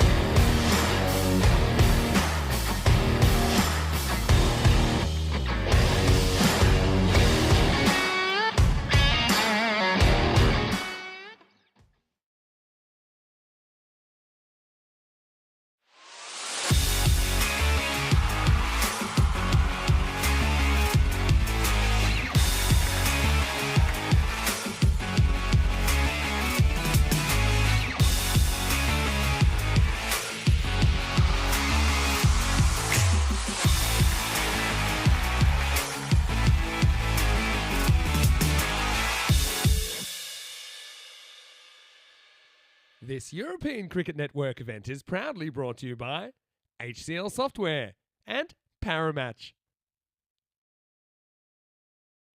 Time for the last match of our Hungarian fortnight. What an adventure we've had along the way. And the GB Oval here in Hungary, once again, it has delivered. Balls flying all over the place and some highlights that will last a lifetime. And it feels like we've been waiting a lifetime for this as well, because it's match 9 coming up now. And this one will see Czechia taking on Romania. Let's see what happens at the coin toss. Suleiman Saeed, well, he's got 2 native European players with him. We've got Martin Vernal from Czechia and Marian Gerasim. They're present for the coin toss. ECI match 9, Czechia versus Romania. Romania you will call? Heads. Heads is the call, and it's tails. We're gonna bat. Czechia won the toss, and they will bat. So the Czechs win the toss and they elect to have a hit. So it's kind of against what they have been doing typically, but it's also what the Romanians haven't been doing much of, which is batting first in this series. I think both sides have had their ups, they've had their downs along the way. And look, the situation is what the situation is. But both teams would love to walk away with that winning feeling in the last game. And of course, the bonus point just kind of adds another dimension to this game, doesn't it? Let's get ready for the first ball there. And I can tell you that Nishay Butt is standing by. Well, will we see some more Pavel magic? We saw him with 2 wickets in that last game. Let's bring this show home, Nish, before we pack up and take it to Bulgaria overnight. In match 9, it is Czechia batting first after winning the toss. Let's get ready for the last match of Hungary. Yeah, it's been a couple of great weeks here in Hungary. And right after this match, it will be time to say goodbye. Of course, this series, these last couple of weeks have produced so many great runs. It's been a run feast. And we've got one more match to go here featuring the 2 tourists, Czechia and Romania. Hungary, it's job done for them. They're going to go and have a rest. Those players, certainly a well-deserved rest for them after a couple of grueling weeks of action. We'll have a look at the fantasy dashboard here for Czechia and Romania.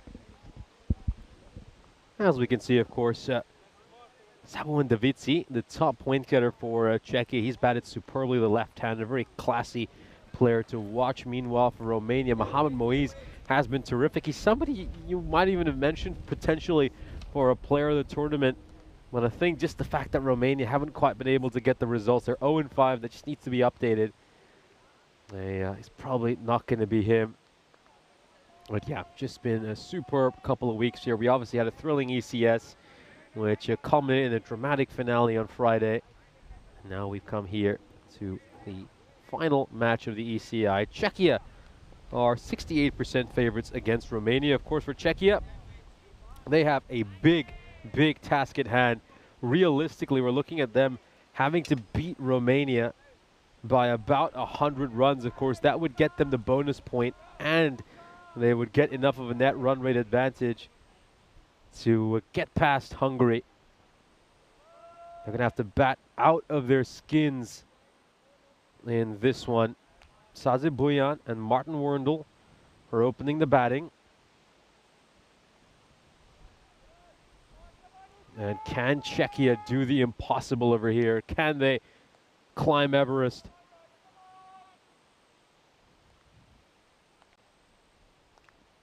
Gonna have to post a big total right now. You'd assume they've had to get to around the 200 mark to give themselves a chance. Here we go, first ball. And this is hit straight. The fielder cover. They start off with a single. Yeah, I think the important thing for Czechia, though, is not to get too caught up and think about trying to bash every single ball and let that just play with your mind. I think you got to play your natural game. And if this Czechia side just bat the way they usually do, they often get to that 180, 190 plus mark. It's now just a case of seeing whether they can get to 200 plus. The first ball was a no ball, mind you.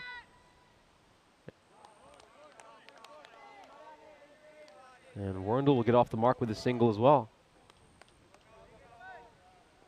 Yeah, not quite sure why that was given a no ball. We'll try to update you on that. I don't know if it was just a square leg umpire noticed somebody was outside the inner ring. Now goes big, and it's going to take a few bounces and trickle over the boundary rope. 4 runs for Buyan. Another player has batted superbly throughout this ECI weekend. 144 runs to his name so far in this international series. 319 is what his strike rate has been throughout the series. This one's gone up in the air. It's hung up. And oh, Karasim spills one. Well, it's a rare drop for him. Looked a pretty straightforward catch, a regulation catch, and he'll feel very disappointed he hasn't put that down. Keep in mind, he took a couple of good catches out of the boundary in the previous match, and usually you'd expect someone like Gerasim to take this, but no, he spilt it, and well, costly drop for Romania, and just the kind of lucky break that Czechia need if they want to pull off this incredible win. Well, meanwhile in live action, you've just missed that. Well, Werndl just pulled the ball towards mid-wicket, where it's been well fielded by the aforementioned Gerasim. Let's take a look at that ball. He missed. Nicely played there by Werndl.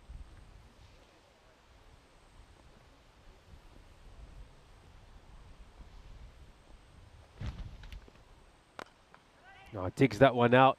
And oh, it's going to get past the fielder at mid-off, but it's just going to be a single, I think. Very alert stuff there by the fielder at long on. He did the right thing, Ricky Gill. He was backing up the fielder at mid-off, Mohamed Moise, so isn't going to cost his side too much.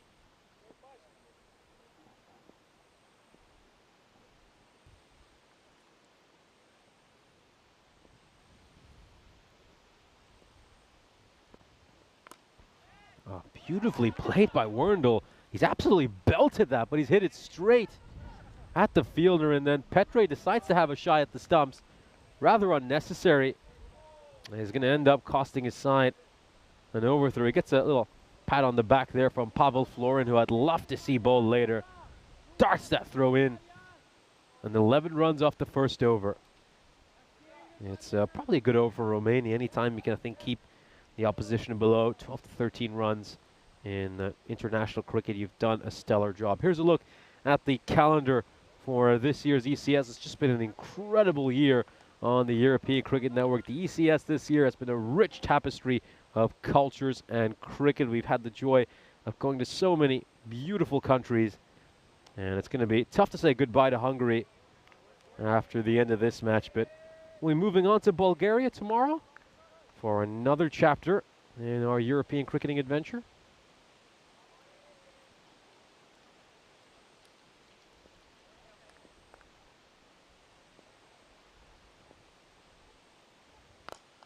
Oh, big shot there by Werndl. What a hit. What a massive strike. He just walks straight at Moise, and he goes bang, smashes this one. Great hit. Terrific shot. Beautifully struck through the line. Goes over long on. And it's a big six, so just hitting that one over the bowler's head.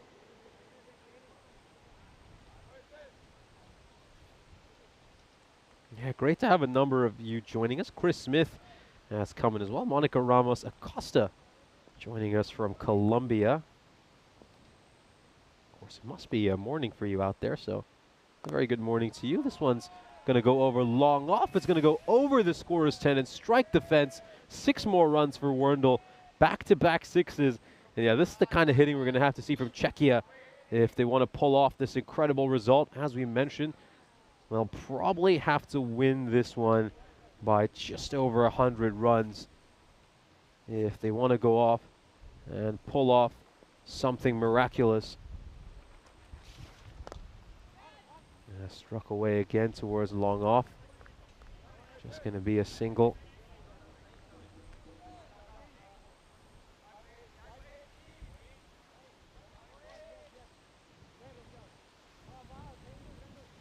We're going to have to see a flurry of sixes here.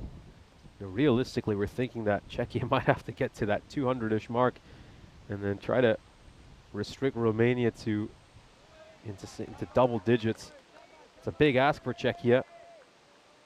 They certainly got the batting quality to do the first bit, which is get to that 200-ish score.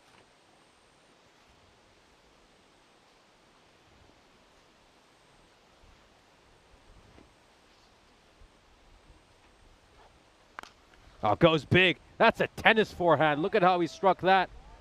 Enormous hit. Hits it flat batted over long on. Goes a long, long way. And this is the third 6 we have seen so far this over. Oh, tremendous shot. Incredible shot. Oh, the wind really picking up here and testing the ice cube as well as a lot of our equipment. Everything's going flying right now. The over will come to an end. Bujan will get a single. He'll keep strike. Heading into the next over. Czechia are 32 for no loss.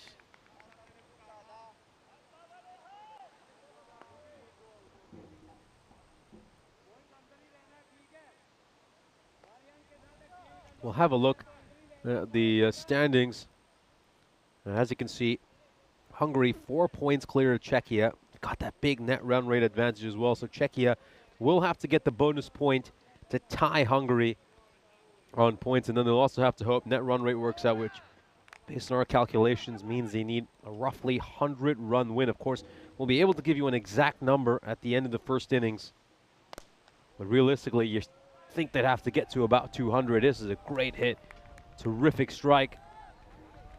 And Luca Petre, it's a rough introduction for him to this match.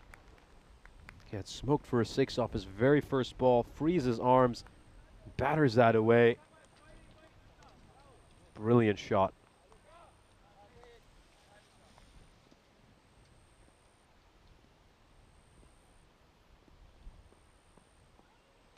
Oh, down the leg side. It's going to be a wide. Gets his bearings wrong there. Yeah, I, like many of you, of course, really looking forward to seeing Pavel Florinball. And you really hope he gets a ball at some point in this innings. Got a couple of overs in the last match, and I think for me, his celebrations were the highlight. This is straight down the ground over the side screen and goes for 6. What a hit by Bujan. And so far, Czechia, well, they're looking on track to get to that 200-ish mark.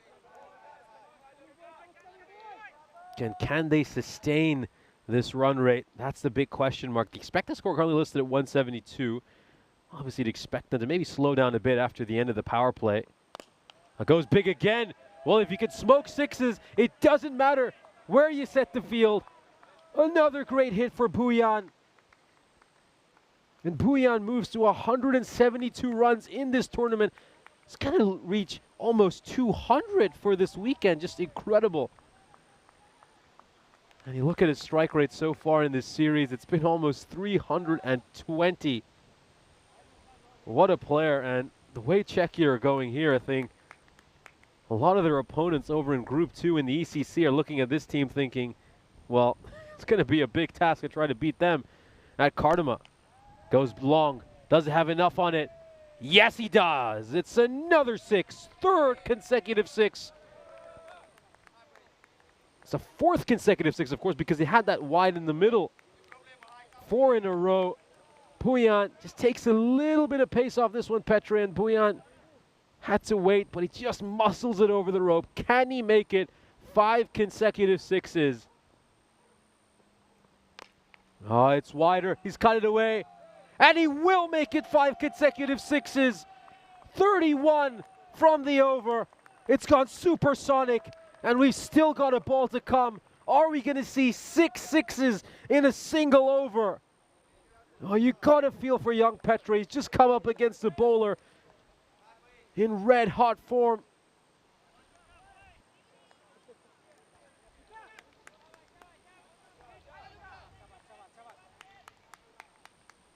Six more brings up his half century. 6 more brings up 6 6s in and over. Here we go. 6th ball, final ball of the over. It's a full toss. Has he got enough on it? Oh, it's just going to land short of the rope.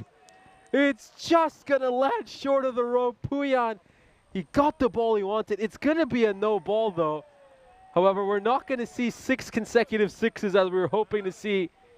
Instead, it's going to be 5 6s, a 4, a wide, and then a no ball over there as well. So, oh, you got to feel for young Petre. This looks like his misery is going to continue over here. Are we going to go hypersonic for the first time this weekend? Are we going to get a 40-plus run over? Oh, slower ball, but he manages to get it away, and this over goes for 40. What an over. Bujan bringing up his half-century in just 14 deliveries, and Czechia are off to the perfect start as they look to pull off a miraculous result.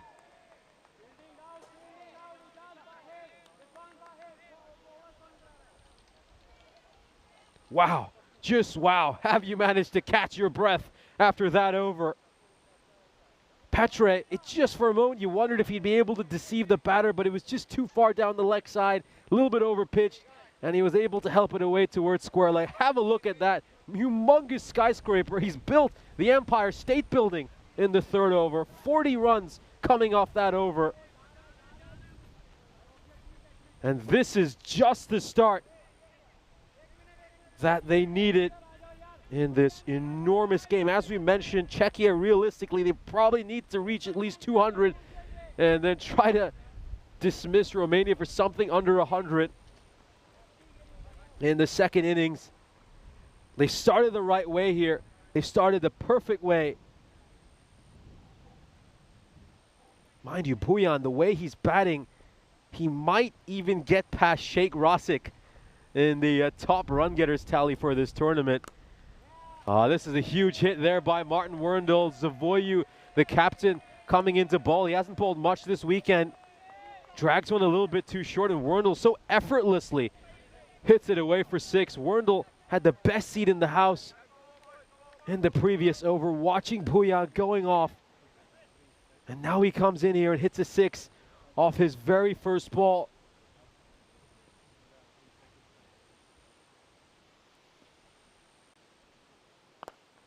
And this is going to go out towards long on, and terrific fielding. Great fielding there by Irfan Hussain. That ball took an enormous bounce off the surface. He's leapt up, read that perfectly, and volleyball style managed to catch that one. Should be a wide.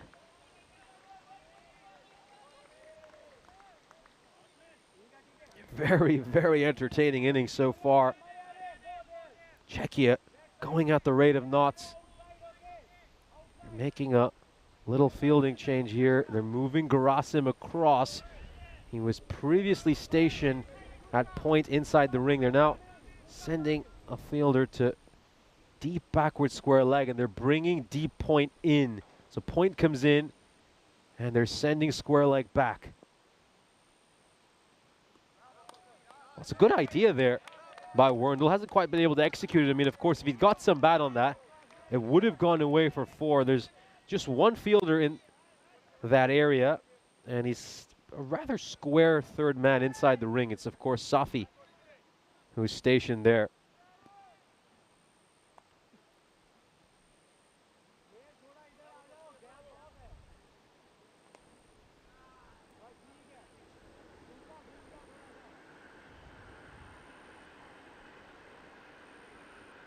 Now then, here we go. Zavoyu. That's how he bowls this one. Oh, goes a touch too full. Is there a chance here for the fielder? Oh, he's just stepped over the line when he's taken that catch. Oh, well, perfect zoom in over there. Oh, very unfortunate, really unfortunate. Now, Irfan Hussain, he's a great fielder. And he did the right thing. He tried to go as far back as he could, but just probably needed to be a few inches taller to have a chance at that. Werndl comes down the wicket here and bashes this one away for a 4. Great hit there by Werndl. Advancing down the wicket, Zavoyu drags it short, and he struck that away. 17 off this over so far. If they get another boundary here, they'll continue to go at the rate they need to Czechia.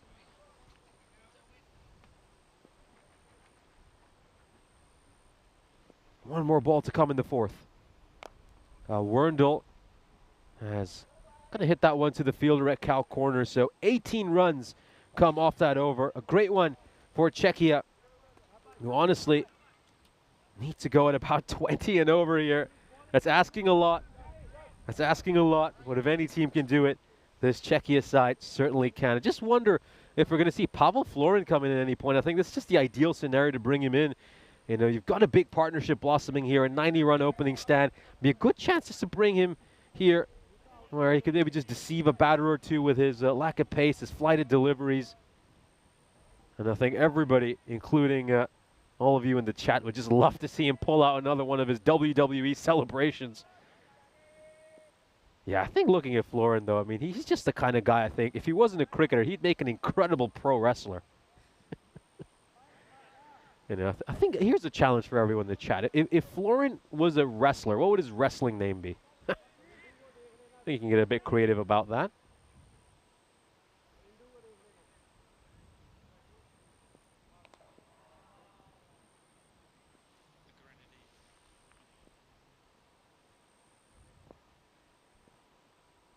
A full toss. And doesn't have enough to go over the rope. It certainly looks like it does. Garrison and Petre watch that one sail over their head. Another great hit for Werndl. No, it's just incredible. I mean, Werndl is striking the ball so sweetly. He's going at a strike rate north of 300. But Buyan at the other end has been so exceptional. We've often forgotten about Werndl. Yeah, exceptional innings by both these batters. Pushed away towards mid-on. That's going to be a single.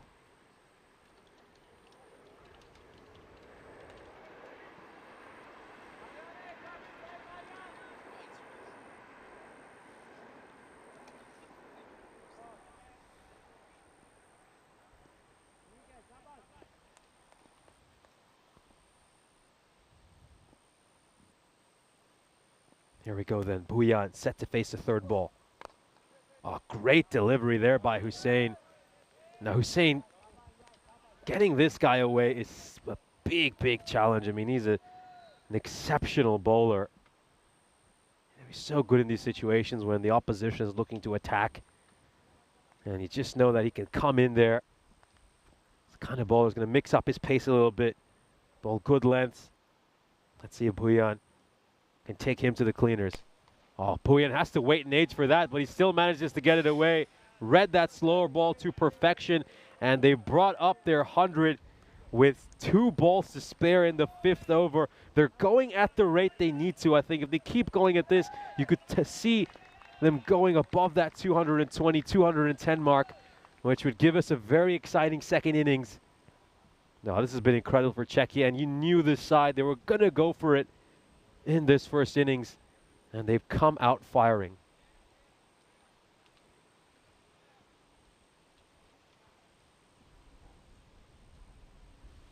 Now, it's just taken a while to get a new ball on the pitch. Here's Hussein with a fresh grizzly. And he gets the Yorker in place. And Zavoyu looks to use his feet. Tried to go for the old slide tackle, but wasn't able to get to the ball. Hey, 14 off this over so far. Going to need to hit a 6 here to continue going at the rate they desperately need to. Last ball before the drinks break as well.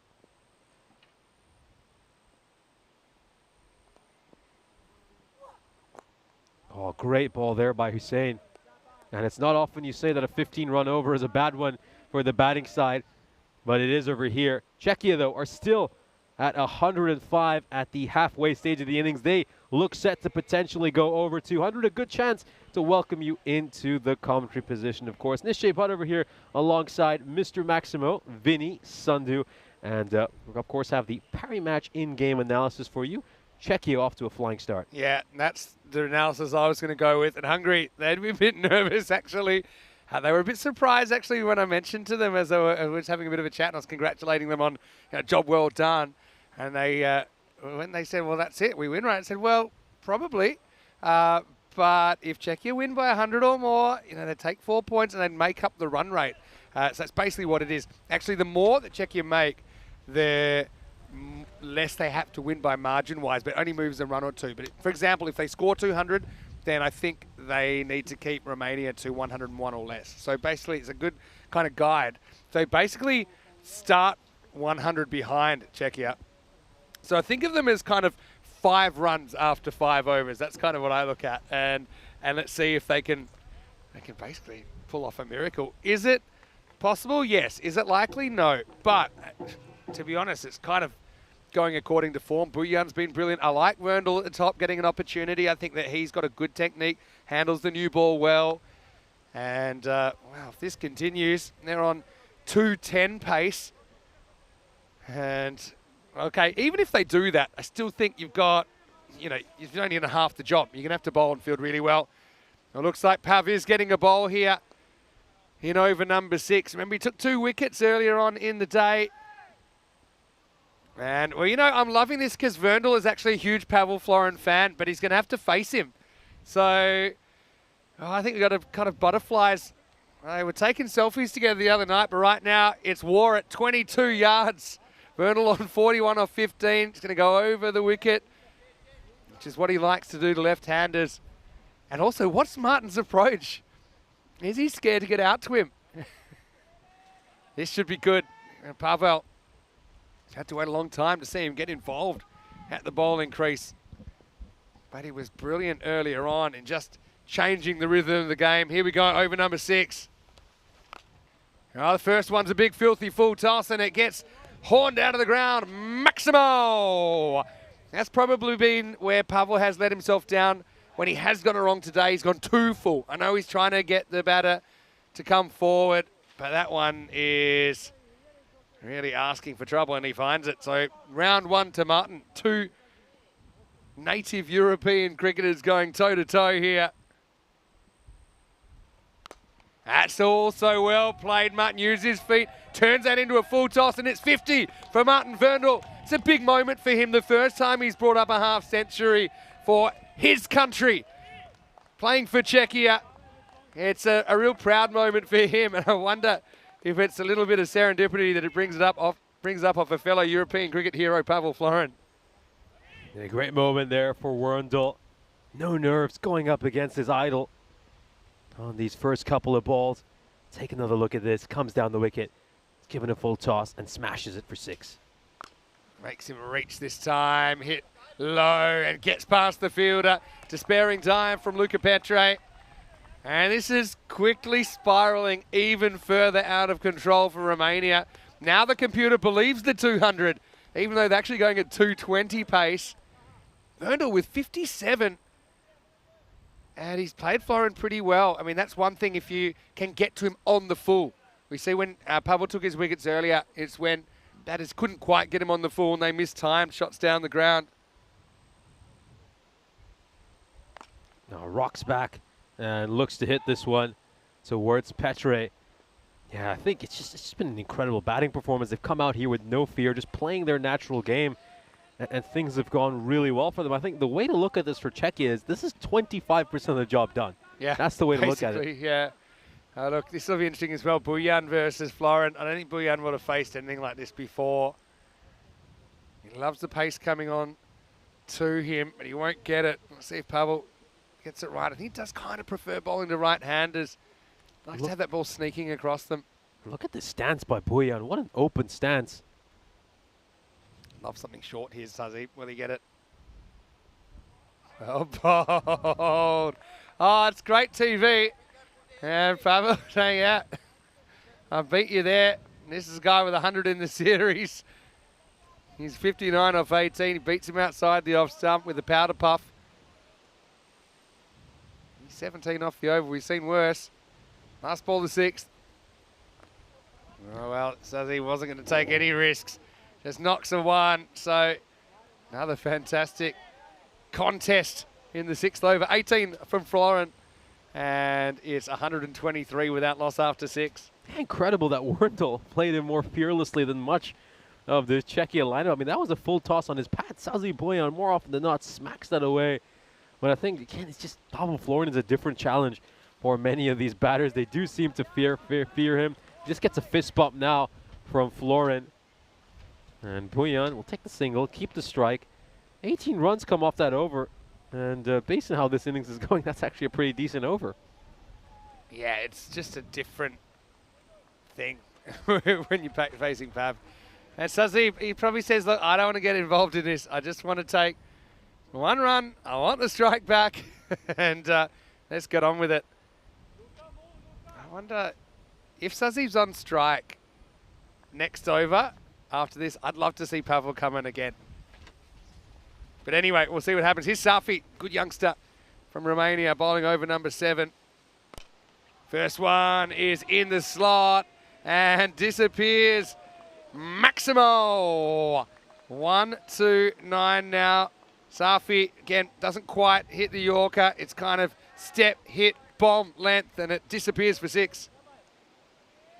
Yeah, just misses the length there. A touch too short. Was trying to, a touch too short of a Yorker length, I should say. In the slot, hammered away, goes for 6. Puyan moves on to 72. And we've already seen Puyan take Luca Petri apart for 40 runs earlier this innings. Is he going to do the same to another teenager? You got a feel for Luca, but he's not the first bowler to go hypersonic, and he won't be the last. He's running into very confident batters in very batter-friendly conditions.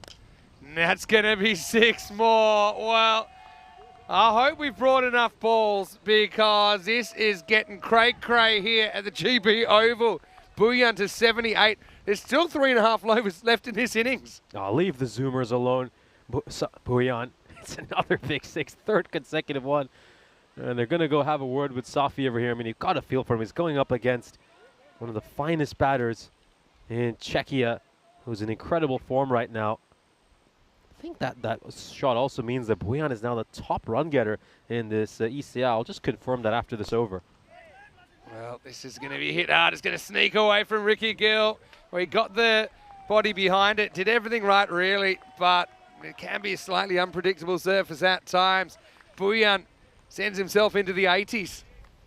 This is where young Safi just needs a little bit of support from his field. That one was struck very firmly, so it wasn't easy for Ricky Gill. Oh, it's going to go big over here. Does it have enough on it? Yes, it does. Leaping effort by the fielder, but he won't get to it. 28 off the over. Still got a ball to come. There's the 150. What an opening partnership this is from Puyan and Martin Verndl. Martin surely on the back of this performance. We see him in Kartama. Surely we see him at the ECC. And I think, you know, he's a walk-up start in their T20 side. I just think he's bringing something that's hard to find. 88 for Puyan. That's the shot of someone that's counted 5 balls in the over. He'll take the 1, retain the strike. Not doing much for Martin Verndl's century aspirations, is it? It's the end of 7. It's 152 without loss. Yeah, I mean, one of the things that we're still waiting for in terms of our final frontier is 2 batters getting a century in the same game, and this could be that game, the way both of them are striking it, but Puyan's keen to hog the strike. I wonder how Verndl feels. He's like, hey, I want 52 of 19. I can belt it as well. Here's a look at the fixture list tomorrow for Bulgaria. Of course, we'll see the likes of the Blacksmiths, Falcons, CC Vera, MU Plavin, and the Sofia Stars featuring what should be a big day of cricket in Bulgaria. Of course, Rico Full and Charlie Hunt will take you through the action tomorrow in Sofia. Cosman's going to get a second over. Now, Cosman actually has a 5 for on the network. It was quite amazing. I think he was hit for 32 or 34 first over. Because he was captain, he didn't hesitate to come on second over. Took 5 for 1 in that over. So, Zavoy to Puyan on 89.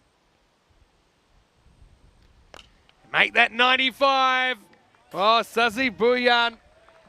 Look, if he gets a ton here and he's able to set up the Czechs getting the trophy, I think he probably does become the MVP despite everything that Sheikh Razik has done over these last 2 days. Yeah, he's just 3 runs behind Sheikh Razik now at the top of the run getters tally. So he hits another boundary here.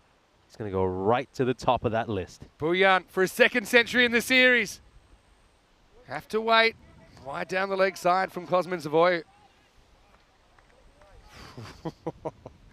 Not a lot of conversation happening over in the Hungary area off the field right now. Well, it gets tied up here, Sazi. No interest in leaving the batter's end. He's trying to do this on his own, Puyan. He's seeing it like a football right now. Wow, this is incredible hitting. Puyan on 95. Going, and gone. It's another century for Sazi Puyan. his second in international cricket, this one off 28 balls. And Czechia have torn this attack apart. Suzy Bojan with 2 centuries in this weekend tournament. Suzy Bojan is giving his side some hope where there was none. Are they going to climb Everest? Are they going to pull this off? Can they get to 220 plus? Goes again, 6 more.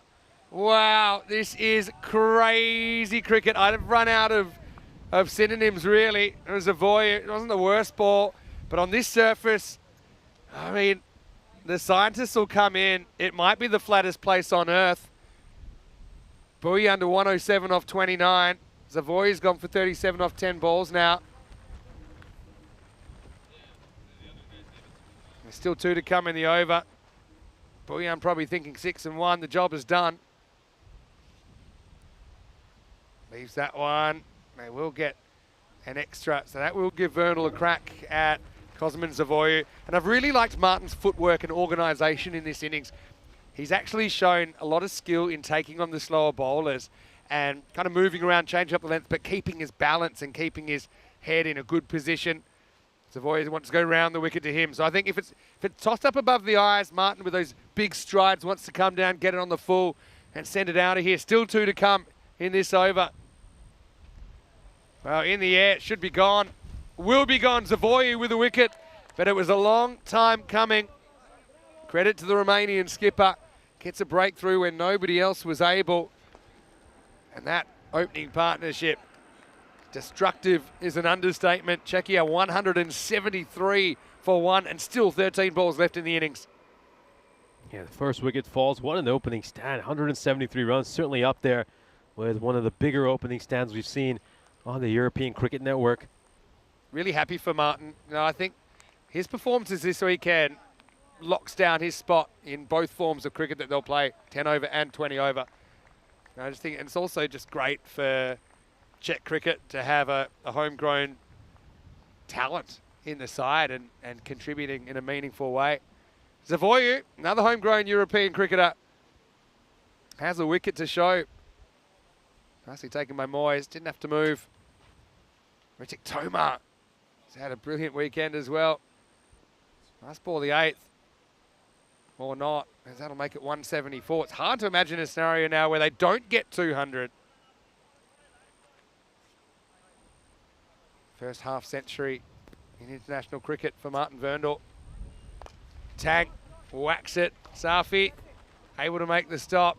They refuse the single. Bojan says, I'm way too hot so that you get off the mark. I'm going in the 9th. It's 174 for 1. Well, I understand his thinking over there, but certainly quite disrespectful to Tomar, who he's also batted superbly this series. I mean, he has a strike rate of 350 so far this weekend, so yeah, I wouldn't have minded Tomar keeping the strike, but yeah, Bojan's red hot. He's going to continue, and they're going to see if he can push his side to something north of 210, 220. As the run rate indicates right now, they're set to get something in the high 210s. Well, that's the thing. I mean, it actually matters. Normally in this situation, saying, okay, we've got enough runs. But really, you know, the difference between, for example, 200 and 220, it's basically Romania, well, keeping Romania to 100 or 120. Take 100 off the score. That's basically what they've got. They got 74 after 8. Here's Irfan. Big swing and a miss from Suzy first up.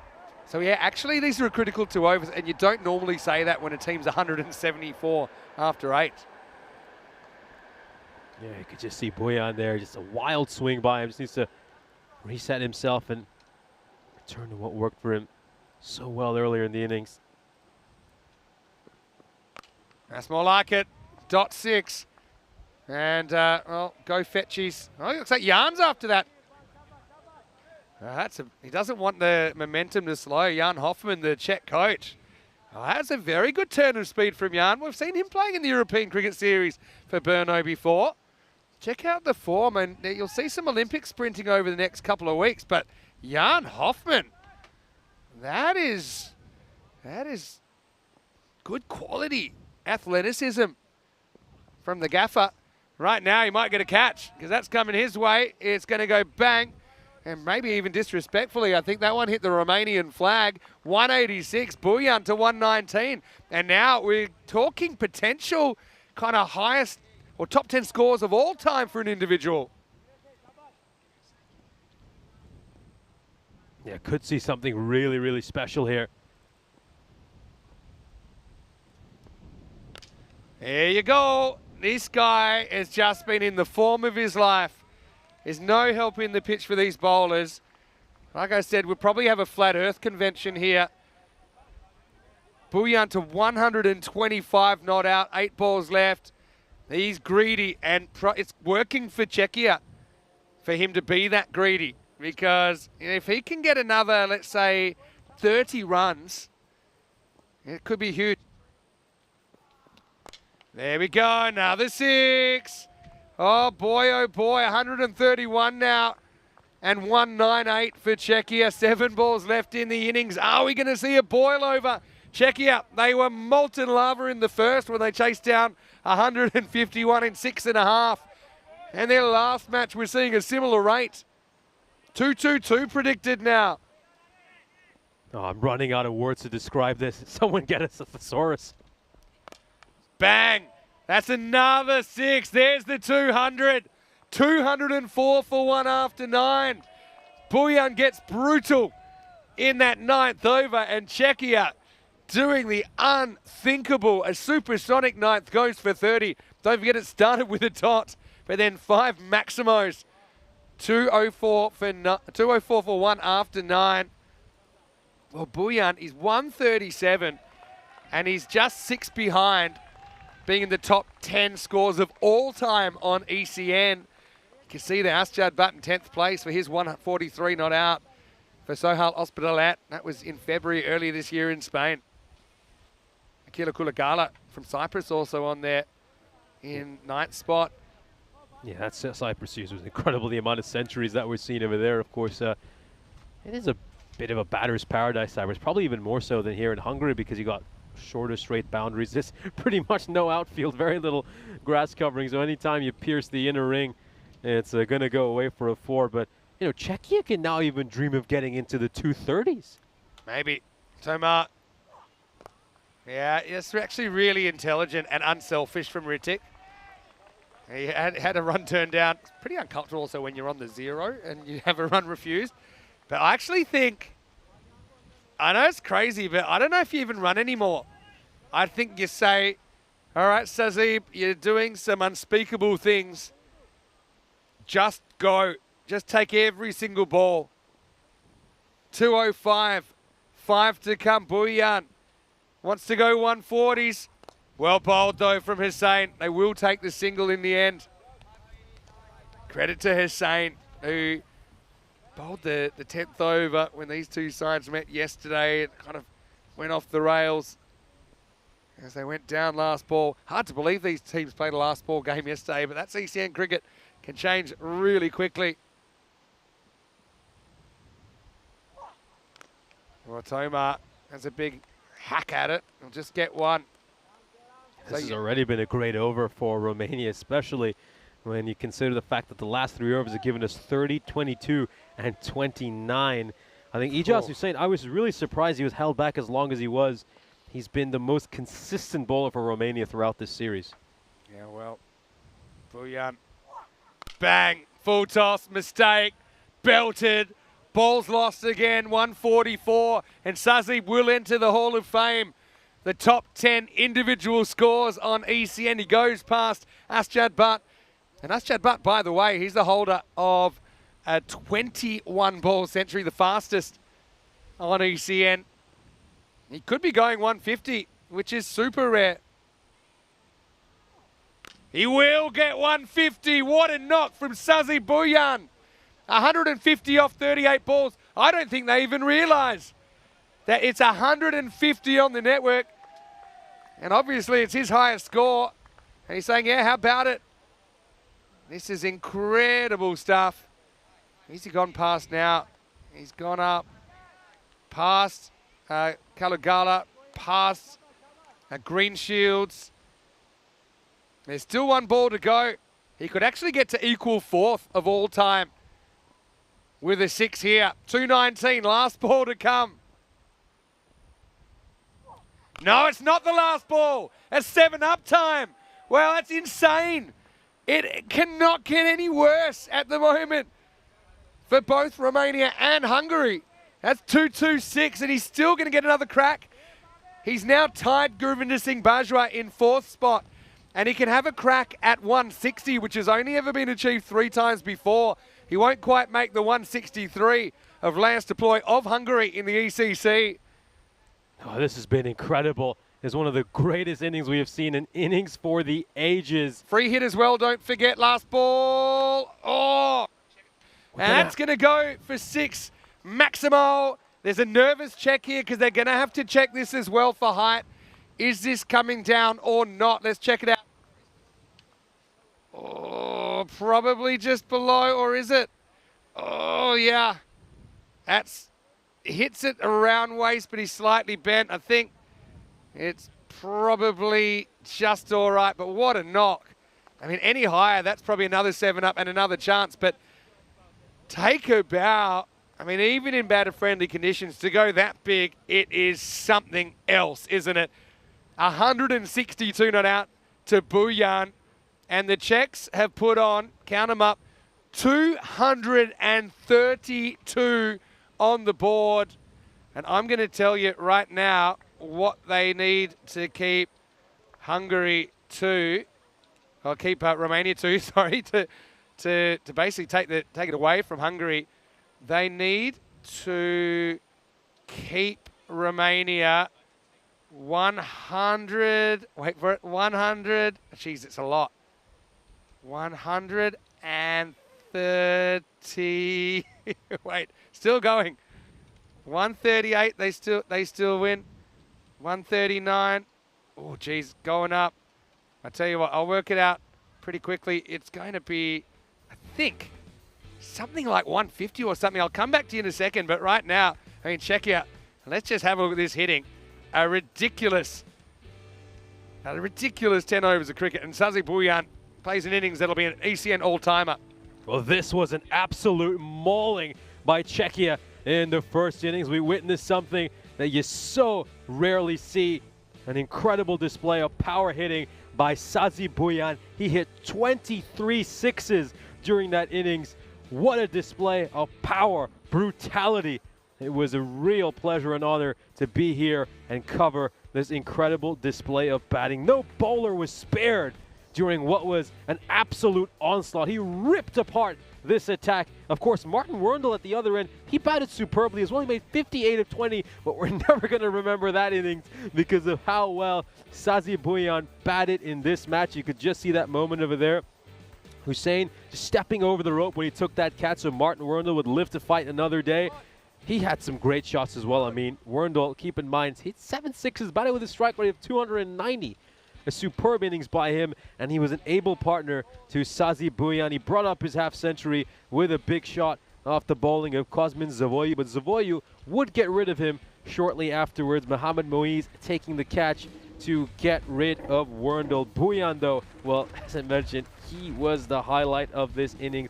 Just a run machine, the way he was dispatching the ball to all corners of the field. It's as if he had a personal vendetta against every delivery. He was just smashing the leather off every single delivery. Just have a look at some of these shots. These are not small sixes. These are massive hits. He was crunching every delivery. Of course, he brought up his century.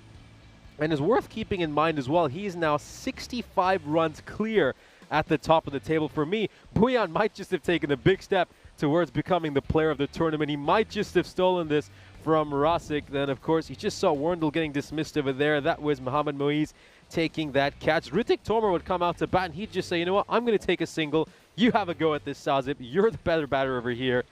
And Buyan, well, this was an innings for the ages. We're going to remember this for a long, long time to come.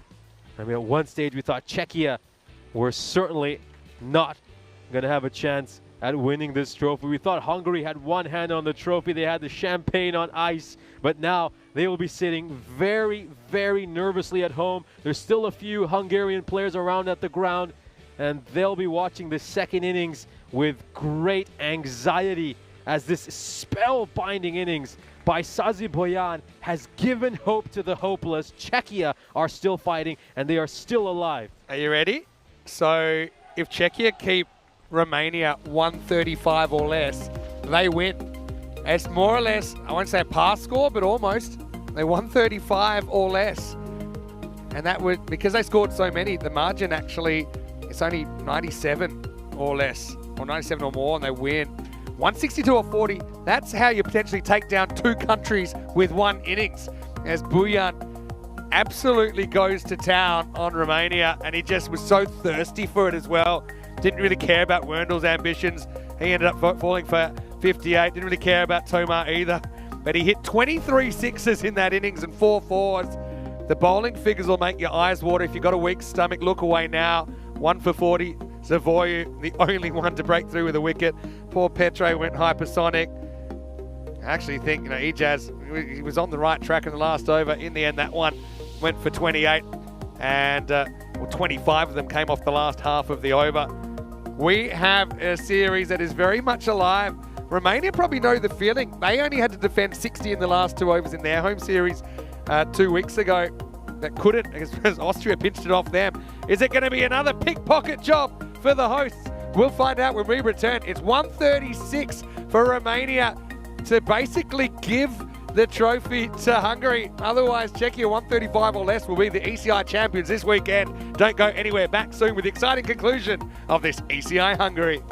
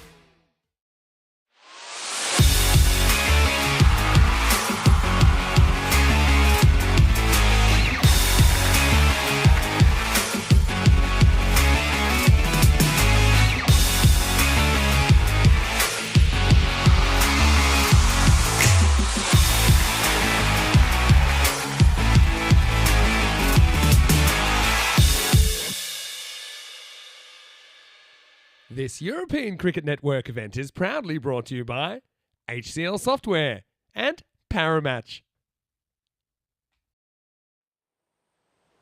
Well, have you all caught your breath?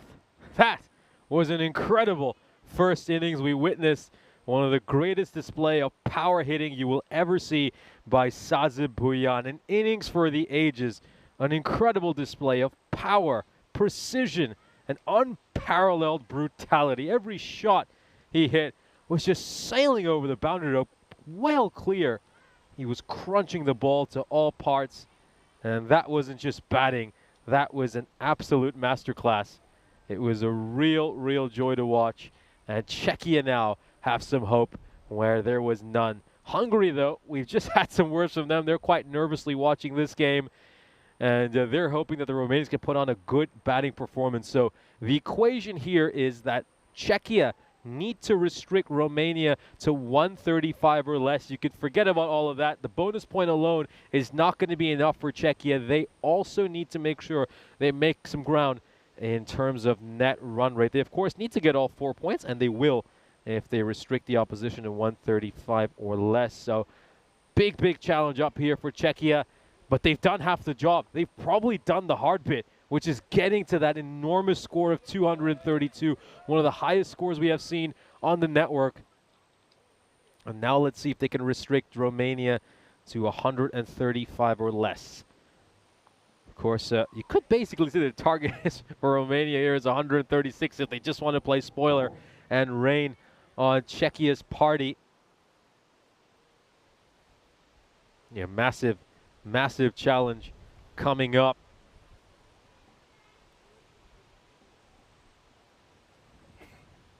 What a match. This should be an absolutely thrilling second innings. 135 was about a par score during the European Cricket Series. And Romania, we do know they're a little bit light in terms of batting depth. So if they get some early wickets here, Czechia, they will certainly start to believe.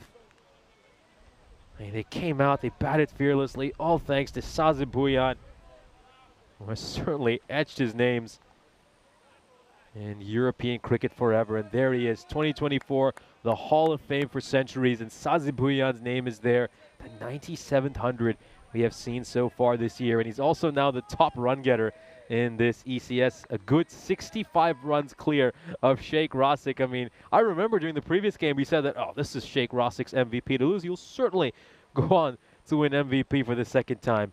But of course, Bhuiyan had other ideas, and now he's put himself at top of that table. Here we go, second innings. And he starts off by just pushing one wider, but it looks like it's just grazed the line according to the ump.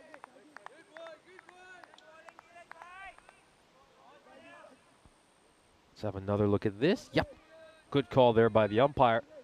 Of course, the standing umpire is Georgi Takac. And he's joined by Bobby Patel at square leg. And it's a dot ball, goes straight to the field, red mid on. And third umpire is James Lloyd, and they're, of course, led by match referee Suleiman Saeed. And, well, let's just take a moment to congratulate these umpires for what has been an exceptional effort over these last couple of weeks. Goes straight down the ground, hasn't gotten enough to get it away to the boundary rope. You know, it's been 2 tough weeks of cricket out in the hot sun. And they've done a superb job.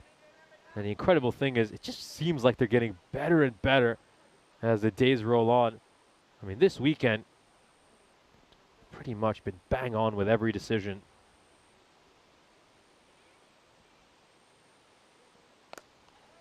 Up in the air and over the rope for a 6. So Moise, well, he's someone that Czechia need to get rid of as soon as possible. Moise has been incredible throughout this series. He's been a great performer for Romania. He's just, a lot of his performances have been overlooked because of the fact that his side has been struggling with their results.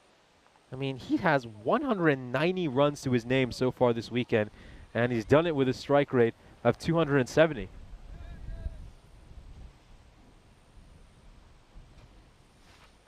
That's a wide, just pushing one too far down the offside there.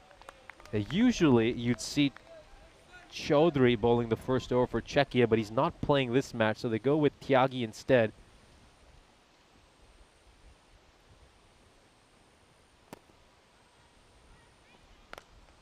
straight down the ground. That's another 6. And a few alarm bells will be ringing for Czechia. Keep in mind, got to keep Romania under 136. Don't have too many runs to play with here, and Romania, well, they've already managed to get as many runs as they need to play spoiler. 14 off this over so far.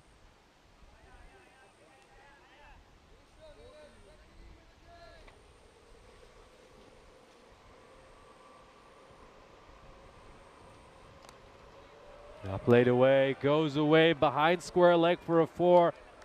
Not the start Czechia were hoping for. Got to get rid of this man Moise. He's more than happy to play spoiler and also just remind everyone what a quality player he is.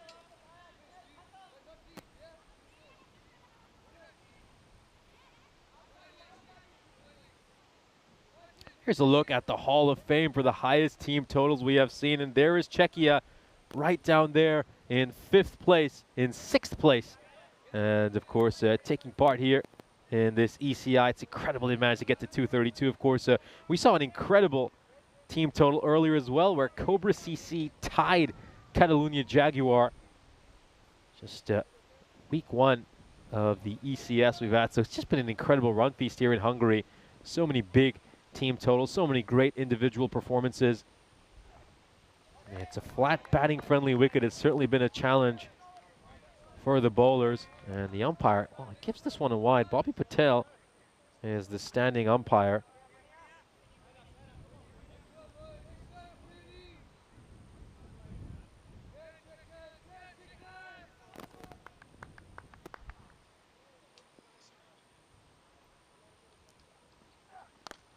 That's gone up in the air. There's a fielder underneath. He has to take this catch. This is a huge catch, and Hussein will depart.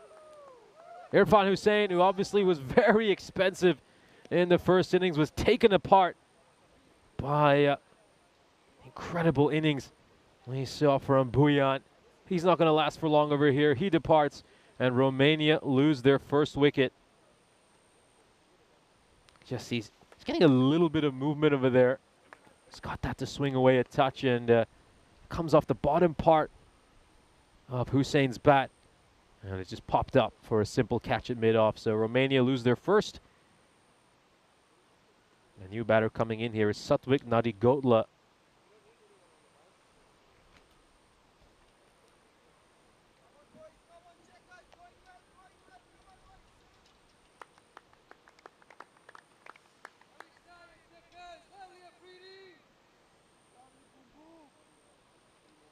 He's taking leg stump guard. Nadigotla gets set to face the first ball. He's a quality player. He's someone who you look at more as a stroke player rather than someone who really bats with a lot of brutality. Like the way he often makes most of his runs is just by trying to be intelligent, shifting around, moving around in his crease, maybe going across, trying to pick out gaps.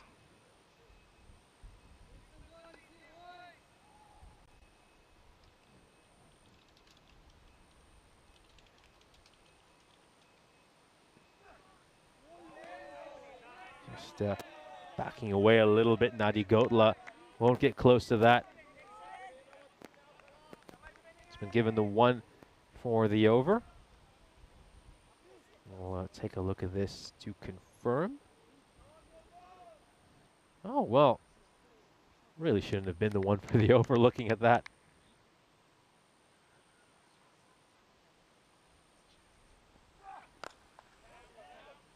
Right straight to mid-off. So, yeah, Freedy will feel a little hard done by there. I mean, he would have still had his bouncer, but he's lost it now. Can't bowl another one above shoulder height, otherwise it'll be a no ball.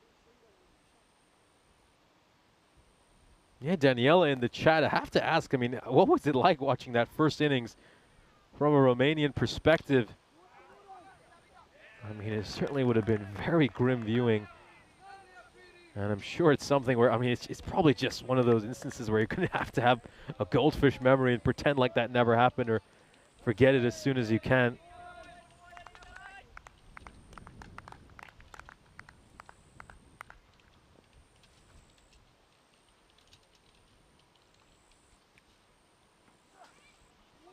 Nice backing away again, Nadi Gotla, and all Afridi has to do is bowl it a nice and wide line.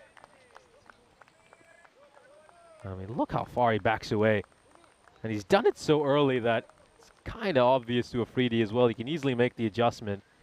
Not the over that Romania needed. Just one run comes off it. Perfect over for Czechia. Here's a look at the standings. And look, we have a lot on the line here, of course. Czechia need to get that bonus point victory. And then they've also got to make up that gap in terms of net run rate. And the number to keep in mind here is that Czechia have to restrict Romania to under 136. And of course, someone who can tell you a lot more about that is going to be joining me in the commentary box, Mr. Maximo Vinny Sandu. No violence when I see it. That was some innings from Buyan. We'll probably show you some of the rewriting the record books we had in the first innings. Right now, though, I think Moyes is still there, and as long as he's there, I think Hungary will have some hopes. Now, they're big Bear fans, I think, at the moment. The Hungarians think they're shell-shocked. I think the Romanians are too. Look, some people, I mean, the Hungary team probably feel like, oh, come on, Romania. Hey, what are you doing? But Romania, A, had the chance to salt this series if they'd taken 4 points against Romania last game. They couldn't. The other thing is, they were on the end of Sazib going absolutely nuts yesterday morning. Whacked and almost a brilliant catch from Stain. Well, no one else is getting a finger on that. If he was a goalkeeper, he tips it away from the bar. But the result's going to be 4 runs for Romania. Oh, great diving effort here by the skipper. We'll take another look at this. Flying up there, and yeah. If he was a goalkeeper, he said he'd have probably tipped that one over the bar. I'm going to have to give you some bespoke run rates, I think, because we won't have them on the screen right now. This ball's going to disappear. Maximo Magare gets short. That's not his game. Moyes, well, he gives absolutely zero what's-its about any equations. He just wants to go out there and make runs. At the moment, he's made a solid start to his innings.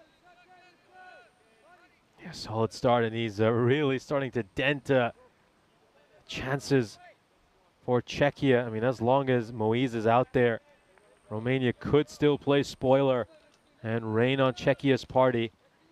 Yeah, just going back to that point, of course, you did make about the match which Hungary had yesterday against Czechia. One's going to be a wide. I mean, keep in mind the way Czechia were batting in that match. If they batted the entire 10-over quota, they would have reached 200 plus in that game as well. Yeah, that's right. Well, look, 4th highest score all time on the network. Just 1 run shy of latest deploy of Hungary. The guys played first-class cricket. A lot of it. Slow ball this time. Disappearing. Magare can't quite get it right here. Magical over in the 3rd. It's so strange. I mean, the Austro-Hungarian Empire lasted quite a while.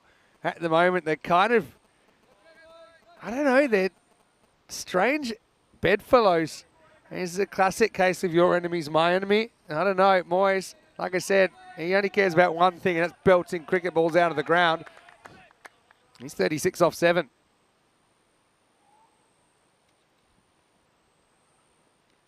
Oh, tries to pull this. It's just climbing over the bails. Maybe missing off as well. Leg by signal though. What? Just, you never know what's coming, do you? When you see something like this. 2-3-2. The next one up from 2-3-2 is 2-3-4. And that was in the Western Shield. That was British and Irish Knights. Dan Lincoln went crazy in that game. He's a long way across here, and he's gone. Had a good look at it, didn't he, Guri? And Adegotla, he's going to go for a 6-ball duck. It just doesn't happen for him. Thought for a second it might have been a little bit of glove or something, but let's just check it out from front on. Magare challenges the stumps. I think that's a good decision if it's off the pad. He's crouched down really low. He's put the pad right in front of the stumps. So, well, Moyes has been good so far. Adegotla, though, can't move the needle. Walks off with his own personal wicket made and none of 6. And Romania, who's a key batter in this one, 41 for 2. It was off the pad, you can see there. It was off the knee roll. I think it's a good call. Yeah, good call there by the umpire. Nadi Gotla, I think, he's the kind of player where I think when he gets it right, he can be so good to watch. But at other times, you feel he just overthinks a little bit, shifts around in this crease a bit too much. Just needs to stay nice and steady, back himself more often. I think it might also just be the fact that he doesn't look at himself as someone who can maybe accelerate at the same rate as some of his teammates, so he feels he has to do a little bit of extra. Still going through some records. And got another one. I'm pretty sure that's the most sixes we've seen in an innings ever. There were 30. I'd have to check it, but I think the previous record was 29, top of my head. So hold please, and I'll look that one up as well. Farhad, he's had a good tournament. Over number 4. No luck for him though. That's flying away. 1 bounce, 4 runs. Gets that angle on Moyes. Has a moral victory. I mean, maybe you want to have the fielder back there. I don't know. He does swing very hard, Moyes, but where do you take him from? Probably Moyes, maybe a deep cover. I'd bring up. He doesn't really hit a lot of balls in that direction with kind of natural shape. Yeah, especially going around the wicket, you generally wouldn't see as much going there, so probably good to bring cover in and send third back. All right, high in the air. Keeper wants it. Devendra Singh takes the catch. And Moyes has to go for 40. It was a similar kind of shot. Similar kind of part of the bat. This time it went pretty much straight up in the air. Devendra Singh gets the bear in the bear trap. And Romania 45 for 3 in the 4th over. That's incredible. This is just the moment Czechia needed, because if Moyes had managed to hang around for another 3 or 4 overs, he would have certainly taken this tournament away from Czechia. So Romania now 45 for 3. Keep in mind the target score for Czechia to restrict Romania to is it 135 or less. So Romania needs to go at about 12.9 from here to get to that score and spoil this party for Czechia. Crazy what we're seeing. But this is ECN cricket, and you should know by now, expect the unexpected.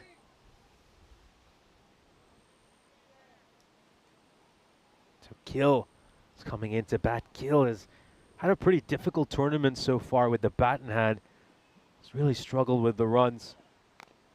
Gonna get a bottom edge over here. I mean, I think from Czechia's perspective, you know, they've done the hard bit so far already. I mean, we're about 13.4 overs into this match. They went out there. They managed to score 232 runs, which was a very, very steep task. They managed to get 3 early wickets here as well, getting rid of Moyes, who's such an important batter. Also managed to get rid of the likes of Nadi Gotla and Irfan Hussain. And we do know that Romania, I mean, their lower order is a lot weaker than usual because of all the players they're missing. Well, 6 runs. That's a really good start. Sandaruwan, he stood up this weekend. He looks to have a lot of pride to pull on that Romanian shirt. Brings up the 50. Still, this tournament very much in the balance. I'd love to get a win predictor on who's going to win the trophy. By the way, I just looked it up. 36 in an innings ties the record because it did happen by Talon Strikers versus Talon Stallions in that crazy match when they got 254. Goes after this and not going to go all the way. Happy to keep it to 1. So, yeah, that was another crazy match. I think from memory, that was the match where Arslan Amjad scored 183 not out of 42, and he hit 25 sixes, which is the record for an individual. For comparison, Sazib hit 23 in this innings. But yeah, think about it. So Sazib faced 40 balls, 23 sixes and 4 fours. He played and missed to Pavel Florin. Good bowling by Farhad. Keeper's gone back now. Probably feeling it. Probably not going to get stumping. Maybe we can get a little edge at this angle. Also, you know, if there's a high ball, I think you can just get a better view of it if you are starting back. End of the over. 53 for 3 after 4. Well, we need like a purple line or something, don't we? Which is just below the blue line. But basically, is it 13.5? They're probably going about that at the moment. Yeah, they are. I think they need to go at about 13.8 from here, basically, and their current run rate is 13.2. So just about sticking to that run rate. They need Romania to play spoiler. All right, here we go. And it's Boyan, as if he hasn't done enough. First one doesn't leave terra firma. Well fielded by Davitsi. What a boil over this would be. But like I said, Hungary, I know that they'll be so frustrated with what's going on, but they had opportunities. And again, if they had picked up a point in that first game, they had made 150, couldn't survive 7 overs. That's a pretty clean hit, or is it? Maybe, maybe not. It's going to be 6. It was in the gap. The fielder's on that line. I think it's a pretty simple catch. But Gil goes maximo for Romania. And they're certainly keeping the Czechs very nervous over here. That one going over the rope for a 6. Just about got enough on it, Ricky Gill.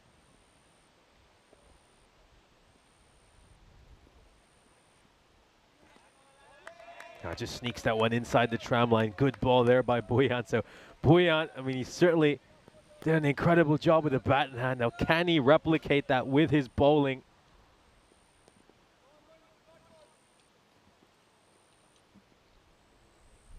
All right, full toss, hit pretty well, Martin. Does very well. He's just all arms and legs, isn't he, Martin? He actually looks like he's got kind of Viking vibes, doesn't he? he's a big boy, Martin Verndl. Does a good job there.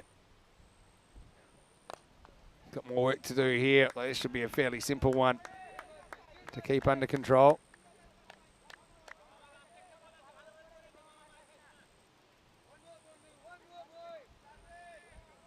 Keeping an eye on the score here. So right now they need to go 14.3 and over.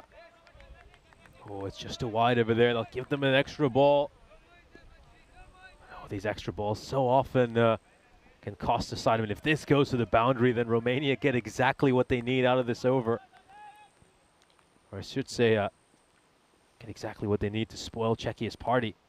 Well, in the air, and it's gone. Yeah, he's going to go, and Bojan just using that angle again. It's another one of these little leading edges. Gil has to go for 8, 63 for 4 on the stroke of the 5th over.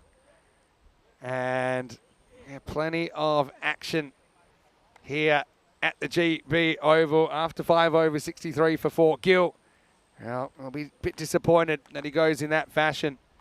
But what it does mean is that Romania and Hungary basically need 73 of 30 for the trophy to stay in Hungary.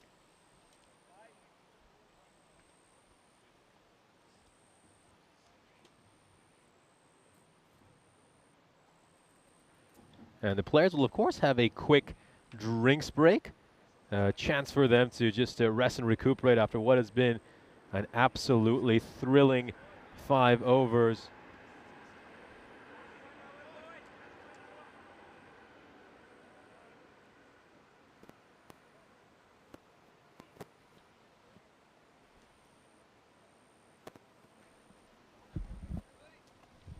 Well, why don't we welcome you into the box? We're just having a few little discussions here, and you know, one thing will be the MVP conversation, whether it's Sheikh Razik or whether Bojan's done enough to pinch it. I mean, it wasn't just 100; it was 160 plus, 162.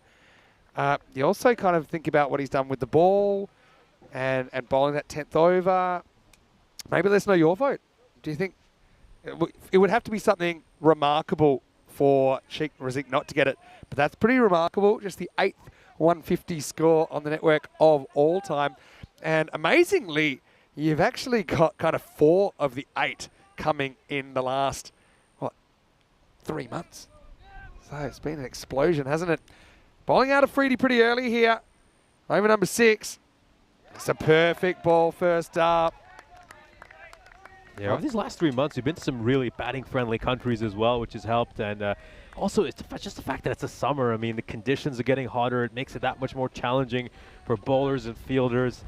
The grounds are nice and hard and dry. It just makes the outfield that much quicker. So I think the conditions and the destinations we've been to has certainly played a part. Well, this one's going to go down deep fine leg. Probably not a bad spot to have a fielder to Riaz, as Niraj does the fielding. Yeah, so now this would be quite remarkable because Czechia, because of their bonus points, and particularly the bonus point that they took off Hungary in the first game with that incredible 6.5 over chase, and because of their ridiculous performance here against Romania. And the Czechia are going to finish with a 4-2 record. Hungary 5-1, only lost 1, but it was such a bad loss in match 1 to Czechia. Hungary will be ruining that. But, yeah, we're talking 64. Yeah, 65, sorry, I should say. Of 33 balls in this innings means that 71 off 27 is what Romania need. And they're 4 down.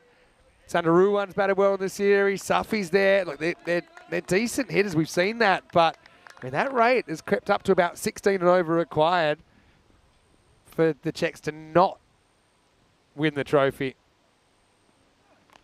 Oh, geez.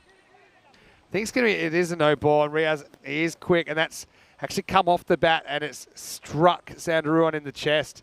Again, charging him probably isn't something that his insurance would cover, Tarindu. He will get the no ball, get the free hit, but he's a bit shaken up. That's quite a nasty blow. Might have even hit him up towards the collarbone. Off the pace of Afridi, who was the first to get up there and apologise. Yeah, just to cop the blow over there. Sandaruan looks in good spirits there. You can see him smiling, so seems he's recovered. But yeah, big error there by Afridi. A free hit's going to be coming up here for Romania. It's also going to be a free hit for the danger man Sandaruan, who's the best and probably last recognized batter left for Romania. Just having a look at that graphic, what Romania needs to get a single point from here. Yeah, I think you can throw that one out the window as well. But yeah, I'm just keeping track myself of what the situation is. So the required rate for Czechs to defend, if you want to think of it that way, to defend is 15.6 at the moment. Free hit coming up. Just need to keep an eye on that required rate, of course.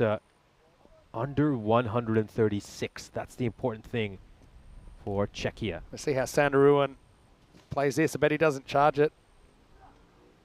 Oh, we get another crack because that's a wide down leg side. Yeah, he can bowl a few too many extras at times, Afridi. It just makes him a little bit frustrating as a bowler, but when he nails it, boy, is he a joy to watch and so hard to get away. Have you got Buyan's bowling numbers there before this game? Because I know the batting, he's overtaken Rasic now.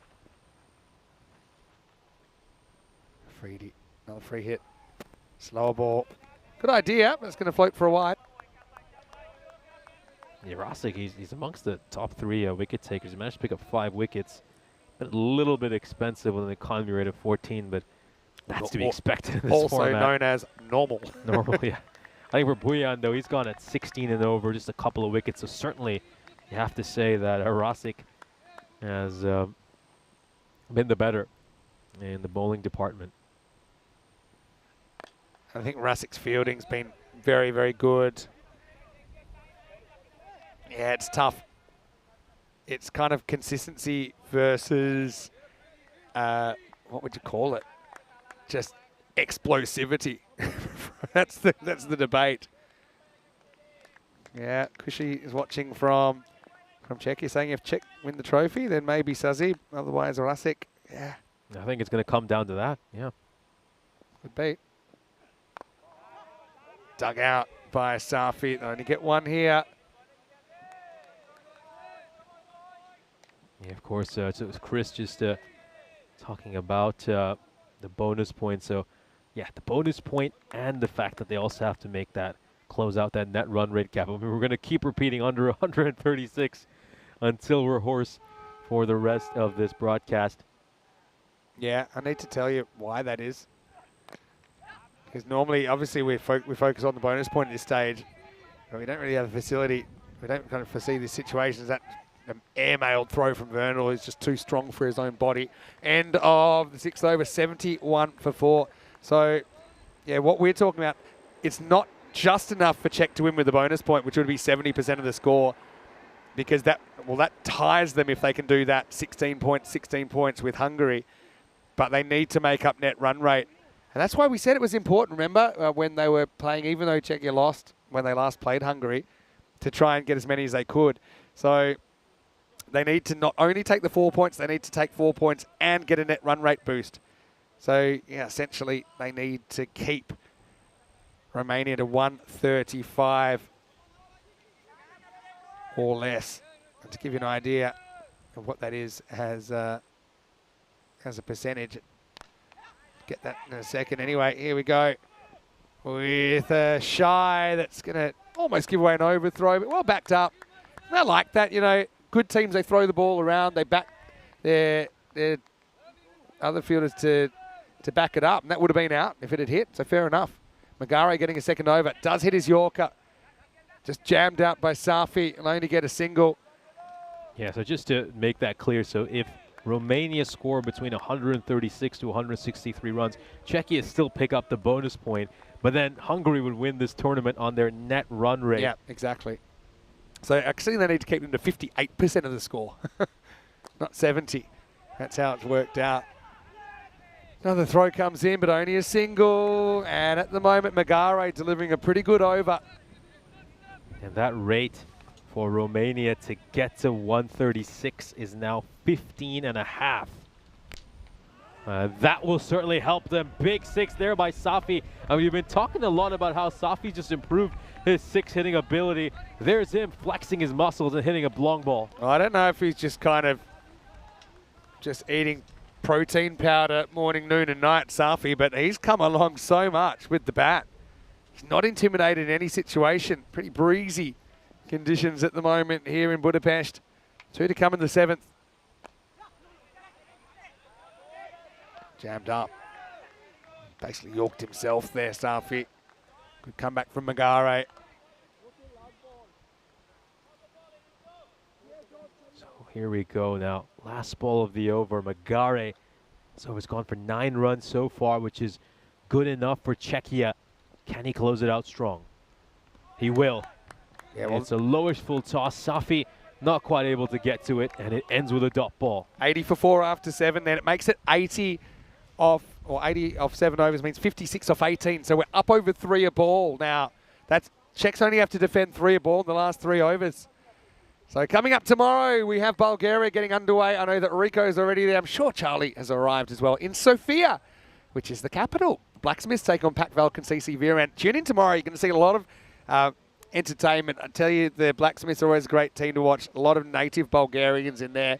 Love to see them taking up the sport. They love it. Reminds me a lot of the Barbarians that we saw there a couple of years ago as well. They had a golden ball, maybe even 2 golden balls actually, Barbarians.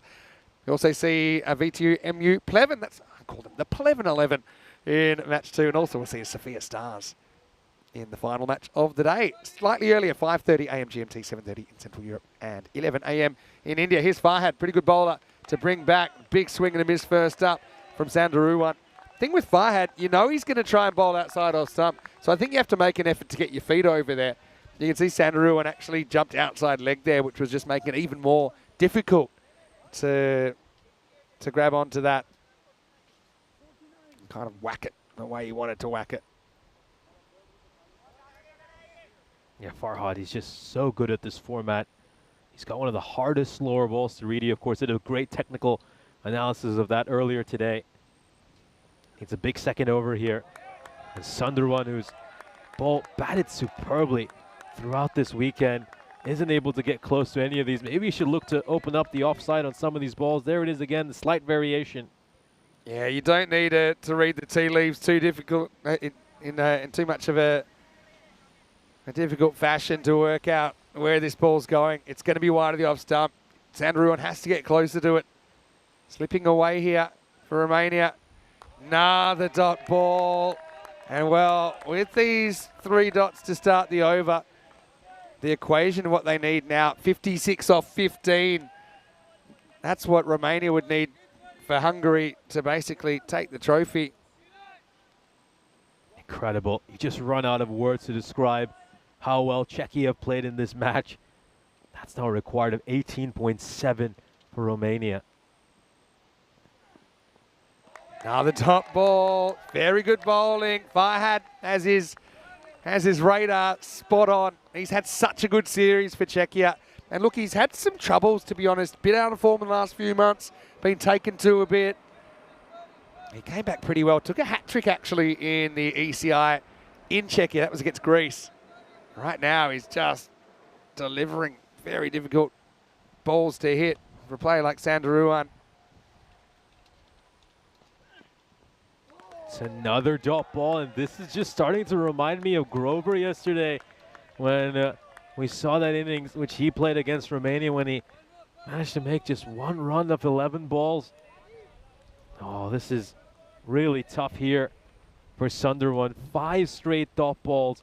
We could have a maiden over in the 8th, and that would pretty much mean that Czechia would have one hand on the trophy. Could get a maiden here, which would be ridiculous at this stage. And a bit wide, so sport that. But at least Sandaruan, you can see the pre-movement there. And that's the thing. What I would actually be doing is daring Farhad to change his plans. Even if I took a ridiculous position, just giving up all my stumps behind me, saying, all right, I'm not going to let you do what you want. Bowl at the stumps. I dare you to bowl at the stumps. And at your pace, I can probably catch up with it and smash it. Last ball, what's been a great over from Shohas Farhad. In the air, a little bit too straight for Riaz to be able to handle it. That will be a boundary, but just the 5 runs off the over. And that makes it 85 for 4 after 8. And look, 51. That's what the Czechs have to defend to grab the trophy. 51 runs in 2 overs. Having said that, Romania, they needed to defend, I think, 61 in 2 overs 2 weeks ago. Couldn't do it. So is there a twist here? But just with Sandaruan and Safi at the crease, you can't see that magical overcoming. You can see they've slid well below the blue line and even the imaginary purple line, which is at 13.5 now. It's a very good effort from Farhad. He's had a wonderful tournament. Like I said, probably in the past, if he had a performance like this, there are many tournaments he probably would be the MVP. Yeah, Hungary must be feeling absolutely sick right now watching this. They could never have seen this coming. What an incredible comeback by Czechia. That's going to be another dot ball here. They're just keeping this nice and wide outside the off stump. Got to find a way to access the offside here as well, these Romanian batters.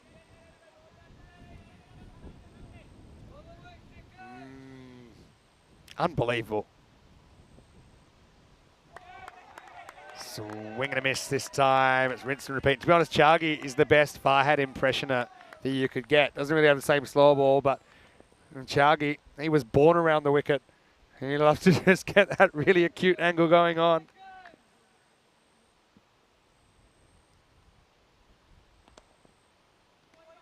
Probably just too wide. It was close. There's a close call over there. And it's been given a wide, but they do have some runs to play with here. Czechia, that's now 50. Needed off the remaining 10 balls. That's what they need to defend. That's a bit wider. It's going to be played out towards cover. It's a single, so 49 of 9. Czechia will now just start to feel it. They'll start to think that they might be able to pull off this miracle. And it really, really looks at this stage like it's going to be heartbreak for Hungary. Of course, we've got the Hungarian team where these certain members of them are still in the nets. There's a few others just watching this game. And, well, they will feel absolutely disgusted. I mean, they would have felt like they had done the job in that previous match against Romania, but they just left that door ajar. And it looks like Czechia have kicked it down. And it's going to go up in the air, and the catch is going to be taken. And that means that even if they hit a 6 of every ball here, Romania, Czechia will still pull off the miracle. What an incredible performance by Czechia. They had to come out here. They had to do something truly special. They had to climb Everest, and they're now at its summit. They're almost at its summit. Yeah, well, this is a game that we'll remember for a long time. I'll probably end up calling it the Czech drive because it's driven them up to the top of the table. Like I said, Hungary, they'll be so frustrated. But like I said, if Hungary picked up 4 points last game, they'd be champions. If Hungary had not been blown apart in 6.5 overs in game 1, they would be champions. So, I mean, in the end, the Czechs have just, it's the explosivity in a sense has been has been the difference, but it's kind of overdone the consistency. This is just going to be a one-hopper out to Riaz Afridi down there. Now you can pretty much bowl who you like. You know who I want to bowl the last over? Martin Verndl. Get the message out there. We want Martin. I can hear the crowd going already. Warm up, Martin. Yeah, this is going to be a good warm-up because I'd love to see Martin bowling the 10th over, because they can't really lose. They can't really lose it now. All right. It's going to be the last over, or are we going to go Dylan Stain? He's not a bad option either. Yeah, so it's 45 runs needed off this last over. That's what Czechia have to defend, so it looks like they're going to do it. We'll have a look at the bowling figures here. Oh, Sazib's going to play party pooper again. He always does this. But Sazib, he wouldn't want to give up 45. But look, in the end, it's been a breakout weekend for Czech cricket. And Sazib, well, he's certainly in the MVP conversation. I think he picks up another wicket or two here. It'd be hard to deny him MVP, especially now when it looks like Czechia are going to go on and win this tournament. So Buyan might be thinking about his own MVP case. Oh, well, it's been given a wide. And again, these are tough to judge, you know, when they're at such a big angle. I don't know. I don't think that's a wide, actually. Safi makes everything look wide because he ain't that big. He hits a big ball, doesn't he, Umar Safi? Oh, yeah. That's a nice shot. There's nobody back there. Going, and gone. Nice shot by Safi. And he gets a little pat in the back from the bowler. And, wow.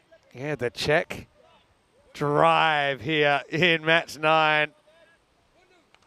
Pretty well struck. Yeah, Safi's batting's come a long way.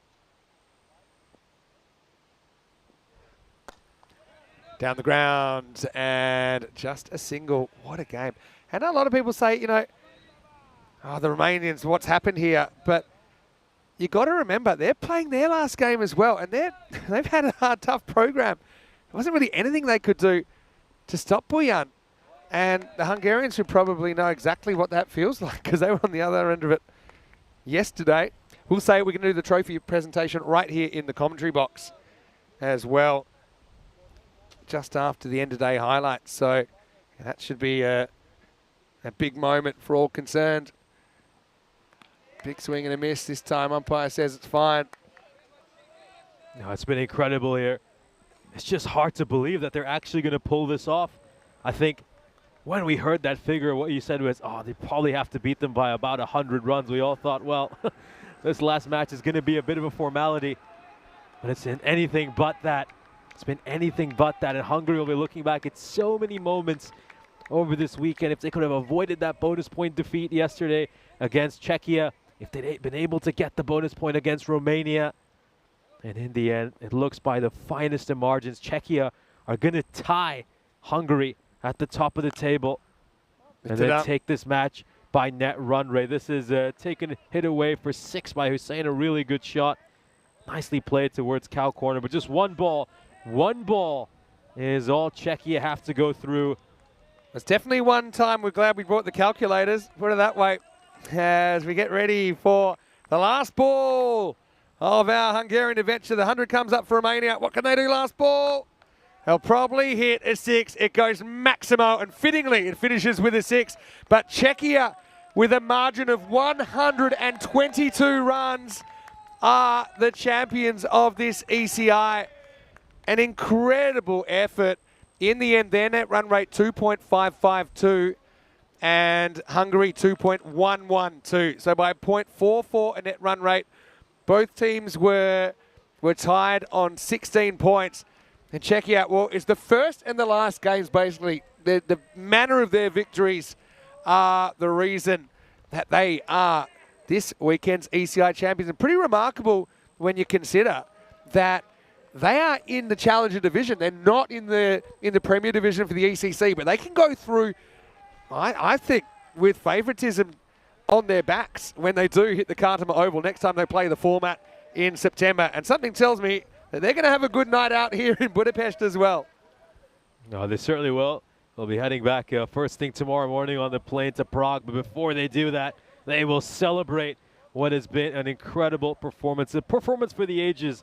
Showed amazing resolve and excellence under pressure. I mean, keep in mind, they obviously suffered that setback earlier against Hungary when they lost that crucial match. They knew their only path to victory in this tournament was going to be fraught with some really difficult challenges, and wow, they somehow managed to do it. They really deserve this, Czechia. That was a top performance, all thanks to Saze Bojan, who helped his team get to 232 runs, and then they win in such dominant fashion. I mean, just knowing the steep task they had at hand for this match, and to actually go out there and do it is just incredible for Czechia. The tourists are going to lift the ECI title this weekend, and what a series, what a trip to Hungary it has proven to be for them. Commiserations to the Hungarian national team, of course. They were over here watching this match. They have been superb over these last couple of weeks. They've been great hosts to all of us. And unfortunately, their national team will not pick up this ECI crown. They are going to miss out because of net run rate, as close as it gets.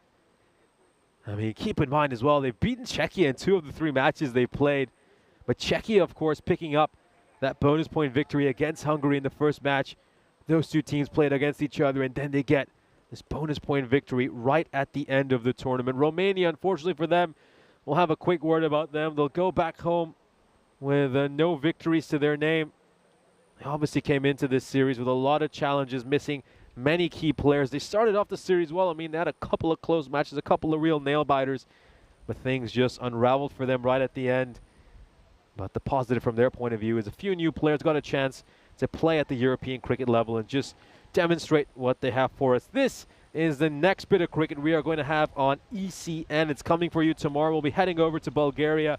And we've got a great slate of games lined up for you. We'll see some very fine teams from Sofia, of course. Charlie Hunt and Rico Full will take you through the games in Bulgaria tomorrow. And before we, of course, head over and recap this day, let's have a look at the highlights of this innings. What a remarkable performance by Czechia. They scored 232 runs, and they had to restrict their opposition to under 136, and that's exactly what they did. They did it very comfortably. In the end, Romania only managed to make 110. They fell 25 runs short of that spoiler target they could have achieved. Mind you, when Moise was going, I'm certainly that there would have been a lot of nerves over in Prague. You can be absolutely certain that many a player and fan were anxious. He made 40 runs of 10 deliveries. He was the only Romanian batter who looked good during his time out in the middle. That was the end of Satvik Nadigotla. He'd make no runs off the 6 balls he faced. He basically played out a personal maiden. Good catch over there to dismiss the batter.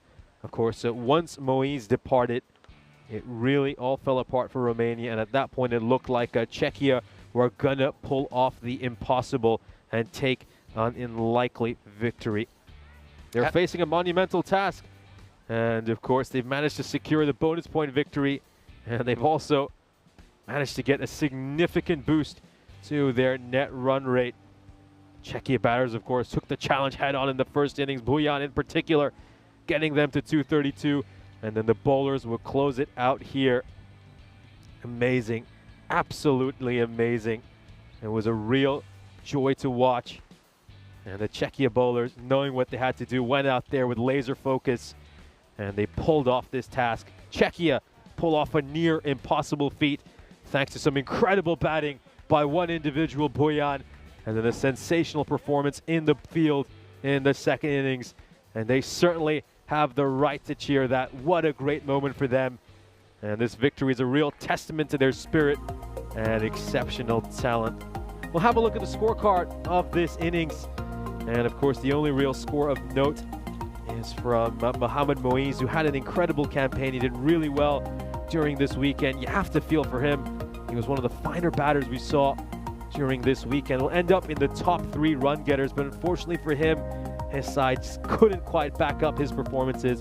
and Romania will leave Hungary winless. A disappointing trip for them, but they'll look to take some positive from the fact that a number of young players really stepped up for them and got some valuable time to improve and grow. Of course, I'm sure this Romanian team will be much stronger when a number of key players come back for them. Of course, they had numerous injuries during this weekend, and a lot of players simply couldn't make the trip to Hungary. We'll have a look at the bowling figures now for Czechia. Riaz Afridi with astounding figures of 1 for 9 in the 2 overs he bowled. Abdul Farhad with 1 for 17.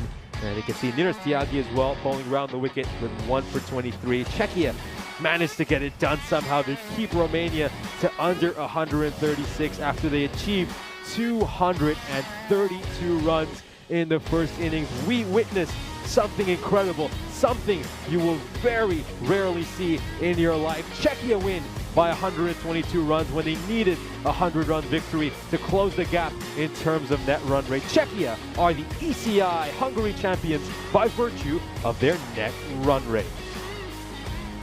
Well, it was a crazy one, and look, I want to thank everyone out there. And what we will do, we're going to take you to the daily highlights very shortly. First, we'll welcome you back into the box here. Vinny Sandy, Mr. Maximo, alongside Nishay Butt. And look, Nish, I know you're going to have to pop off because we're going to have to get the trophy ceremony in here, but I want to say, great to have you with us again. And this guy is so talented as a commentator, and I love your insights, I love your enthusiasm for the game. I know I won't be joining you in Bulgaria, but I'm super excited to see you team up with Rico again, but then also to commentate with Charlie for the first time. I think you guys will really work well together. So I wish you all the best in the next 2 weeks. So look after this guy.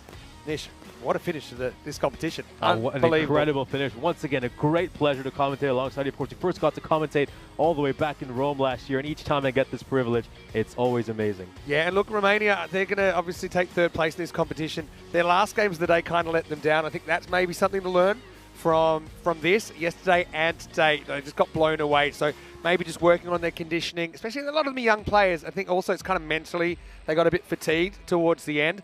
Obviously, we'll be having a quick word with the MVP. We'll let you know who that is after the break, and also we'll be presenting the trophy to the winning skipper. Anyway, Nish, good on you. Safe travels to Bulgaria once again. And look, we will just let you know before you go, and hopefully you stay with us for the trophy ceremony, but we would love it if you like this video, if you're watching on YouTube, and subscribe to the channel. Don't forget our social media at European Cricket. Don't forget our website, europeancricket.com. See you for the trophy ceremony after these best bits of day 2. One we won't forget for a long time. It was the Czech drive bang all the way to the trophy. We're going to find some cricket balls, but first the trophy ceremony. See you after these highlights for day 2.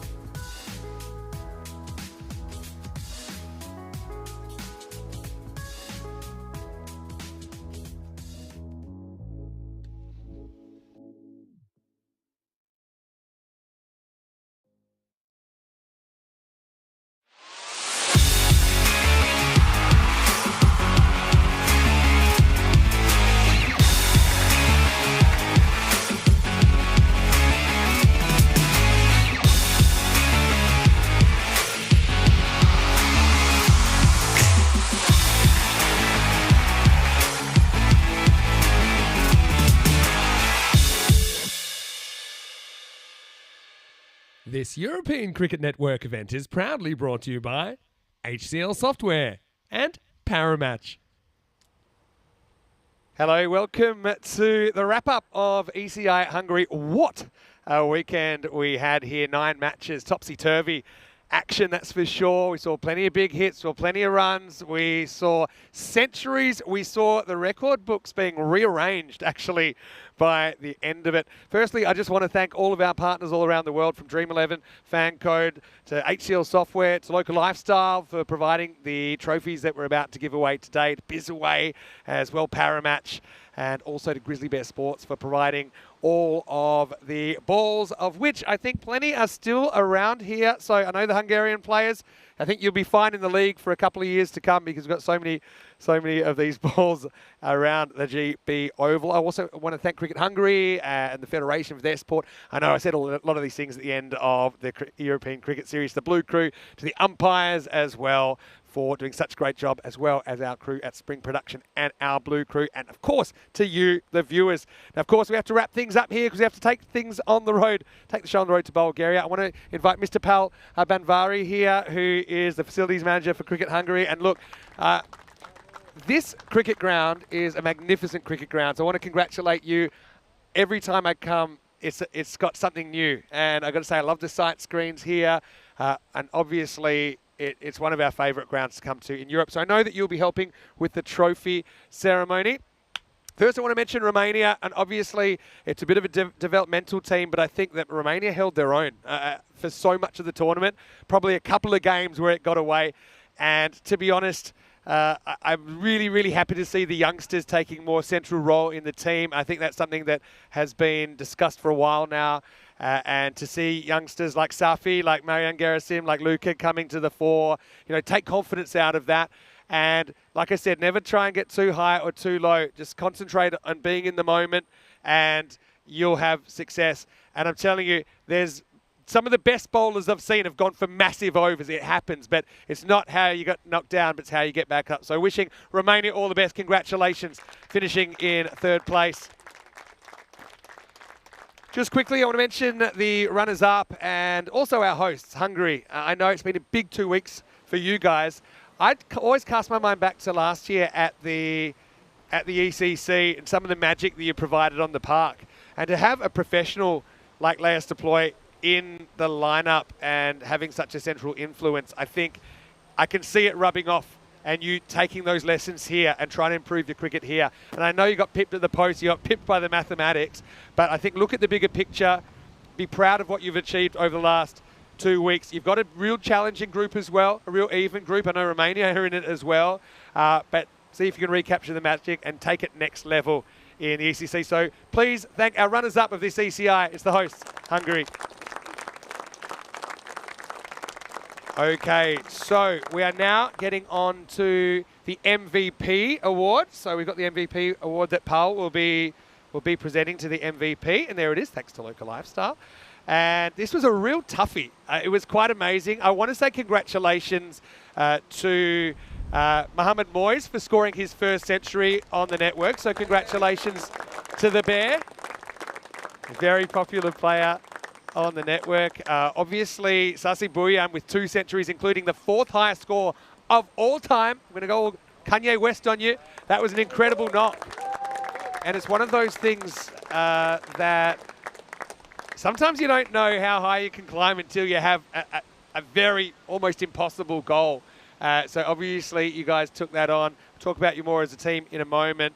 But I want to congratulate, in the end, it was decided by this much, the MVP with pretty good numbers, 237 runs, 5 wickets at a very good economy rate, 6 catches as well, including some incredible catches, and a high score of 120 not out. He's going to have another trophy. Sheikh Razik of Hungary, congratulations.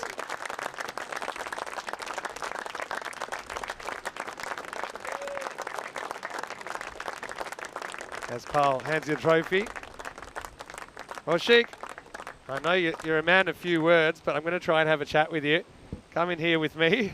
So, Sheikh, firstly, I want to say congratulations. Obviously not just on this 2 days, but on a big 2 weeks. I mean, first things first, you must be exhausted. How are you feeling physically?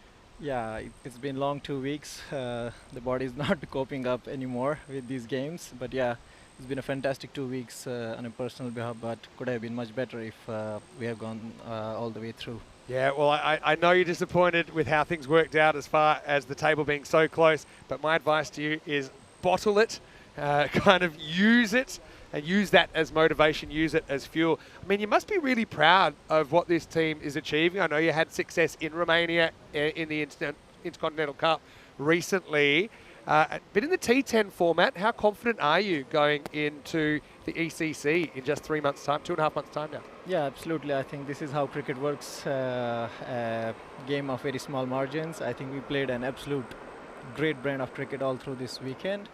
And I'm proud of all the guys. I'm proud that I'm playing with this bunch of guys and my captain, everyone. They have been supporting me and the team is gelling well. I think we are looking very forward to the ECC as well. Well, look, I want to congratulate you on another fantastic individual effort, but I love the way you bring your teammates into it. I'm seeing improvement from so many of you guys, and I can't wait to see you at the Khartoum Oval. Sheikh, congratulations again on a wonderful individual performance as well. The MVP of this European Cricket Series, Sheikh Razik of Hungary, and he's a real gentleman as well. He's a real sportsman, Sheikh Razik. Well, Paul, we're going to get you back in here, and now this is the Winners' Trophy, and this team, I mean, they are in the Challenger division, which is I suppose the second division, if you like, but I think that they've turned a few heads here. Obviously, the squad, I know a lot about this squad and who's not in it, but I'd love to see people slotting into the squad. And Martin, I think, is a great example of a guy who is just improving every time. Congratulations on your first half century. Still a bit disappointed we didn't see you bowl. No, Martin, congratulations. I think, for me, you've nailed down a spot in both formats with what you can bring to the table. But yeah, I want to congratulate Shohaz Farhad as well for a fantastic tournament. I know you took a hat-trick in the last ECI that I saw you, but I thought you bowled very, very well. In another tournament, I think you could have won the MVP. It's just this one was a bit crazy, as you might have realised. Obviously, Sazib, I mentioned you already, but it was something quite remarkable that we saw, just the ruthlessness with which you went about that. But good to see the tank scoring runs. Good to see everyone contributing. Divendra Singh, I think, did a really good job behind the stumps and with hitting. And one that you've taken that aggressive approach, and I think you've played enough the game now to trust yourselves and to pull together as a team. So I want to invite Dylan Stain up here to receive the trophy. Young Dylan, well, how important was his last ball for now when you look at how close things were on the table? He'll receive the trophy from Paul. Don't give that away too quickly. I want you to hold on to that thing. Okay. Dylan, firstly, what a sensational couple of days. You're up, you were down, but your first game and your last game, and a little bit of it in between, is the reason that you're holding the trophy right now. Yeah, I guess so, yeah. That last game especially, I don't know, we were shocked before, to be honest. We were sitting on the sideline watching Romania, Hungary, and we kind of thought we were out of it, to be honest. We were just, okay, the last game we were just chill. It's going to be TK. And then all of a sudden, Bundu and Martin just went off, and we were walking past you. You told us what we need to do to upset Hungary. And I don't know, somehow it just clicked. Upset's probably the word. I mean, they'll be kicking themselves, I know, because a couple of things, they couldn't quite get the bonus point in the second last game that would have just killed the tournament. But also, that you look back, game one, that 151 chase in only 6.5 overs, taking the point off them, actually proved to be the difference. Just shows you have to fight for every point. Yeah, that's true. This bonus point thing, it definitely does bring something different, which is quite interesting. I thought Hungary really deserved to win this tournament. They were outstanding. And yeah, it feels strange to win when they've beaten us twice. And they've won 5 games. We've only won 4 games. Yeah. So it's a bit strange. Really well done, Hungary. I thought they were absolutely amazing. And they always gave us a good fight out there. Yeah, well, that's this tournament play, I suppose. And yeah, how you win and how you lose matters, I suppose, and that was the margin. Can I talk about you individually? Hitting 3 boundaries to win a game for your country yesterday, that proved to be crucial. How did that feel? Yeah, another shock. Never done that before, so that was a nice surprise. And yeah, as you saw before that, I couldn't hit the ball off the square, could I? So yeah, that was a relief for me personally. Not how you hit them, it's when you hit them. We can even invite the Czech team in here. I want to say a big thank you to everybody else for your support of European cricket, as always. Love all of these player groups.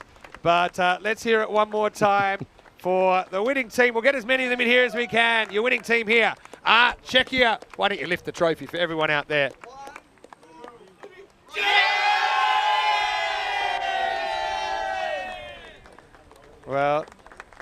Congratulations to all of you guys. Honestly, individually and as a team, it really came together. But I think all the players deserve a lot of credit. I mean, this is not an easy form of cricket to play because it'll toy with your emotions, it'll rip your heart out, and it'll squeeze out everything inside. But in the end, it was the Czechs that got by the barest of margins, 0.44, I think, of net run rate. The team's tied on 16 points. That's two really amazing ECIs in a row. Well, I just want to say on behalf of everyone here once again at ECN, the European Cricket family, a final reminder to tune in tomorrow. Bulgaria is our next destination. We're there for 2 weeks, and I'll even have some bonus content from Croatia next weekend. But for now, from everyone here at the European Cricket Network and the European Cricket family, it's hasta mañana. See you in Bulgaria. For now, it's goodbye to Hungary 2024.